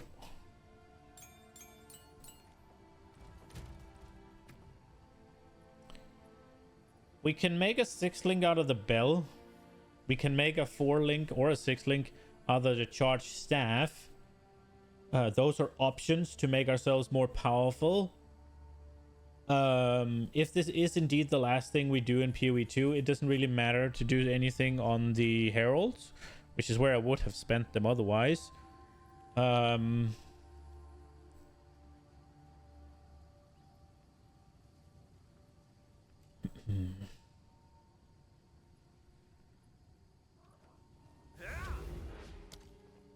I'm gonna go pee.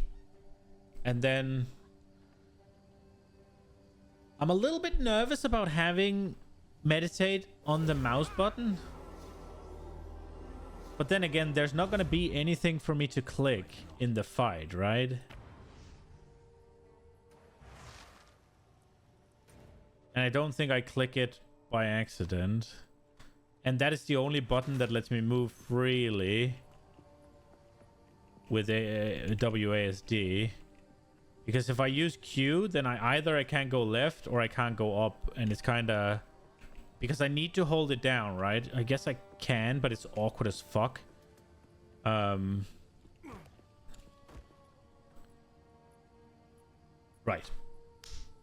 I'm gonna go pee. And then we're doing the Arbiter of S.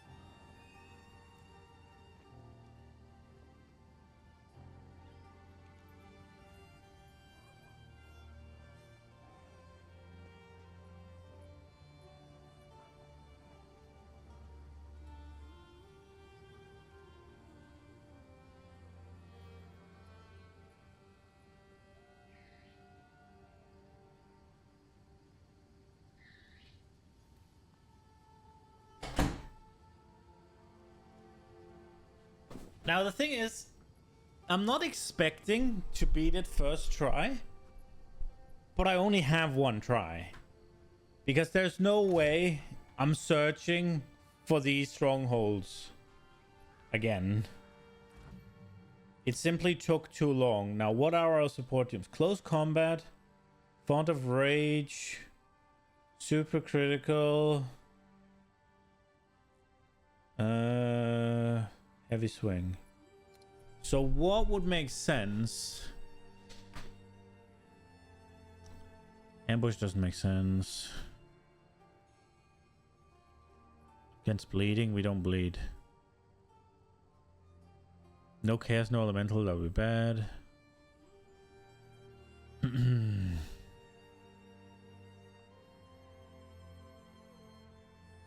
40% more damage with hits against enemies that are on low life. That does make sense. That is where the fight gets iffy.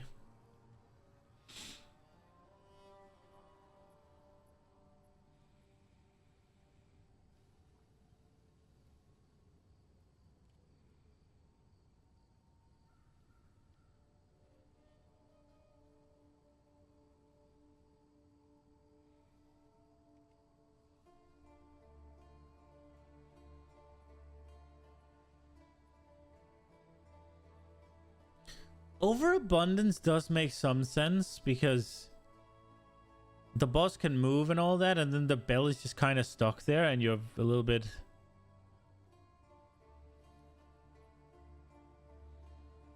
Persistence? Putting persistence on charge staff would be nice. Is that what we're doing?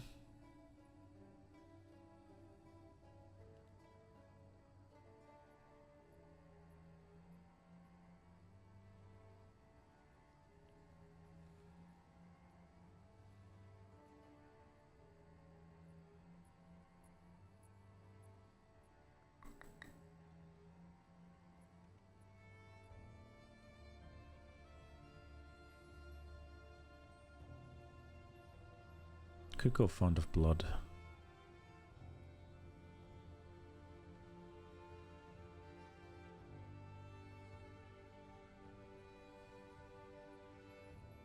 If we run super crit with inevitable crit,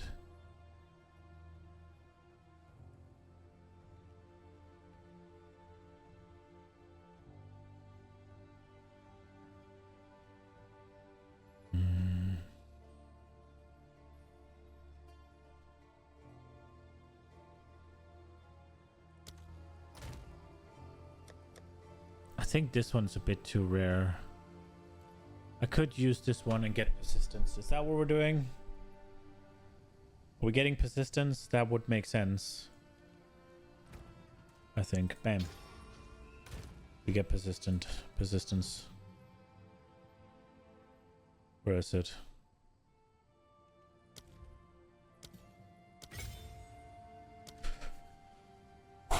Okay.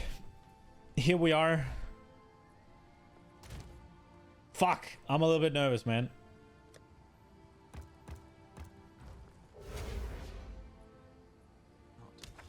We're only gonna take one shot at this because I am not hunting down 3 more citadels.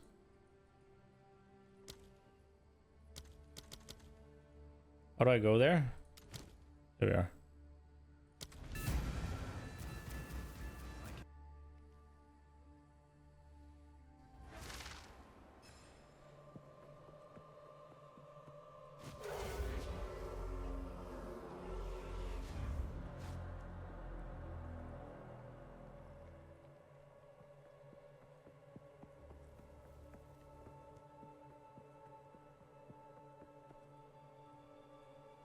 How?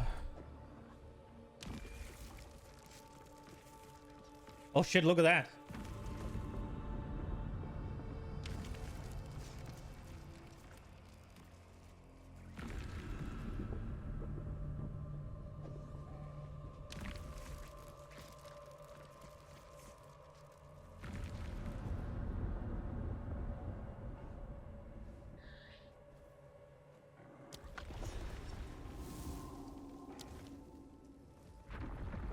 Oh!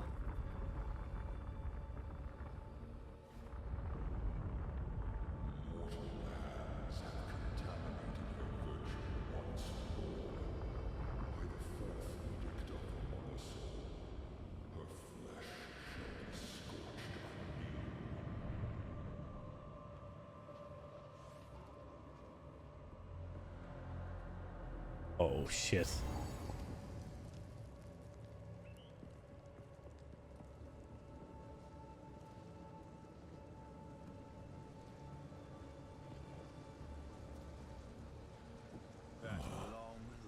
You are too late. The fourth edict already burns for your freezing strike.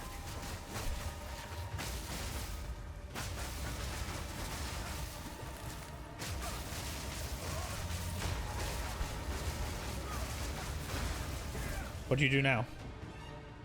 Your affliction Oh, wow. upon her will soon be erased.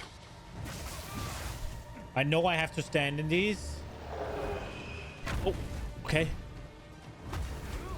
No. Okay.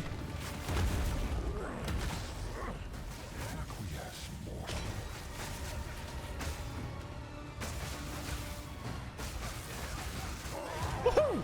That was too easy. I was over prepared.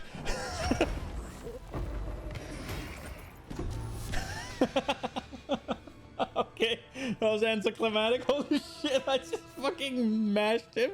And I even think I took what should have been a one-shot. Oh.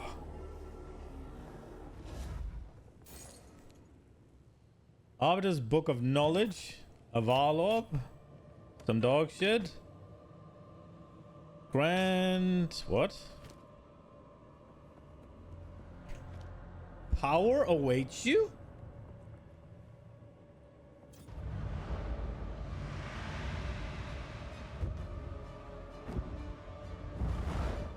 What?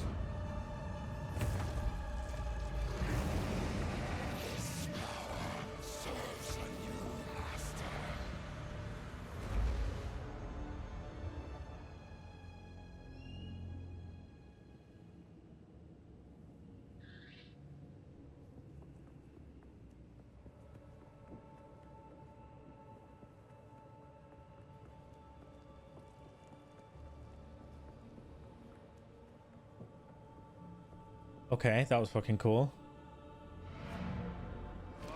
Is that it?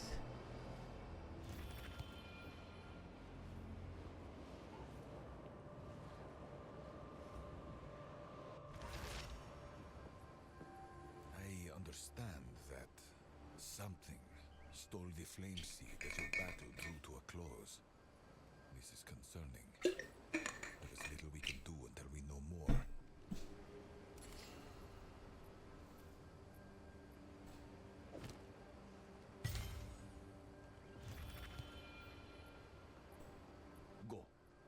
Pet dragon? It's a chimera. It was the Twitch event thing.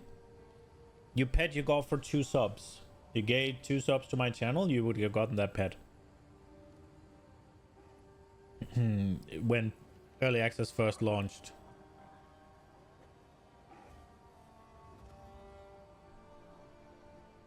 Well, or any other PoE channel. Any other channel in the PoE 2 section.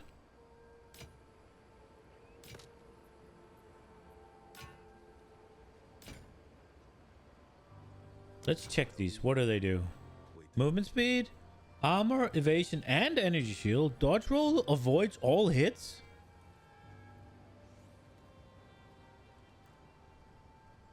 %, less movement and skill speed per dodge roll in the past. Wow.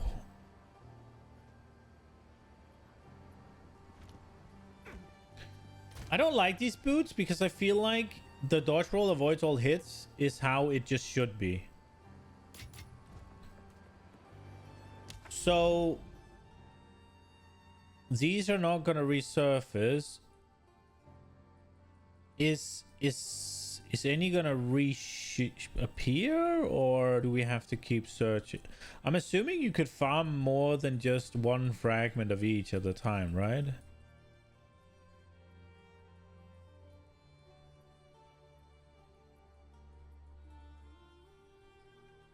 Okay, so what do we get? I haven't even looked at the points. We got map boss points. Now where can we go? Areas with map boss contain an additional shrine.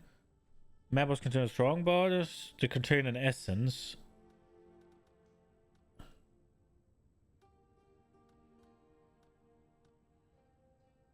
I like essences.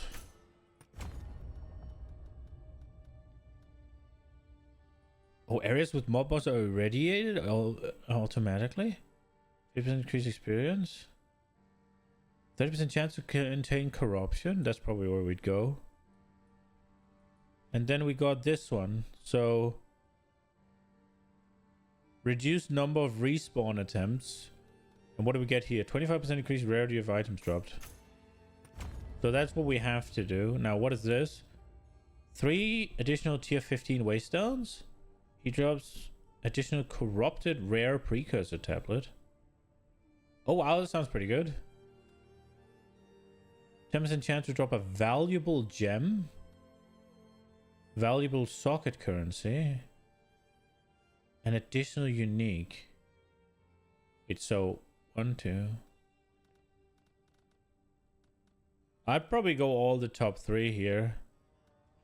Or maybe this one probably actually. And then we'll probably drop the gem if I'm assuming that is just the jewels.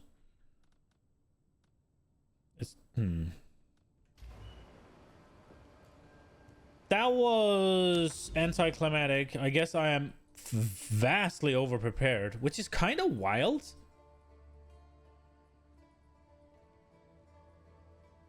Because I haven't gone much past where the strongholds are.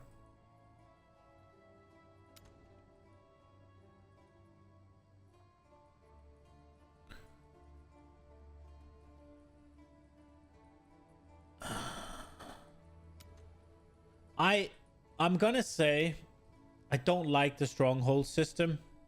I don't like that I have to find these special things and they are relatively rare in order to fight the boss. I much prefer having them more available.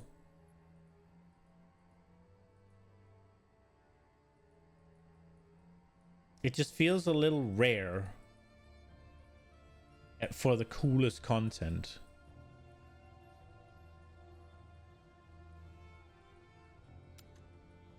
It's a lot of fiddling. I wonder what the best strategy is. Is it just pick a route and just continue? And just go brrr. There's a little bit of like... This is cool, right? But even with as little as I've played, there's people who's done so much more.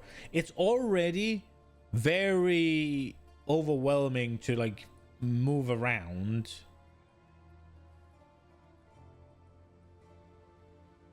I feel like they need something that makes this better. Either I need to be able to zoom out 4 or 5 times more than I am,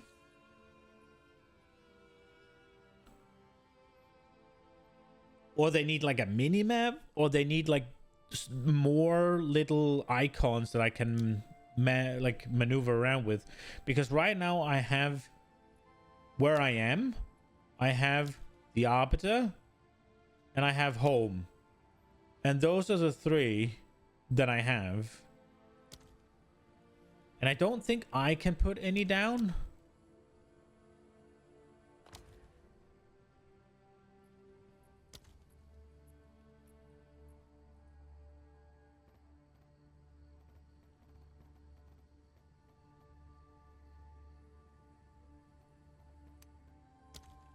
Yeah. Alright, so there is 2 things we haven't done in PoE 2. Now, whether or not I can be bothered, I'm not sure. We've done the Breach Boy. There's 3 things we haven't done. Breach Boy is done. We need to kill him on the hardest difficulty, but we fought him. How do you get these?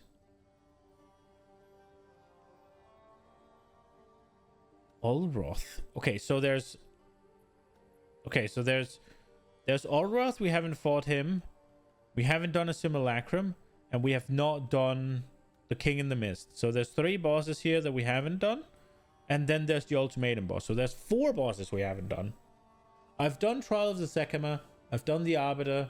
I've done all the strongholds, obviously, and I've done Breach Boy. I have a few logbooks. We can just try and do these.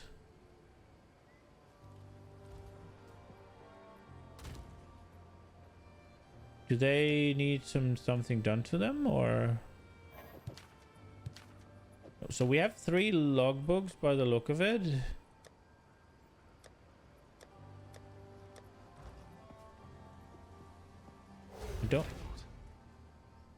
I don't think there's a... So we can try these. Let me just... What is it? Let me just go back to the build.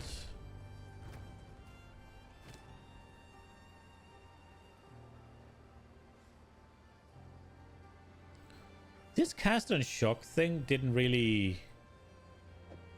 It didn't really do anything.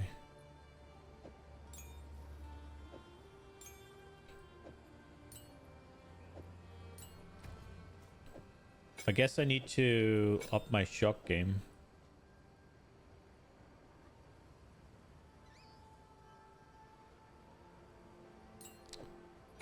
Oh, I actually can't use persistence because I don't have the strength for it.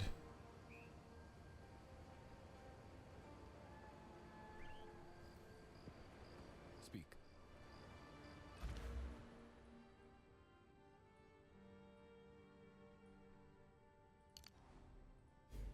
I must meditate. I lost a bit of damage here.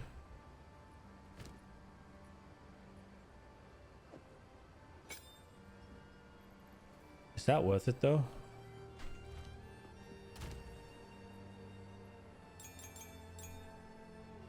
I'm not sure that it is.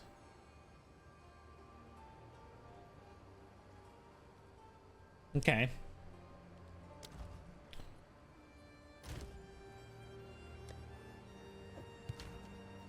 Where do I put these? Do I put them in the... Where's the home marker?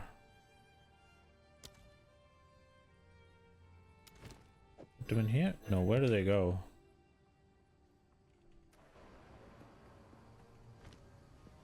Hail!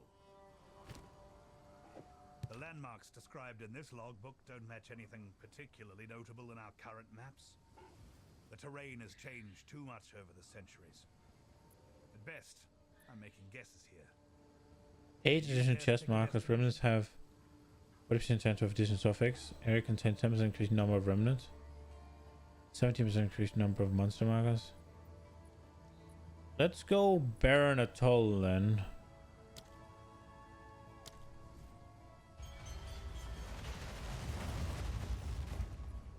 I think I have done one of these. Local, come here.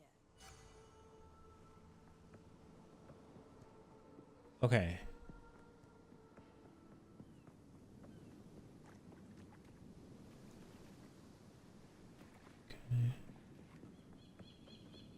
Does this lead me back to the start, or what does that do?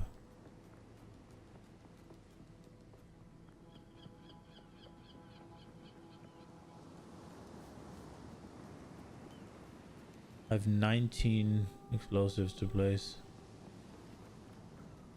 That one's pretty good, but...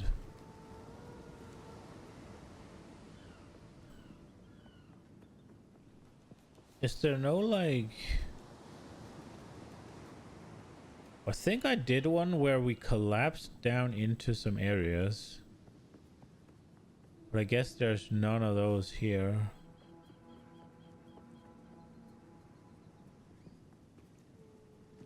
Guess it would be this. Like the special stuff. Okay. Extra fire damage. Avoid all damage from hits. That one sucks. More life. They spawn with missing. Number of rare monsters. But they're fast. If we go here. To here. To here. Pack size. We can't get that actually. Now they avoid. That sucks so bad. I don't think I want to do that.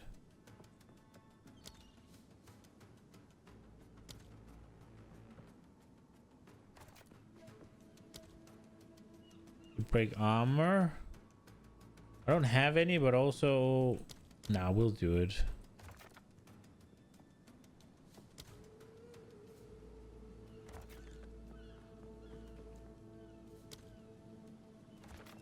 They're immune to cold damage. We can't do that. Some of rare monsters, but they avoid again. Fuck that. Break armor for quantity. Yeah, sure. We have here extra cold for quant in chests. No.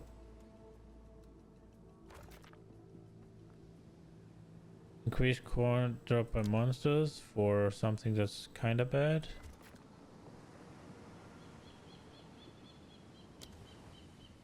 Artifact quant. Do I want that? No. Dude, I don't fucking know. Max life, more rares. Excavated chest. Hits against them can't be crits. Immune to fire.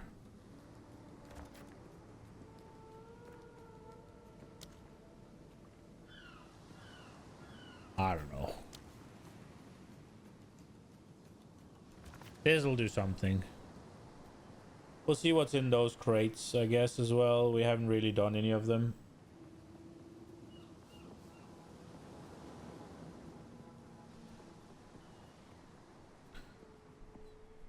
They do get some attack speed.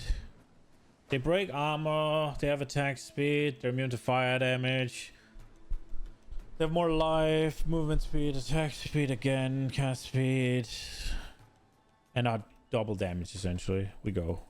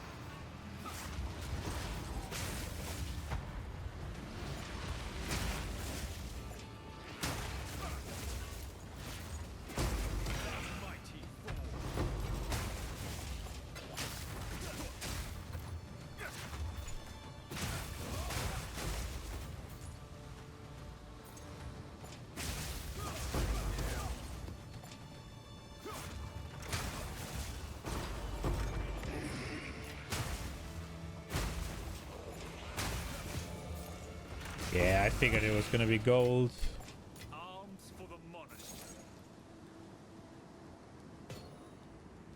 Okay.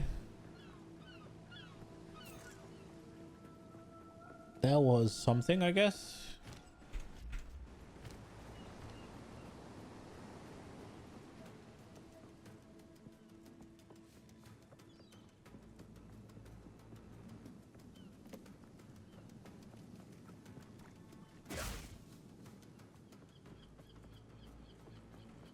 I wonder if the chests are better than the monsters.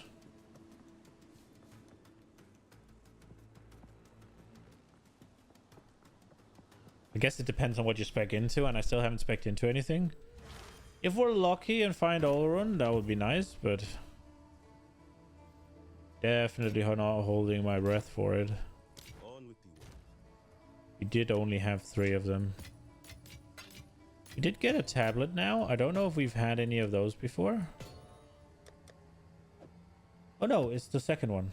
Oh right, we got our first one. Like, was that on the Arbiter or whatever?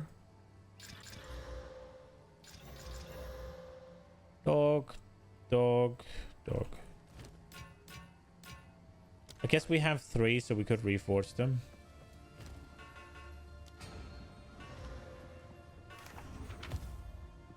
Dog. Okay, let's try another one. Welcome. Ah, I always enjoy a good sailing expedition. Okay. So we can pick between 12% increased quantity of artifact dropped by monsters. Remnants have 11% chance to have an additional suffix modifier. Contains 10% increased. Excavated chest of 6 to gain twice as many items. Contains 40% increased number of monster markers. And 19% increased number of remnants. I think we do the Lush Isle then. Unless Frigid Bluffs. Does it matter? Does it matter where we go in terms of finding that guy? We'll go here.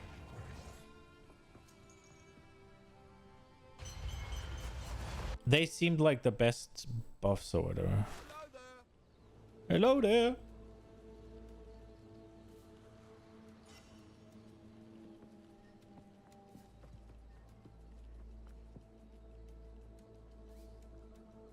Okay, so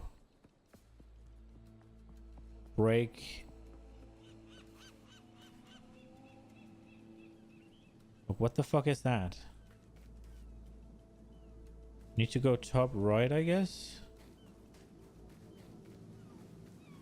Oh, it stops here, huh?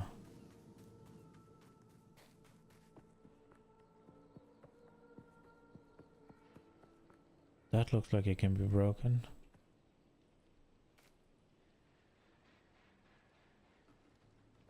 How do I get there? Aro Hongi's Horde.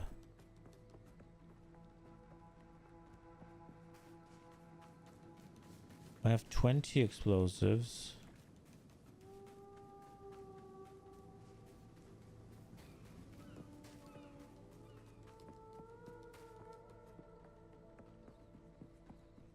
Gee, this looks like something to explode as well.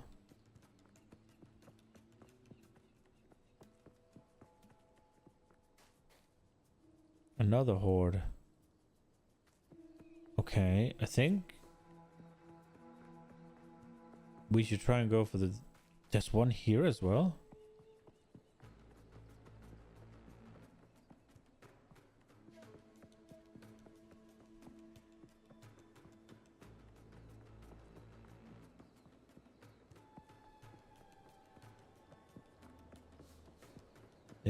There, and something up here.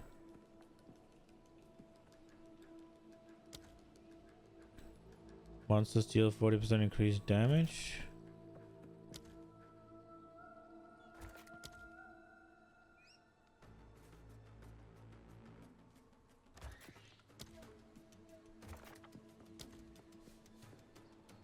Immune to fire damage and hexproof.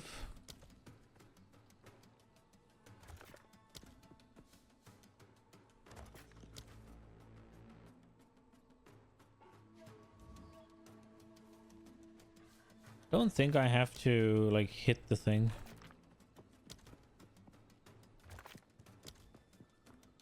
Yeah, look, these can be blown up.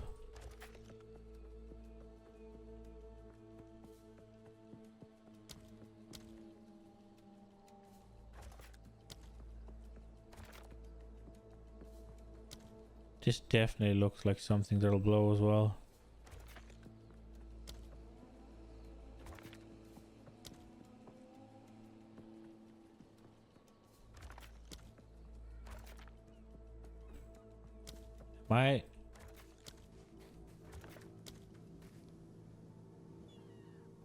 I knew there was something here. But if I do this, I'll miss the last horde. It's down here.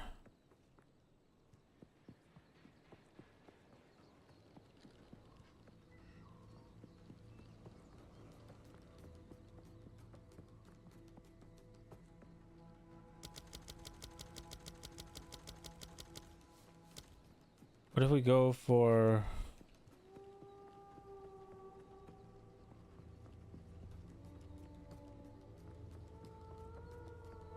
Whatever this is definitely getting blown.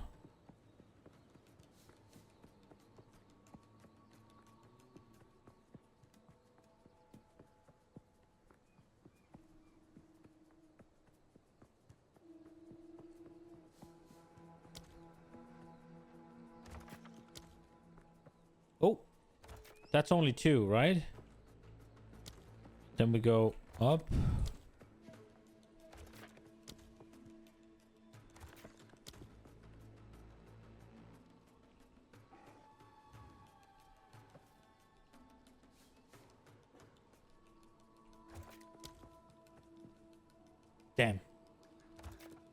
I want to hit these two if I can.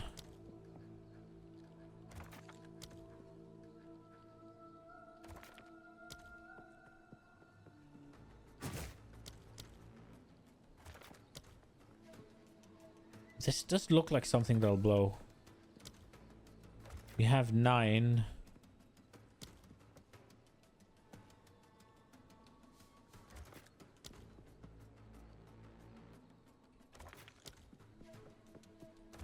Are we gonna get there?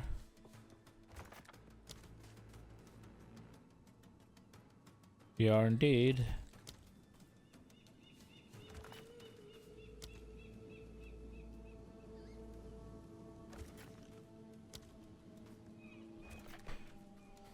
I think we got everything of interest. Did we hit anything bad? Curse, they are immune to chaos. They deal 40% increased damage. It's not too great. They don't get flash charges. It's not too great. They get double damage basically and then penetrate chaos resistance. We should be good. This looks like a boss icon, so maybe we get lucky.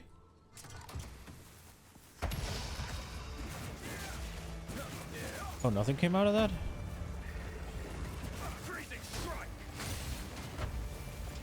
Look, we did it.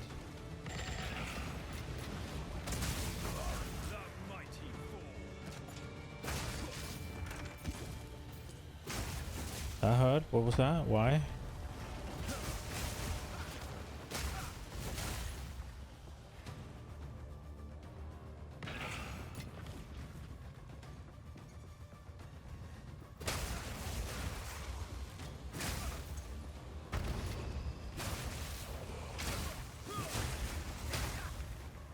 Kalgoran Tomb, huh?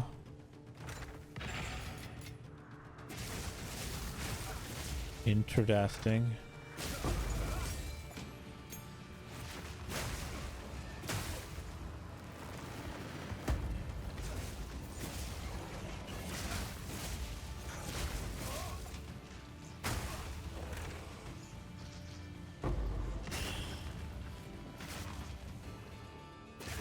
These hordes were really bad.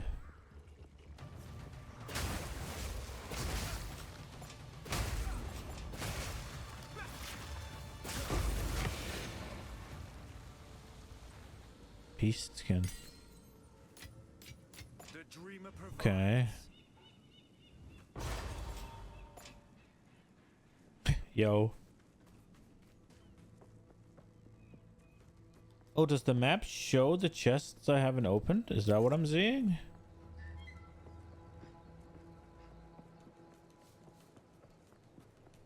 You have anything to say? No?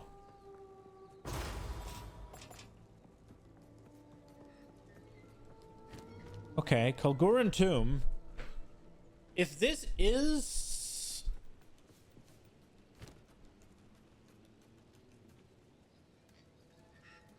This could be Boss Boy.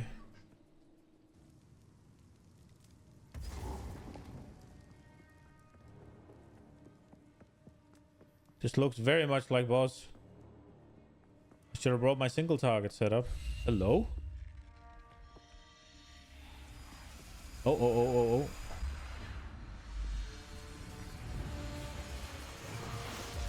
I am the doom at the door. Okay.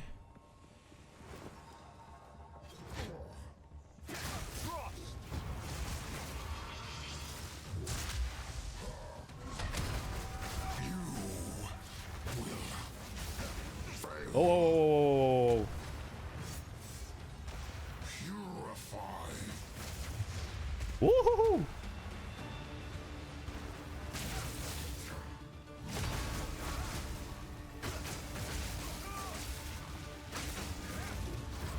Bro, this guy is actually kind of tough.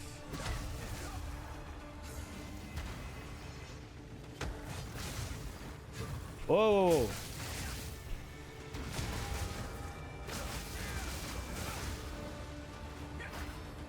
Wait, you have a fucking other face?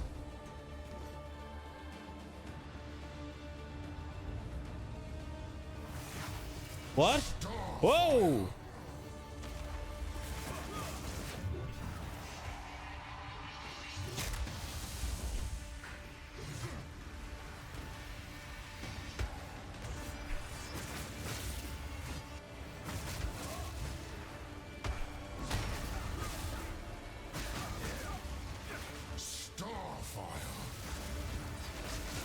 Oh.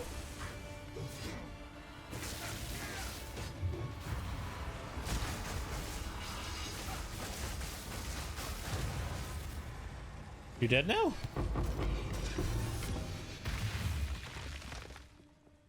Wow, bro. Arms for the monastery.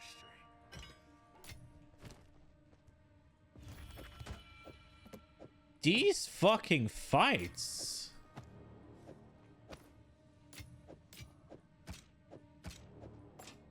Dude, I didn't even know this guy was here. That weapon you wanted? Is it good? I'm looking forward to seeing what it is.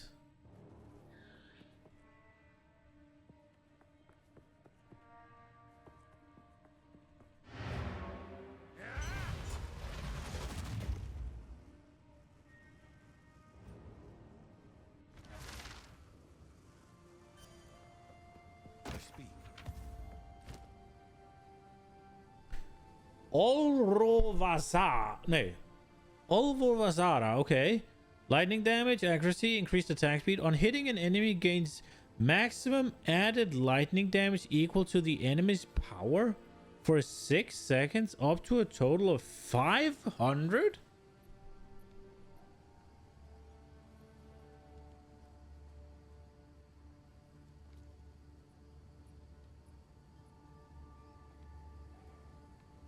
So you can get 500 fucking lightning damage? I'm guessing it's the whole like a regular mob gives 1, a magic gives 2, or whatever 5, and the uniques give like is it 25 or is it whatever? I guess it'll say if I hover over it. Unique monsters is 20, yeah, okay. So you just get 500 flat lightning damage? Wow! Okay.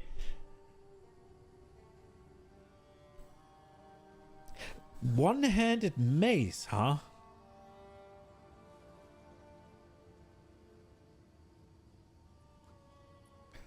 That's pretty good.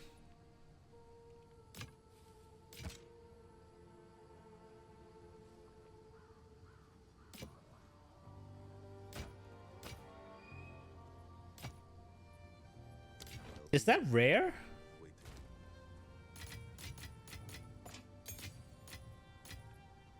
It can't be that rare because I just got it from killing that Olrun guy or whatever he is. That's a cool fight as well. That one seems... Dude, he does so much stuff that his platform is pretty small. Wow.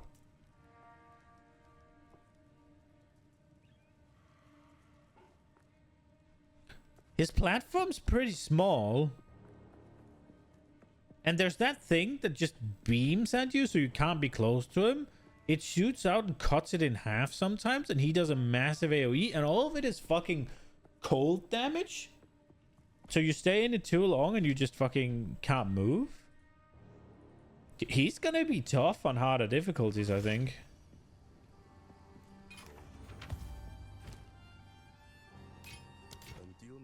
That's really cool. What do you have to say, Danning? The hero returns. We simply must hear your glorious tale. That battle certainly sounds like one for the ages. The Triskelion flame was destroyed, I take it? Yes, I expected as much. Reclast is a torturous mistress. All we can do is press on.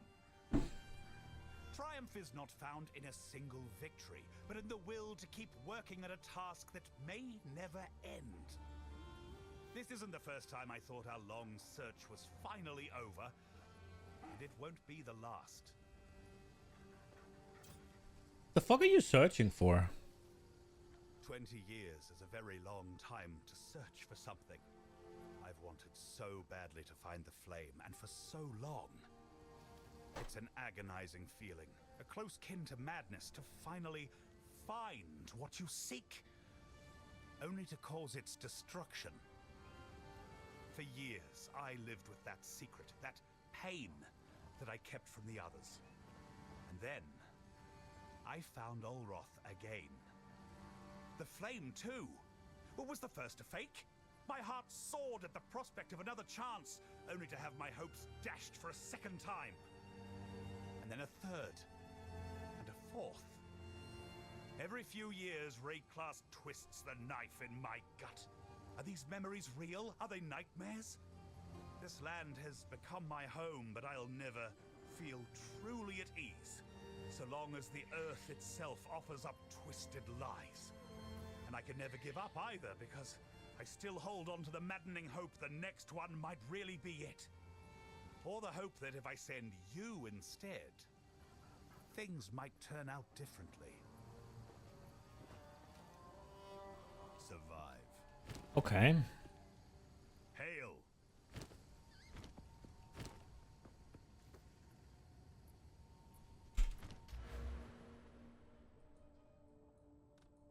Okay, what can we get for expedition? Let's check the endpoints first. 50% increased quantity of expedition logbooks dropped by ruining monsters in your map. They always have 3 implicits, okay? Number of explosives is 1. 150% increased radius in your maps. Expedition monsters in your map spawn with just 20% life missing. 100% increased explosion placement radius. That seems nice. It's not as much of a bother to do it. Remnants in your maps have an additional prefix and suffix modifier.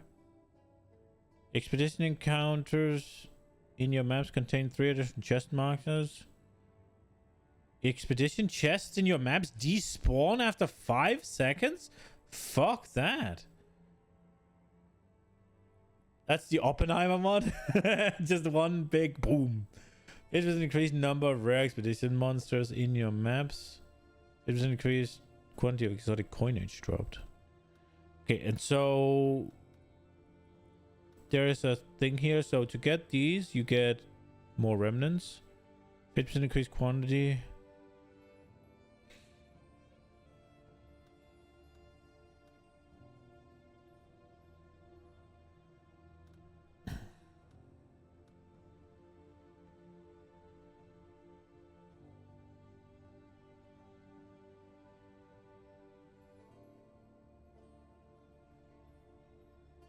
I feel like this one, you risk making monsters you can't kill, right? Because if they're immune to cold damage, I can't kill them. Basically. Not entirely, but it'll take a while. I guess I'm doing a lot of lightning damage at this point, so maybe not.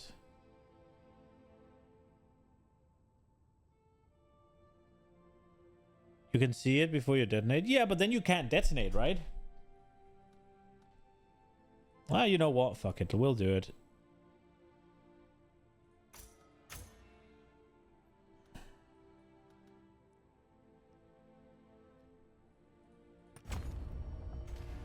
Wait, does that... Wait.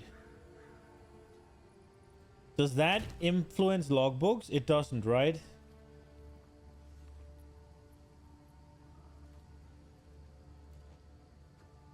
I won't go into my logbook now and only have 1 explosion, right?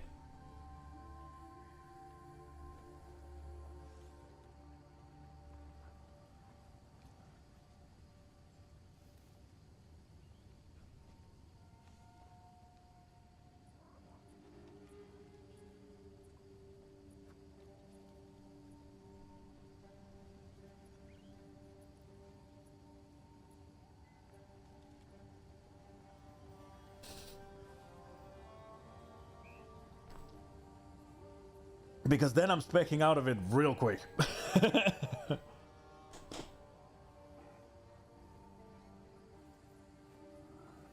So I guess now it's just the ultimatum boss, the King in the Mist, and a simulacrum we haven't done. The King in the Mist, there's no way I'm getting.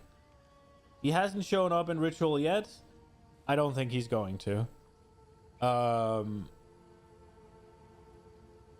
don't know how rare they are. Is there a PoE 2 trade? Is that a thing? Can you see? Path of Exile 2 trade. Yes, there is.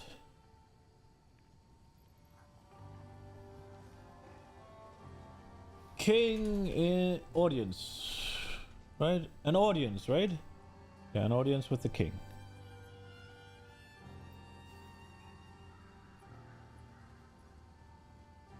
It is 2 divines.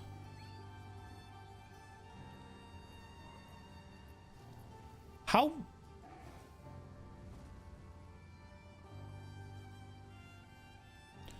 Let's see, Hand of Wisdom in action.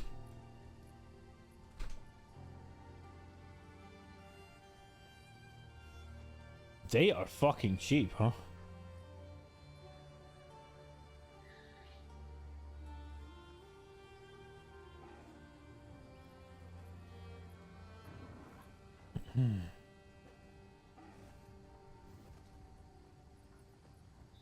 How much is 1 divine?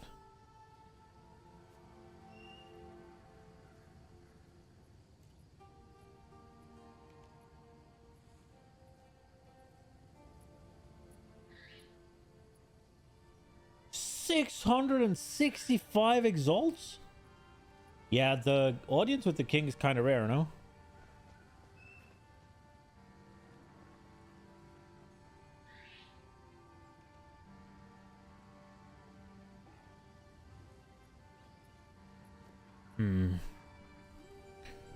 I need to see if this... I need to Google this. So what is this one called again?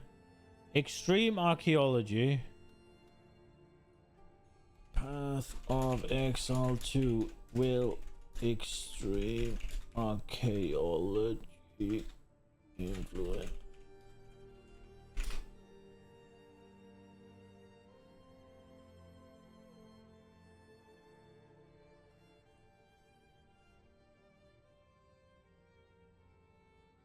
Oh, wow. There's a picture here, and apparently it's super underwhelming, the explosion.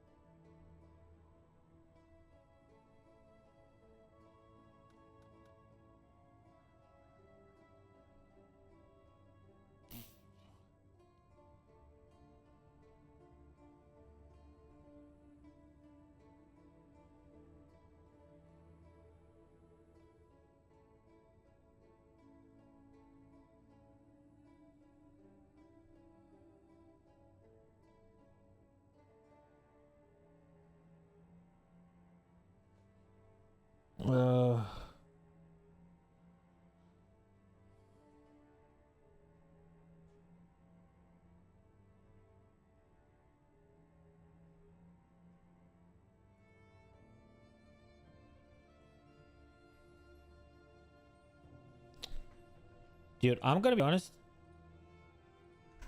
I am not brave enough to have this. It's also super shit in PoE 2. I saw there was a picture of it, and it doesn't even take up the entire screen. So the whole Oppenheimer PoE 1, no, it doesn't even take up the entire screen. It takes up like something like this area here. That's it. So basically a diameter like this, from my character to this thing, something like that is what it takes up, which is kind of underwhelming. Not kind of underwhelming, super underwhelming.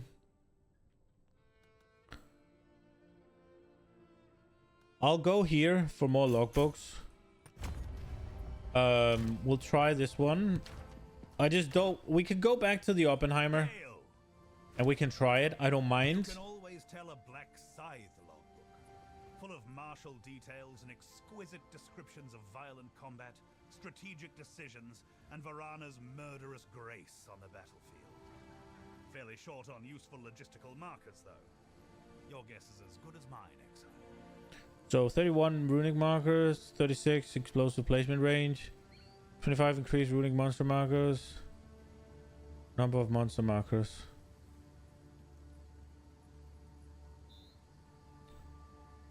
Let's go Baron Atoll. It seems better. Let's hope we get another boss. That would be nice.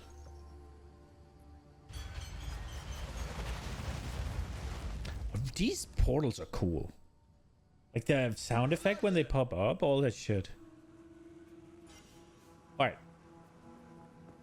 So there's something here that we need to explode.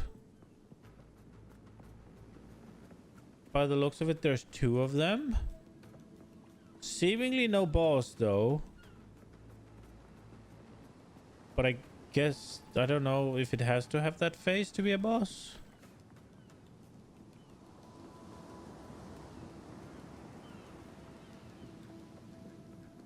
Are these over here currency?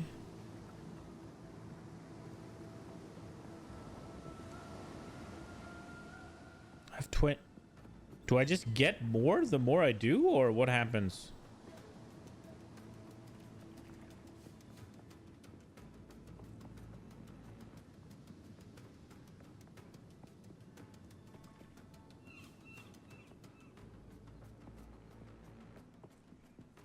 Okay. I definitely want this one.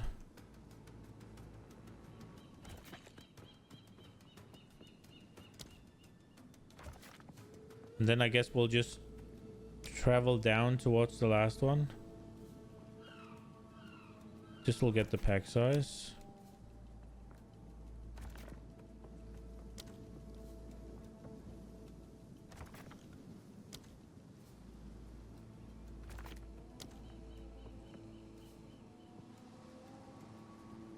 Resistances suck, but... And now we can do whatever we want, I'm guessing? Maximum, they're always crits. Oh, that's not good. And they don't get fucking frozen. That's very bad. I might brick here.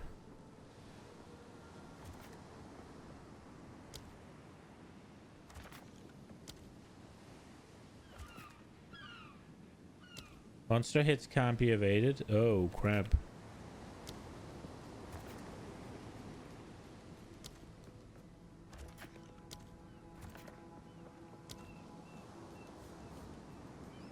Immune to fire damage.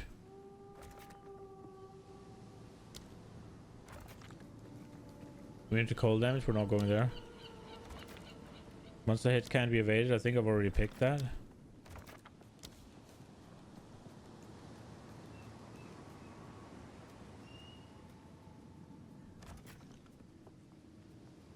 Massive yikes. This is gonna suck. We'll see.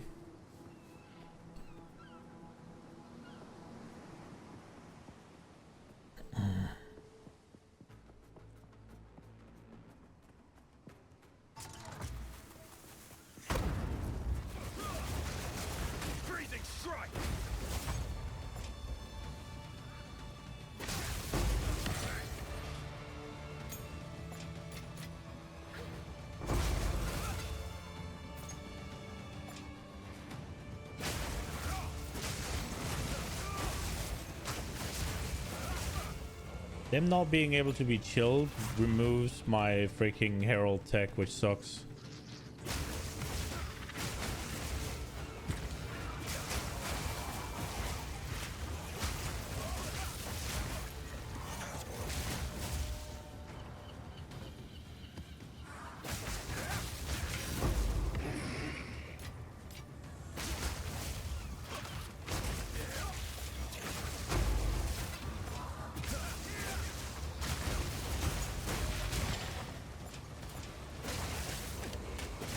Holy shit.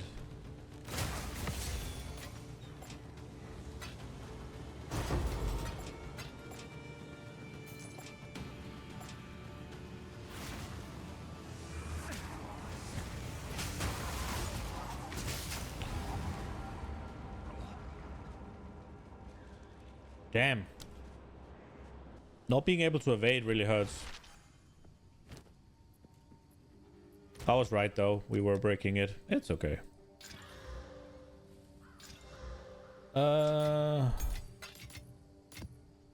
Sometimes maybe good, sometimes maybe fence. Right, okay. I guess we're doing ultimatum a bit.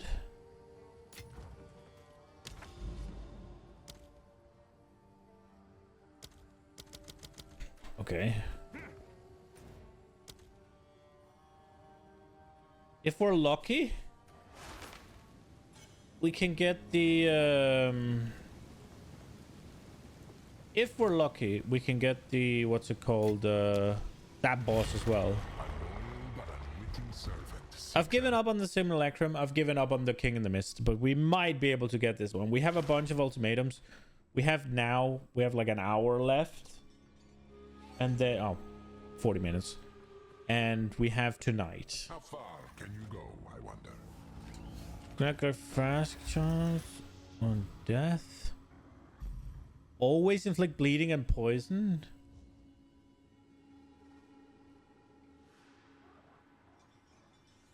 I don't use my flasks that much.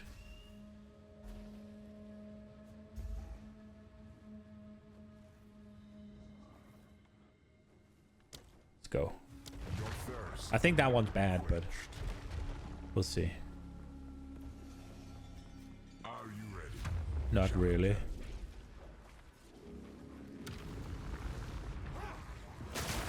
Ooh, a little laggy lag. What do I need to do? Kill everything. That is a... what's it called? An objective I understand. Kill it all.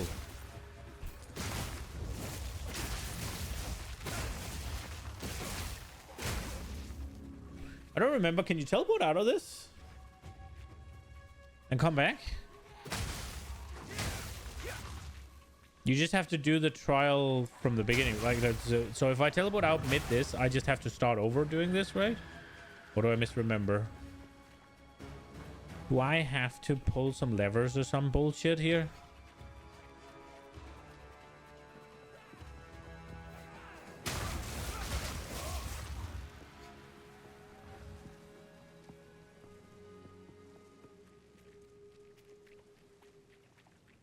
No. So it's the next room, yeah.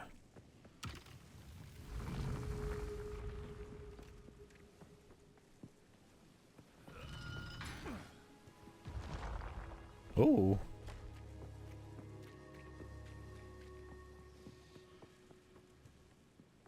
Does anybody know who the Trial Master actually is? I assume he's some sort of thaumaturge from the Val Empire of some sort. Wipe that smile off your face. Buffs expire 3 times faster and debuffs expire 3 times slower. Bloody hearts appear that apply tether, slowing you. Breaking the tether will stun you. An ancient valve deploy attacks against nearby intruders. They're all shit, aren't they?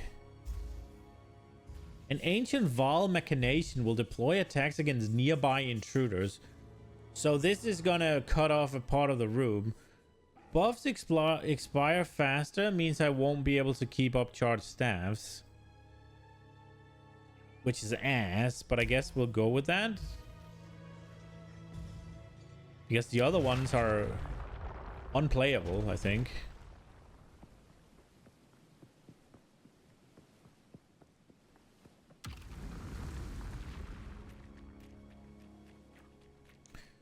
Wait. Did I just fuck up? Didn't I make everything poison and bleed me? And now I made them last 3x long?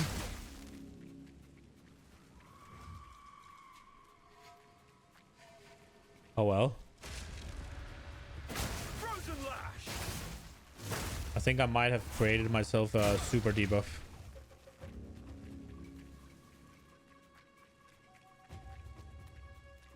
My charge staff is not that bad. This Does it not count as a buff, or are the seconds just going quicker?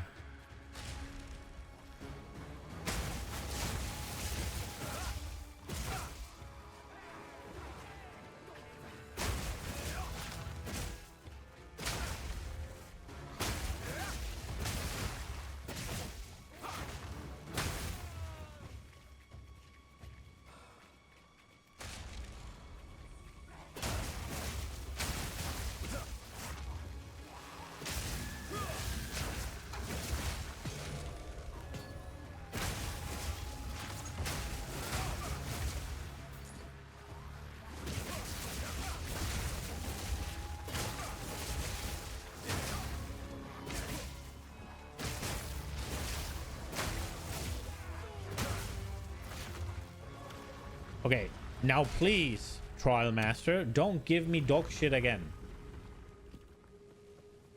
Can I have something that's actually manageable?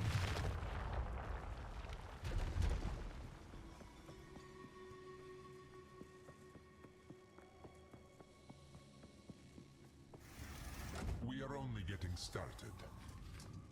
Deadly Voltage and Death.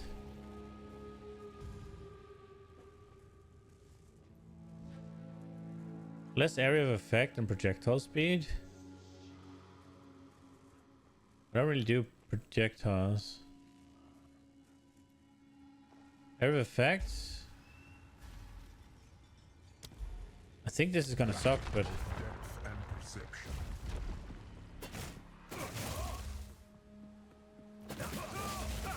Stay close. maybe. I don't know. We'll see.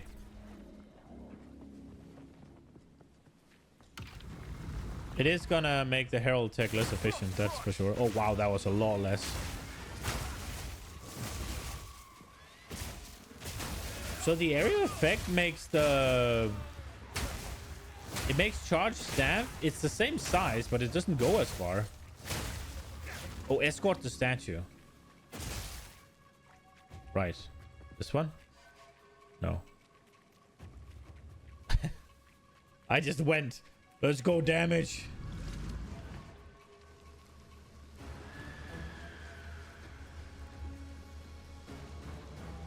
Don't you just love escort missions?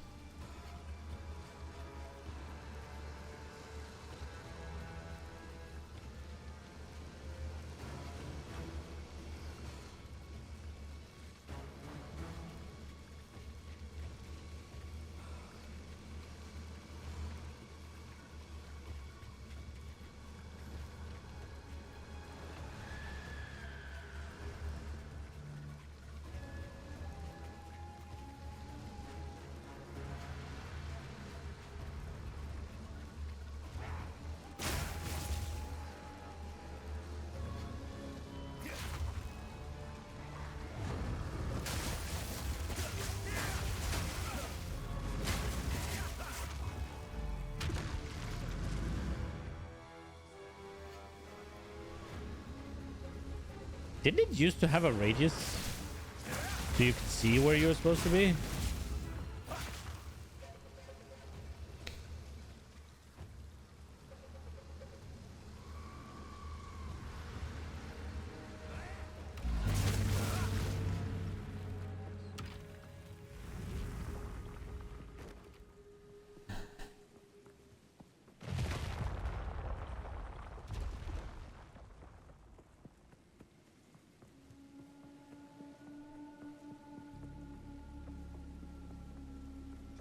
What does the well do?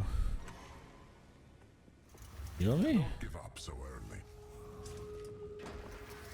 Monsters cannot be slowed or stunned. Monsters gain skill speed.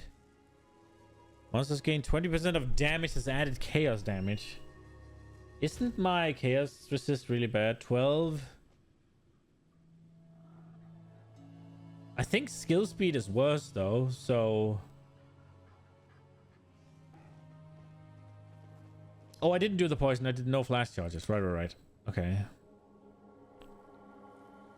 Although this does make them poison me, right? But skill speed is so bad.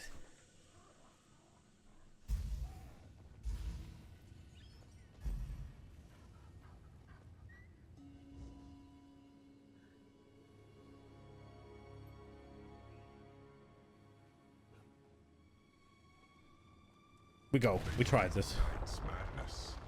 Yeah, I'm not too keen about this one. But like, they can't be slowed or stunned. Or fucking skill speed. Like, I think it's easier to dodge than it is like giving them.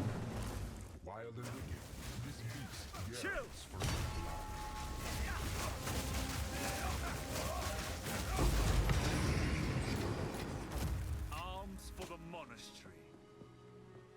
Or just pommel it to death, I guess. That works.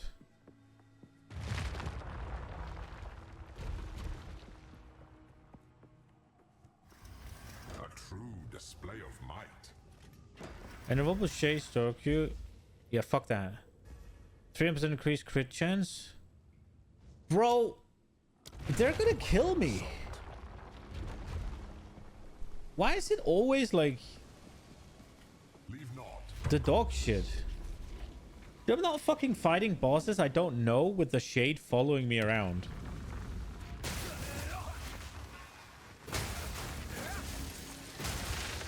I've actually never taken the shade, so I don't know what it does or how it looks or... Well, I know what it does. It hits you with melees and then you fucking just lose after it hits you 7 times. I don't know if it can be evaded though, so I guess with evasion, that one might actually be free. Although I doubt it. Wait, what?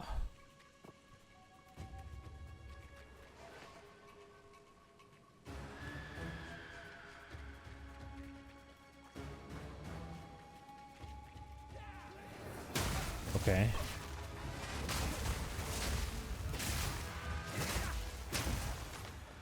We done now? Okay.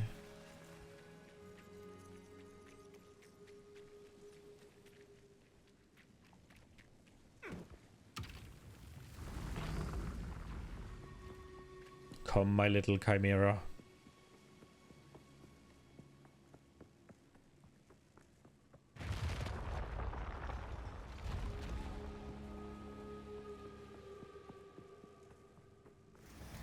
What? Expecting praise? This one's not good, but it's fine. Lightning projectiles. 30% reduced life, mana, and energy shield recovery rate. But don't... I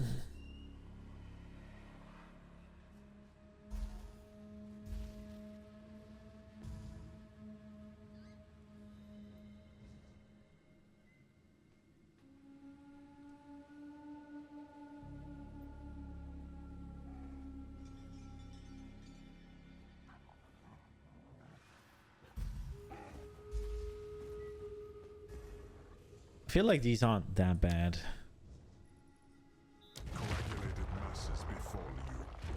Yeah, it's just whenever they happen, they don't happen that often.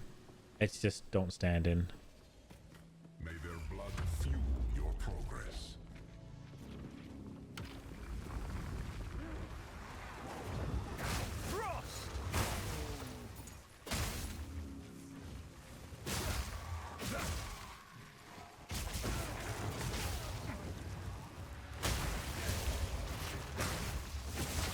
Okay, next circle, I guess. Do I have to be in the circle or do the monsters have to be in the circle? Because there is a difference.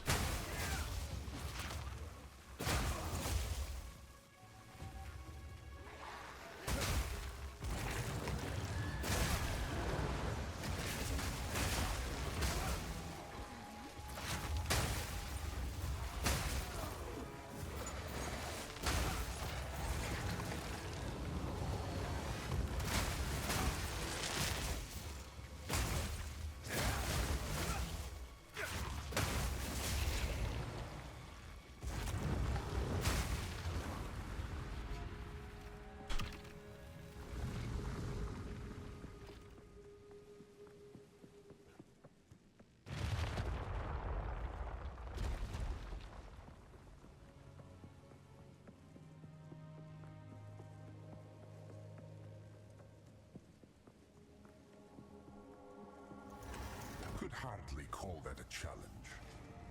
True. Monsters lead voice as on death. Ring of Doom appear on the ground. Have to do Stormcaller runes, I think. You can at least stand in the Stormcaller runes for a little bit until they activate. And you can try to activate them when nothing's happening, just to get them out of the way. Enter the challenge area. Oh, it's a boss. Hello, bird. This one hungers.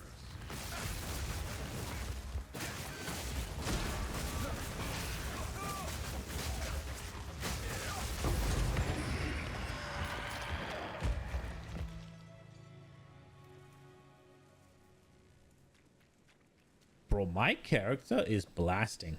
The fuck?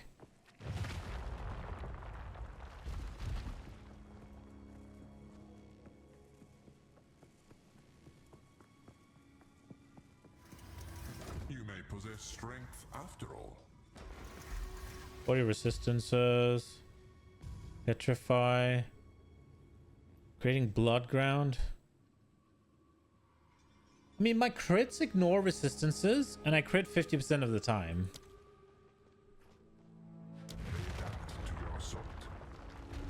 So...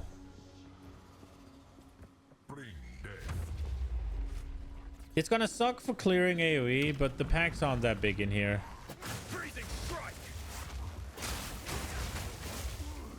Oh, you can feel it.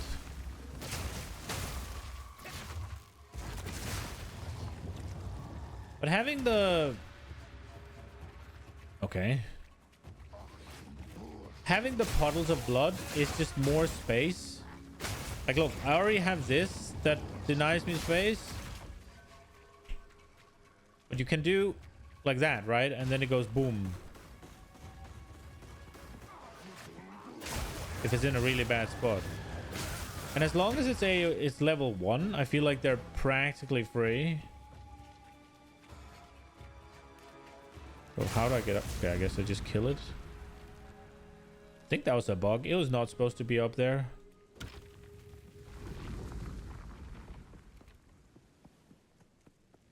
Are we gonna get the tornado bird now for the last one? Well, we have one more room, I guess. Not many make it this far. 40% less defenses, vulnerable shade. Oh no, bro, fuck. Invulnerable shade stalks you, inflicting ruin with melee hits. Fail the trials on reaching 7 ruin. Oh, bro. This is gonna end me.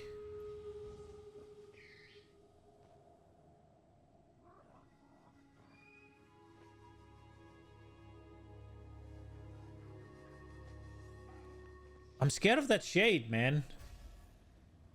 Okay, we'll try. We'll have to play with it. I don't know. I hope the last boss dies as quickly as the other ones.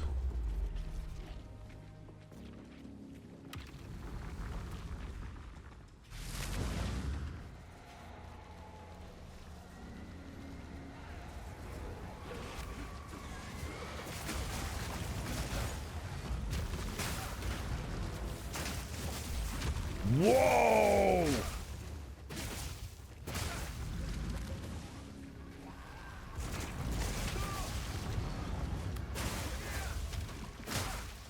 I said it will be fine for this one.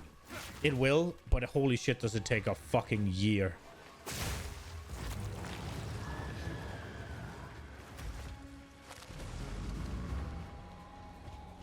There's a safe spot here in the middle, right?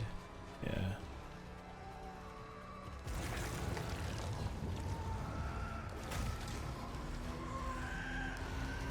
Blow up.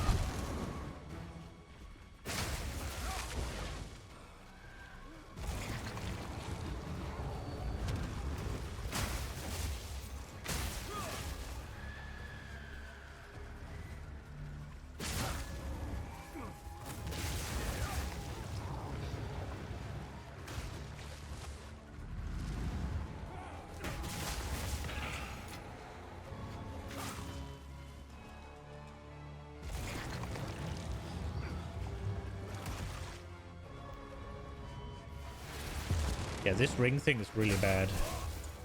I should have tried the shade. Wonder if we can outrun it.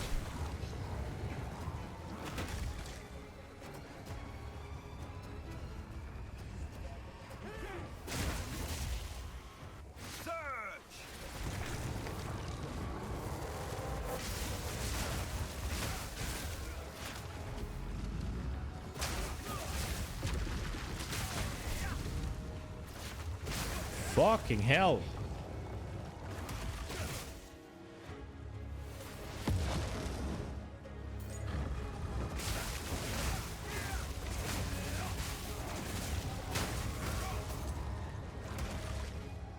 Come on, little statue.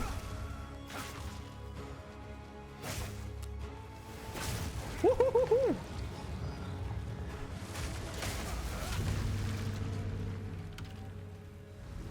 Surely that doesn't count now.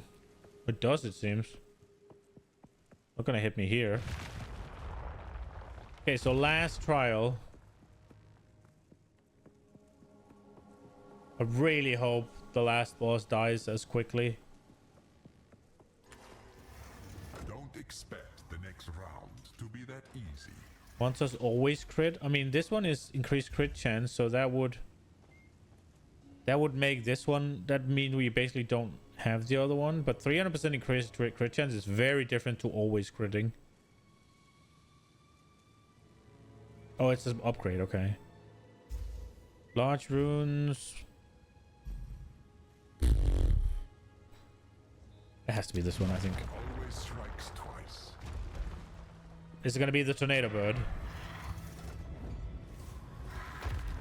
It is the tornado bird.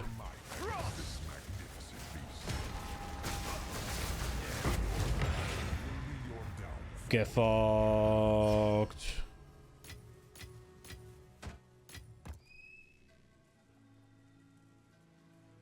Oh, it just went away.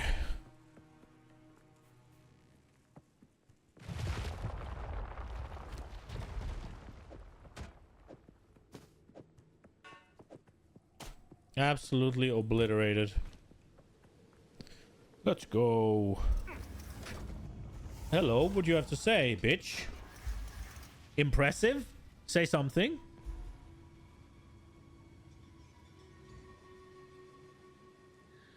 Well, fuck you too, I guess. I've no room for that.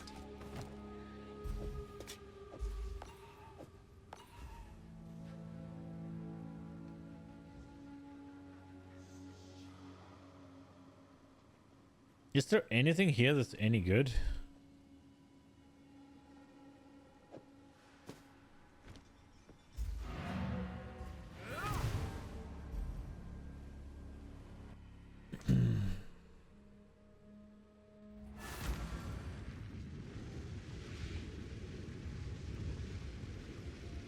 Why am I in the cigarette encampment? Whatever works.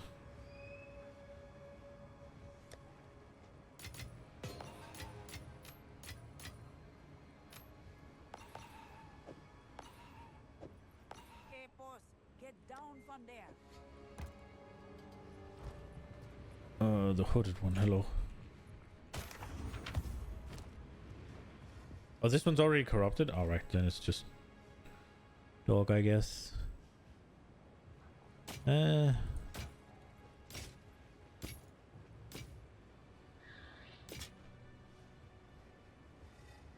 Intelligence. Take care. Let's see. Max is lower. It has mana, no life. It has 25 hit chance. Cold resistant, dilute the fire, but I guess that can be fixed. And then mana regen. So it has less life. I lose intelligence. It can have another prefix, but the suffixes are locked.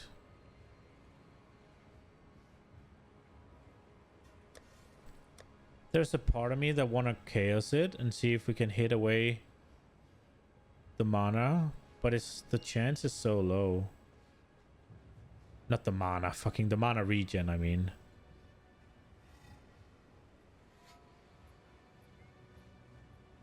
We lose int, which is a decent amount of damage, right?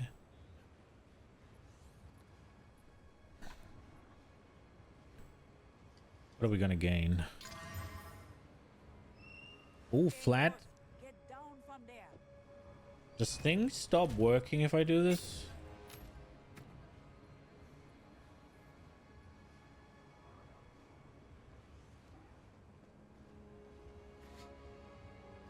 Yeah. Grim Feast requires 2 more int.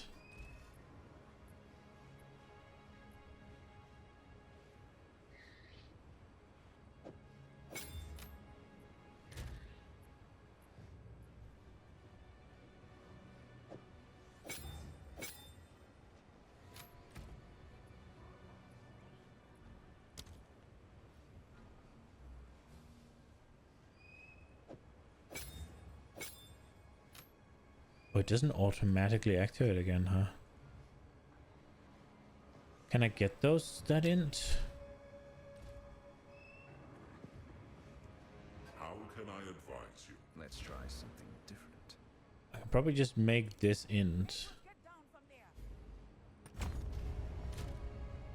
Then all is good, right?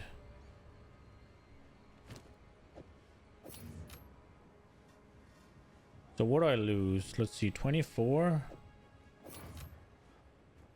2470. Wait, why?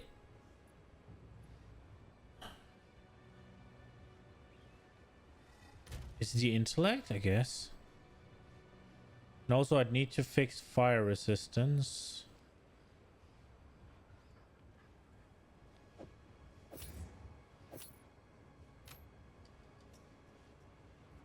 How much crit is this actually? I'm just curious. 47? I thought we was on 49. It was 3%.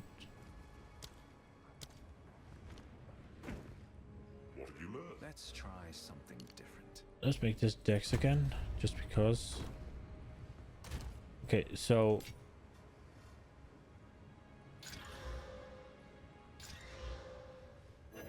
let's say, why does it suggest I can do that? I shouldn't be able to do that. Hybrid? Yeah, it's not great, but it's not terrible. That is terrible. Okay. No.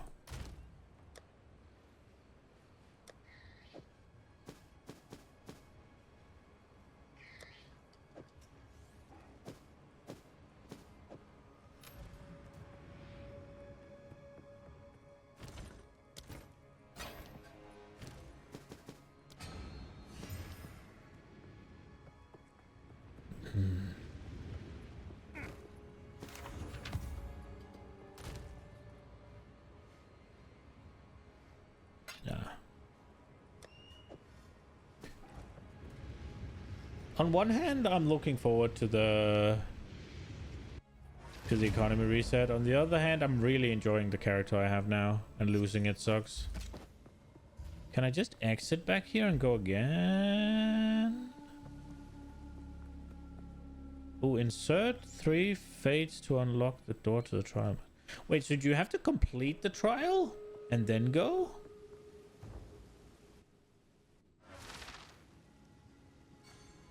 Can't just start from here? Okay.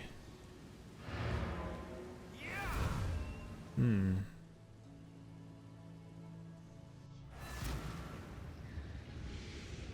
We have 10 minutes. Take care. You can do a trial, right? 79, is that good enough?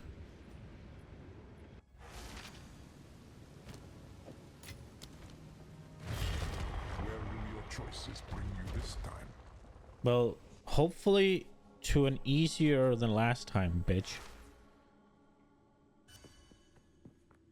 Dude, so 2 wins is barely a reputable streak. 2 wins is barely a reputable streak, bro.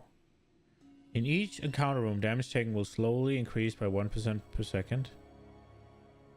These are all kind of free, but I think I take Stormcaller.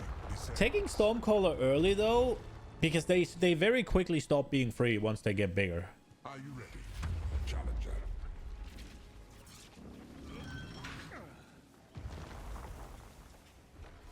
Frozen lash.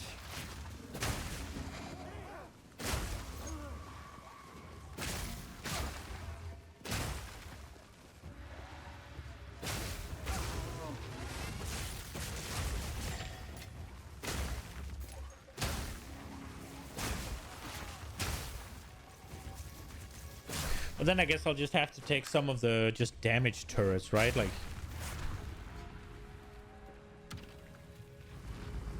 if I have Grim Feast up, my character's pretty tanky.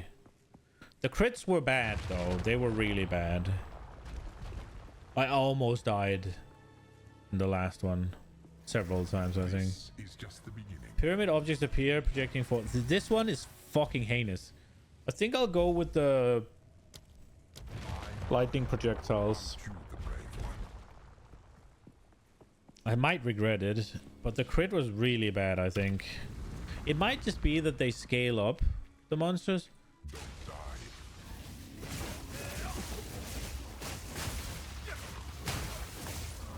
Oh, this is the amount of fucking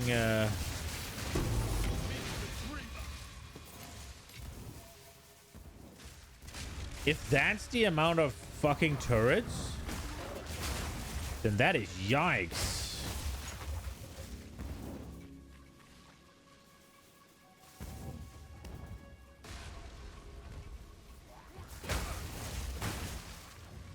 How much do they hit for?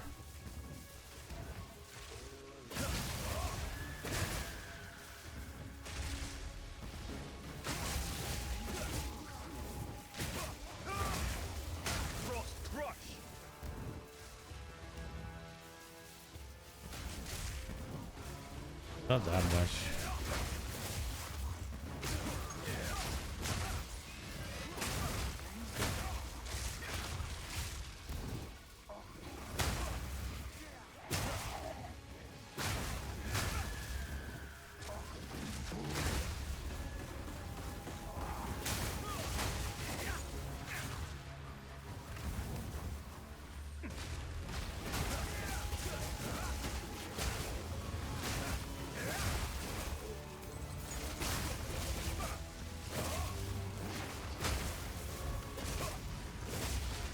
Yeah, I'm not gonna lie, I fear this. This is a lot of area denial for just 2 things already.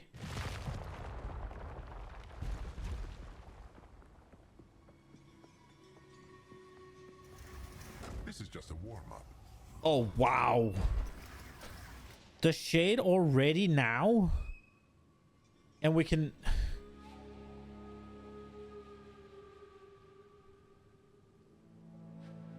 Dude. Yeah, this one's break. I can deal with tier 2 lightning runes. Tier 3 are massive, if I recall. Yeah, this is fine.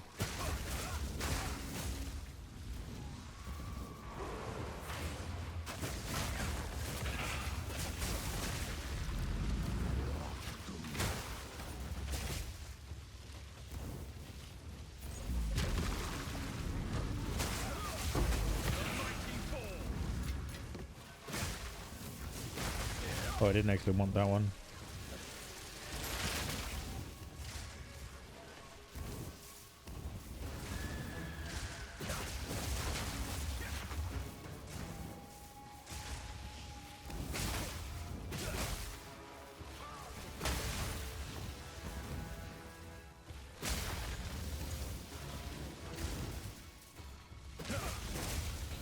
As long as I kill the bosses as quickly as I did in the last one, we'll be fine, but we do still have to get it through the trials. And it was the trials last time that was dangerous.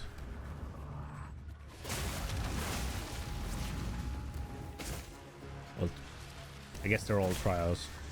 It was these regular ones, not boss ones, that almost got me.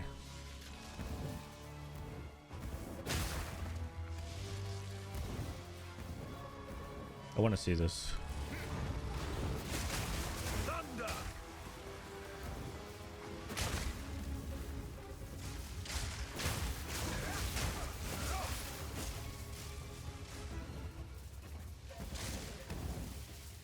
Am I standing in this? No.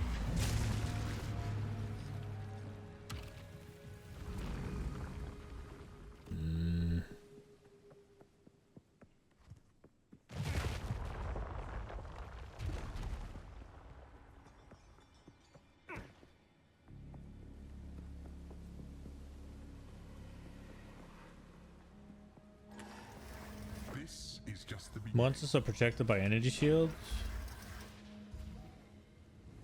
I mean,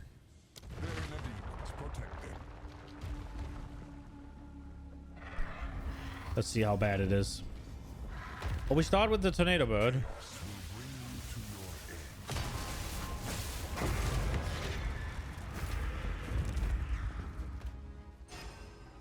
Get belled, bitch. Ding, ding, ding. Dude, the bell's so good. Understandable if you're a little tired, but the trial yet continues. Let's be quick. Yeah, I mean, I'm trying, but that one at least doesn't do anything yet, really.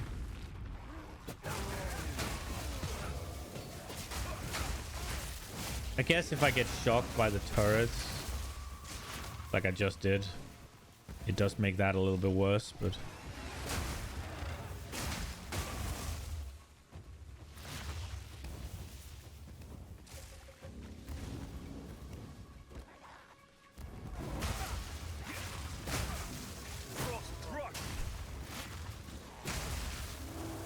Where's that one?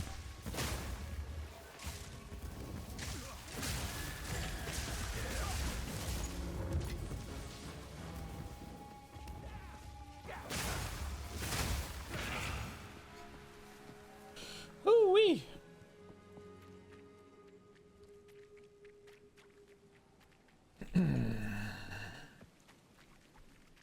Oh, it's over yon here. Oh, here.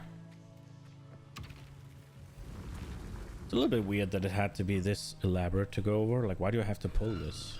I mean, it is cool. Don't get me wrong, but.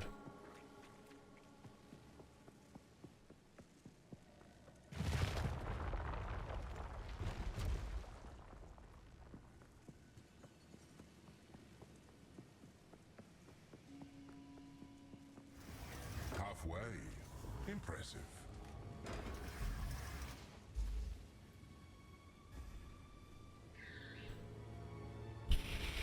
I guess we try this. I don't know what it does, but we'll see, I guess. I feel like it's on death explosions, but I don't know. That one's gonna be worse in these, and it's gonna be fine for bossing, right? Because you don't kill anything in the boss area.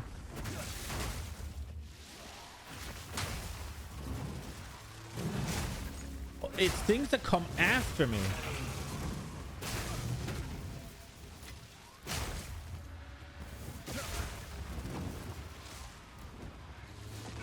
Oh wow, that's really bad. That one's really bad, huh?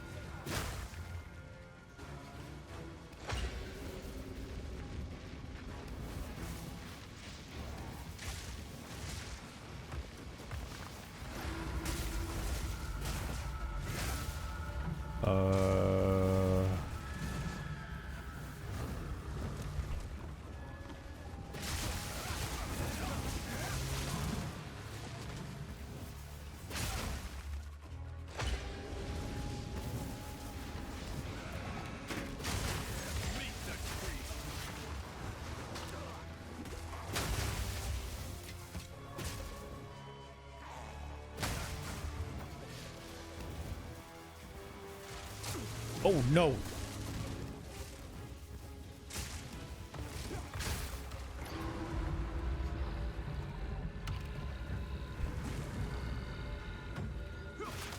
That was nasty. Well, we don't have to do that anymore, at least. Well, maybe. Well, now it's gonna be a boss or one more room? Halfway. Impressive. Halfway?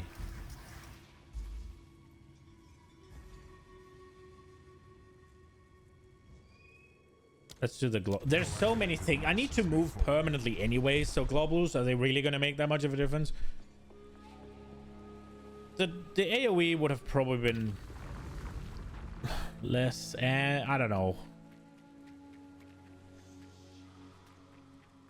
I might as well get AoE later, as I did get what's it called, globules, right? So it's like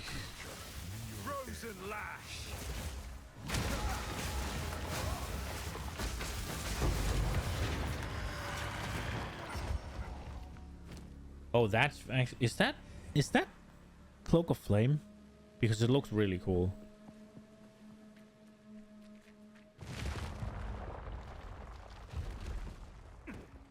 I think Cloak of Flame is a silk robe, right? It looks like Cloak of Flame.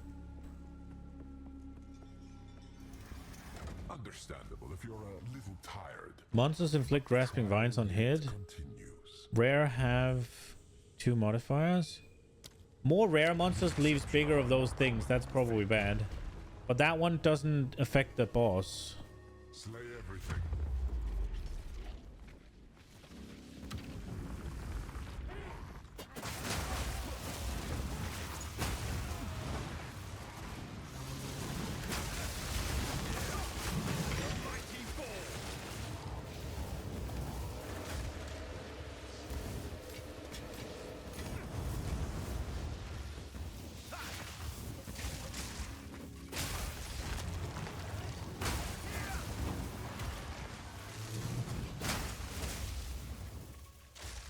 Those volatile things, that's a really bad one.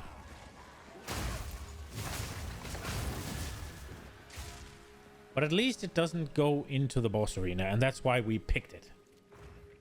Yes. I guess it could spawn from the boss and you just die after you kill it, and that would be fucking well bad.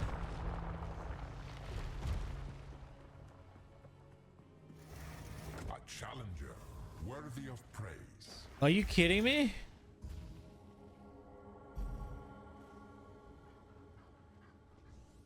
Dude, the pyramid is so bad.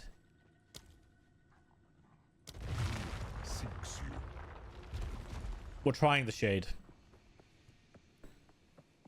I'm very scared of the shade. That is the one I've always been scared of. No, not that one. Sacrifice monsters. Oh, it spawned there.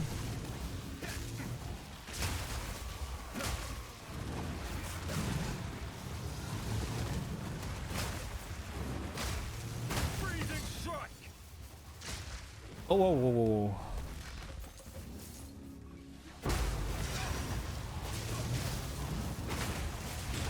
Where is the shade? Wait, it hit me?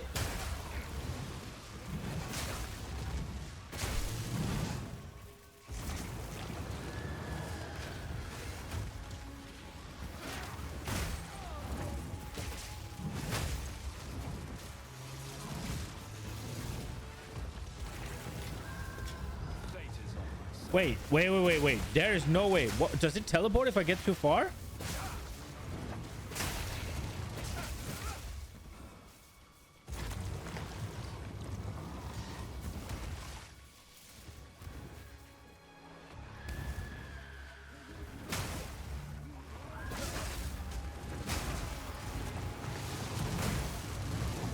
There's no way it doesn't teleport if I go too far. It just randomly showed up.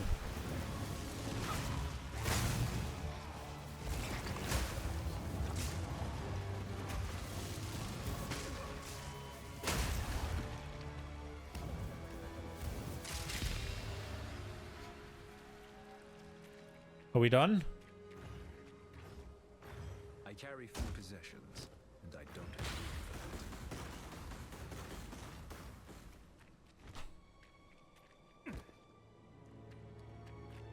Okay, so we got out of this with 1 stack. So we have 6 stacks for the boss fight.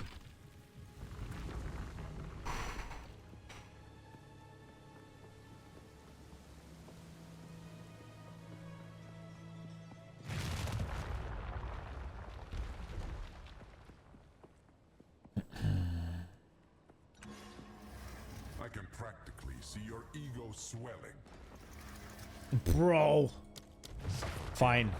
I'm not dealing with the fucking... I'm not dealing with Circle, with the Chimera, as well as the Shade. I'm not doing it.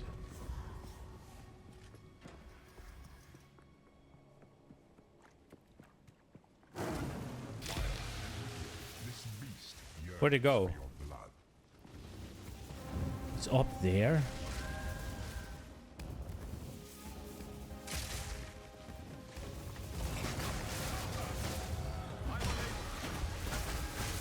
I'm tanking this. Get fucked.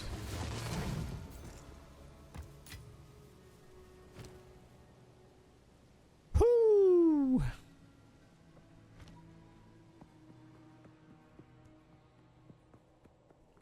Does it allow me back?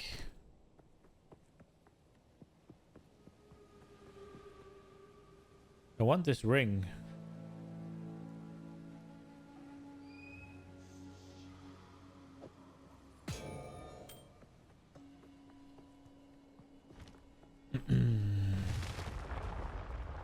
So now I have 2 out of 3. I wonder if the first one is like pseudo guaranteed. Oh, there wasn't. I thought there was going to be a stash up here.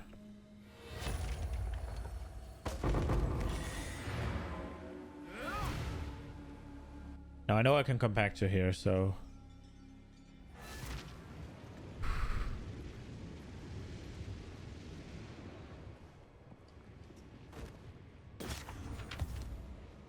It is Cloak of Flame.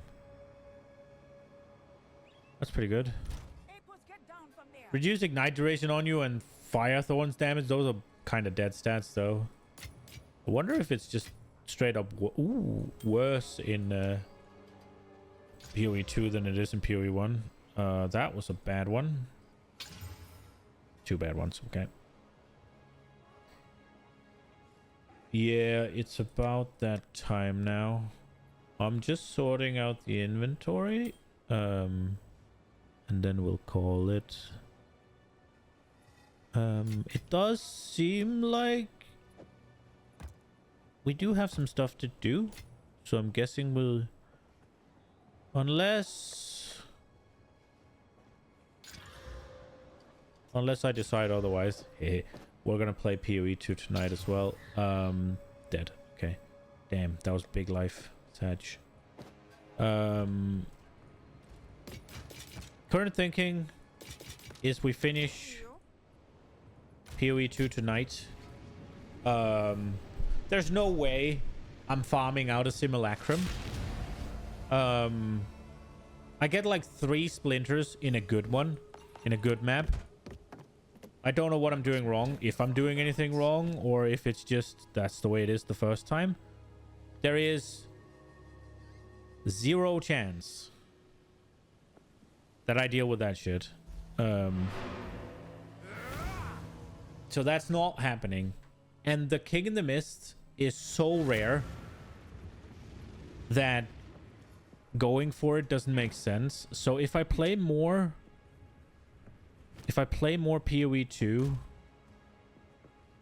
this reset or whatever, then maybe we'll get lucky, but it's not something that I want to make a goal and hunt for, like I did with the Arbiter of Ash, like I did with stuff.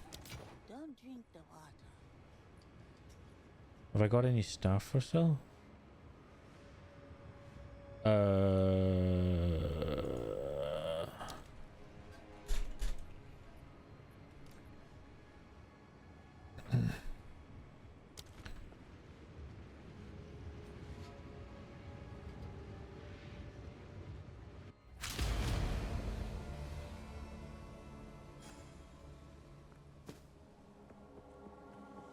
So you actually have to complete the trials to go in here and open the door. That's kind of wild.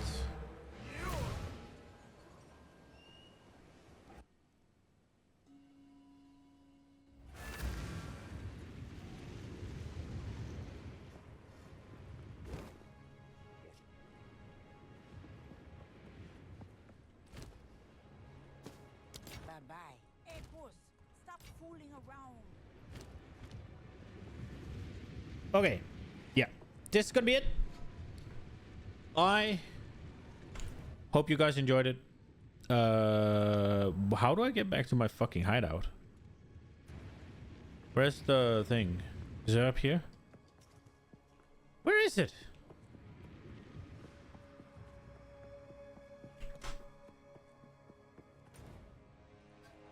Can I just travel from here? It has put me in a weird spot. Alright, yeah. This is gonna be it. I'm gonna hop off. I'll be back tonight. 20 to 23. And next week, we're trying to not have the... What the fuck? We're trying to not have the... By the first ones, you're alive. Are you kidding me? Frozen lash. I can't be bothered. I'm calling it. I hope you enjoyed it. I hope I'll see you tonight. Next week, there's going to be no evening streams. We're trying it out. So I'll be streaming Monday to Friday, 10 to 16 next week. We're going to give it a go. We're going to see how it goes. See if I like it. So no stream on Sunday, but evening stream tonight. And then I'll take a little bit of an extended weekend. I hope you enjoyed today. I hope I'll see you tonight. Have a good one, guys.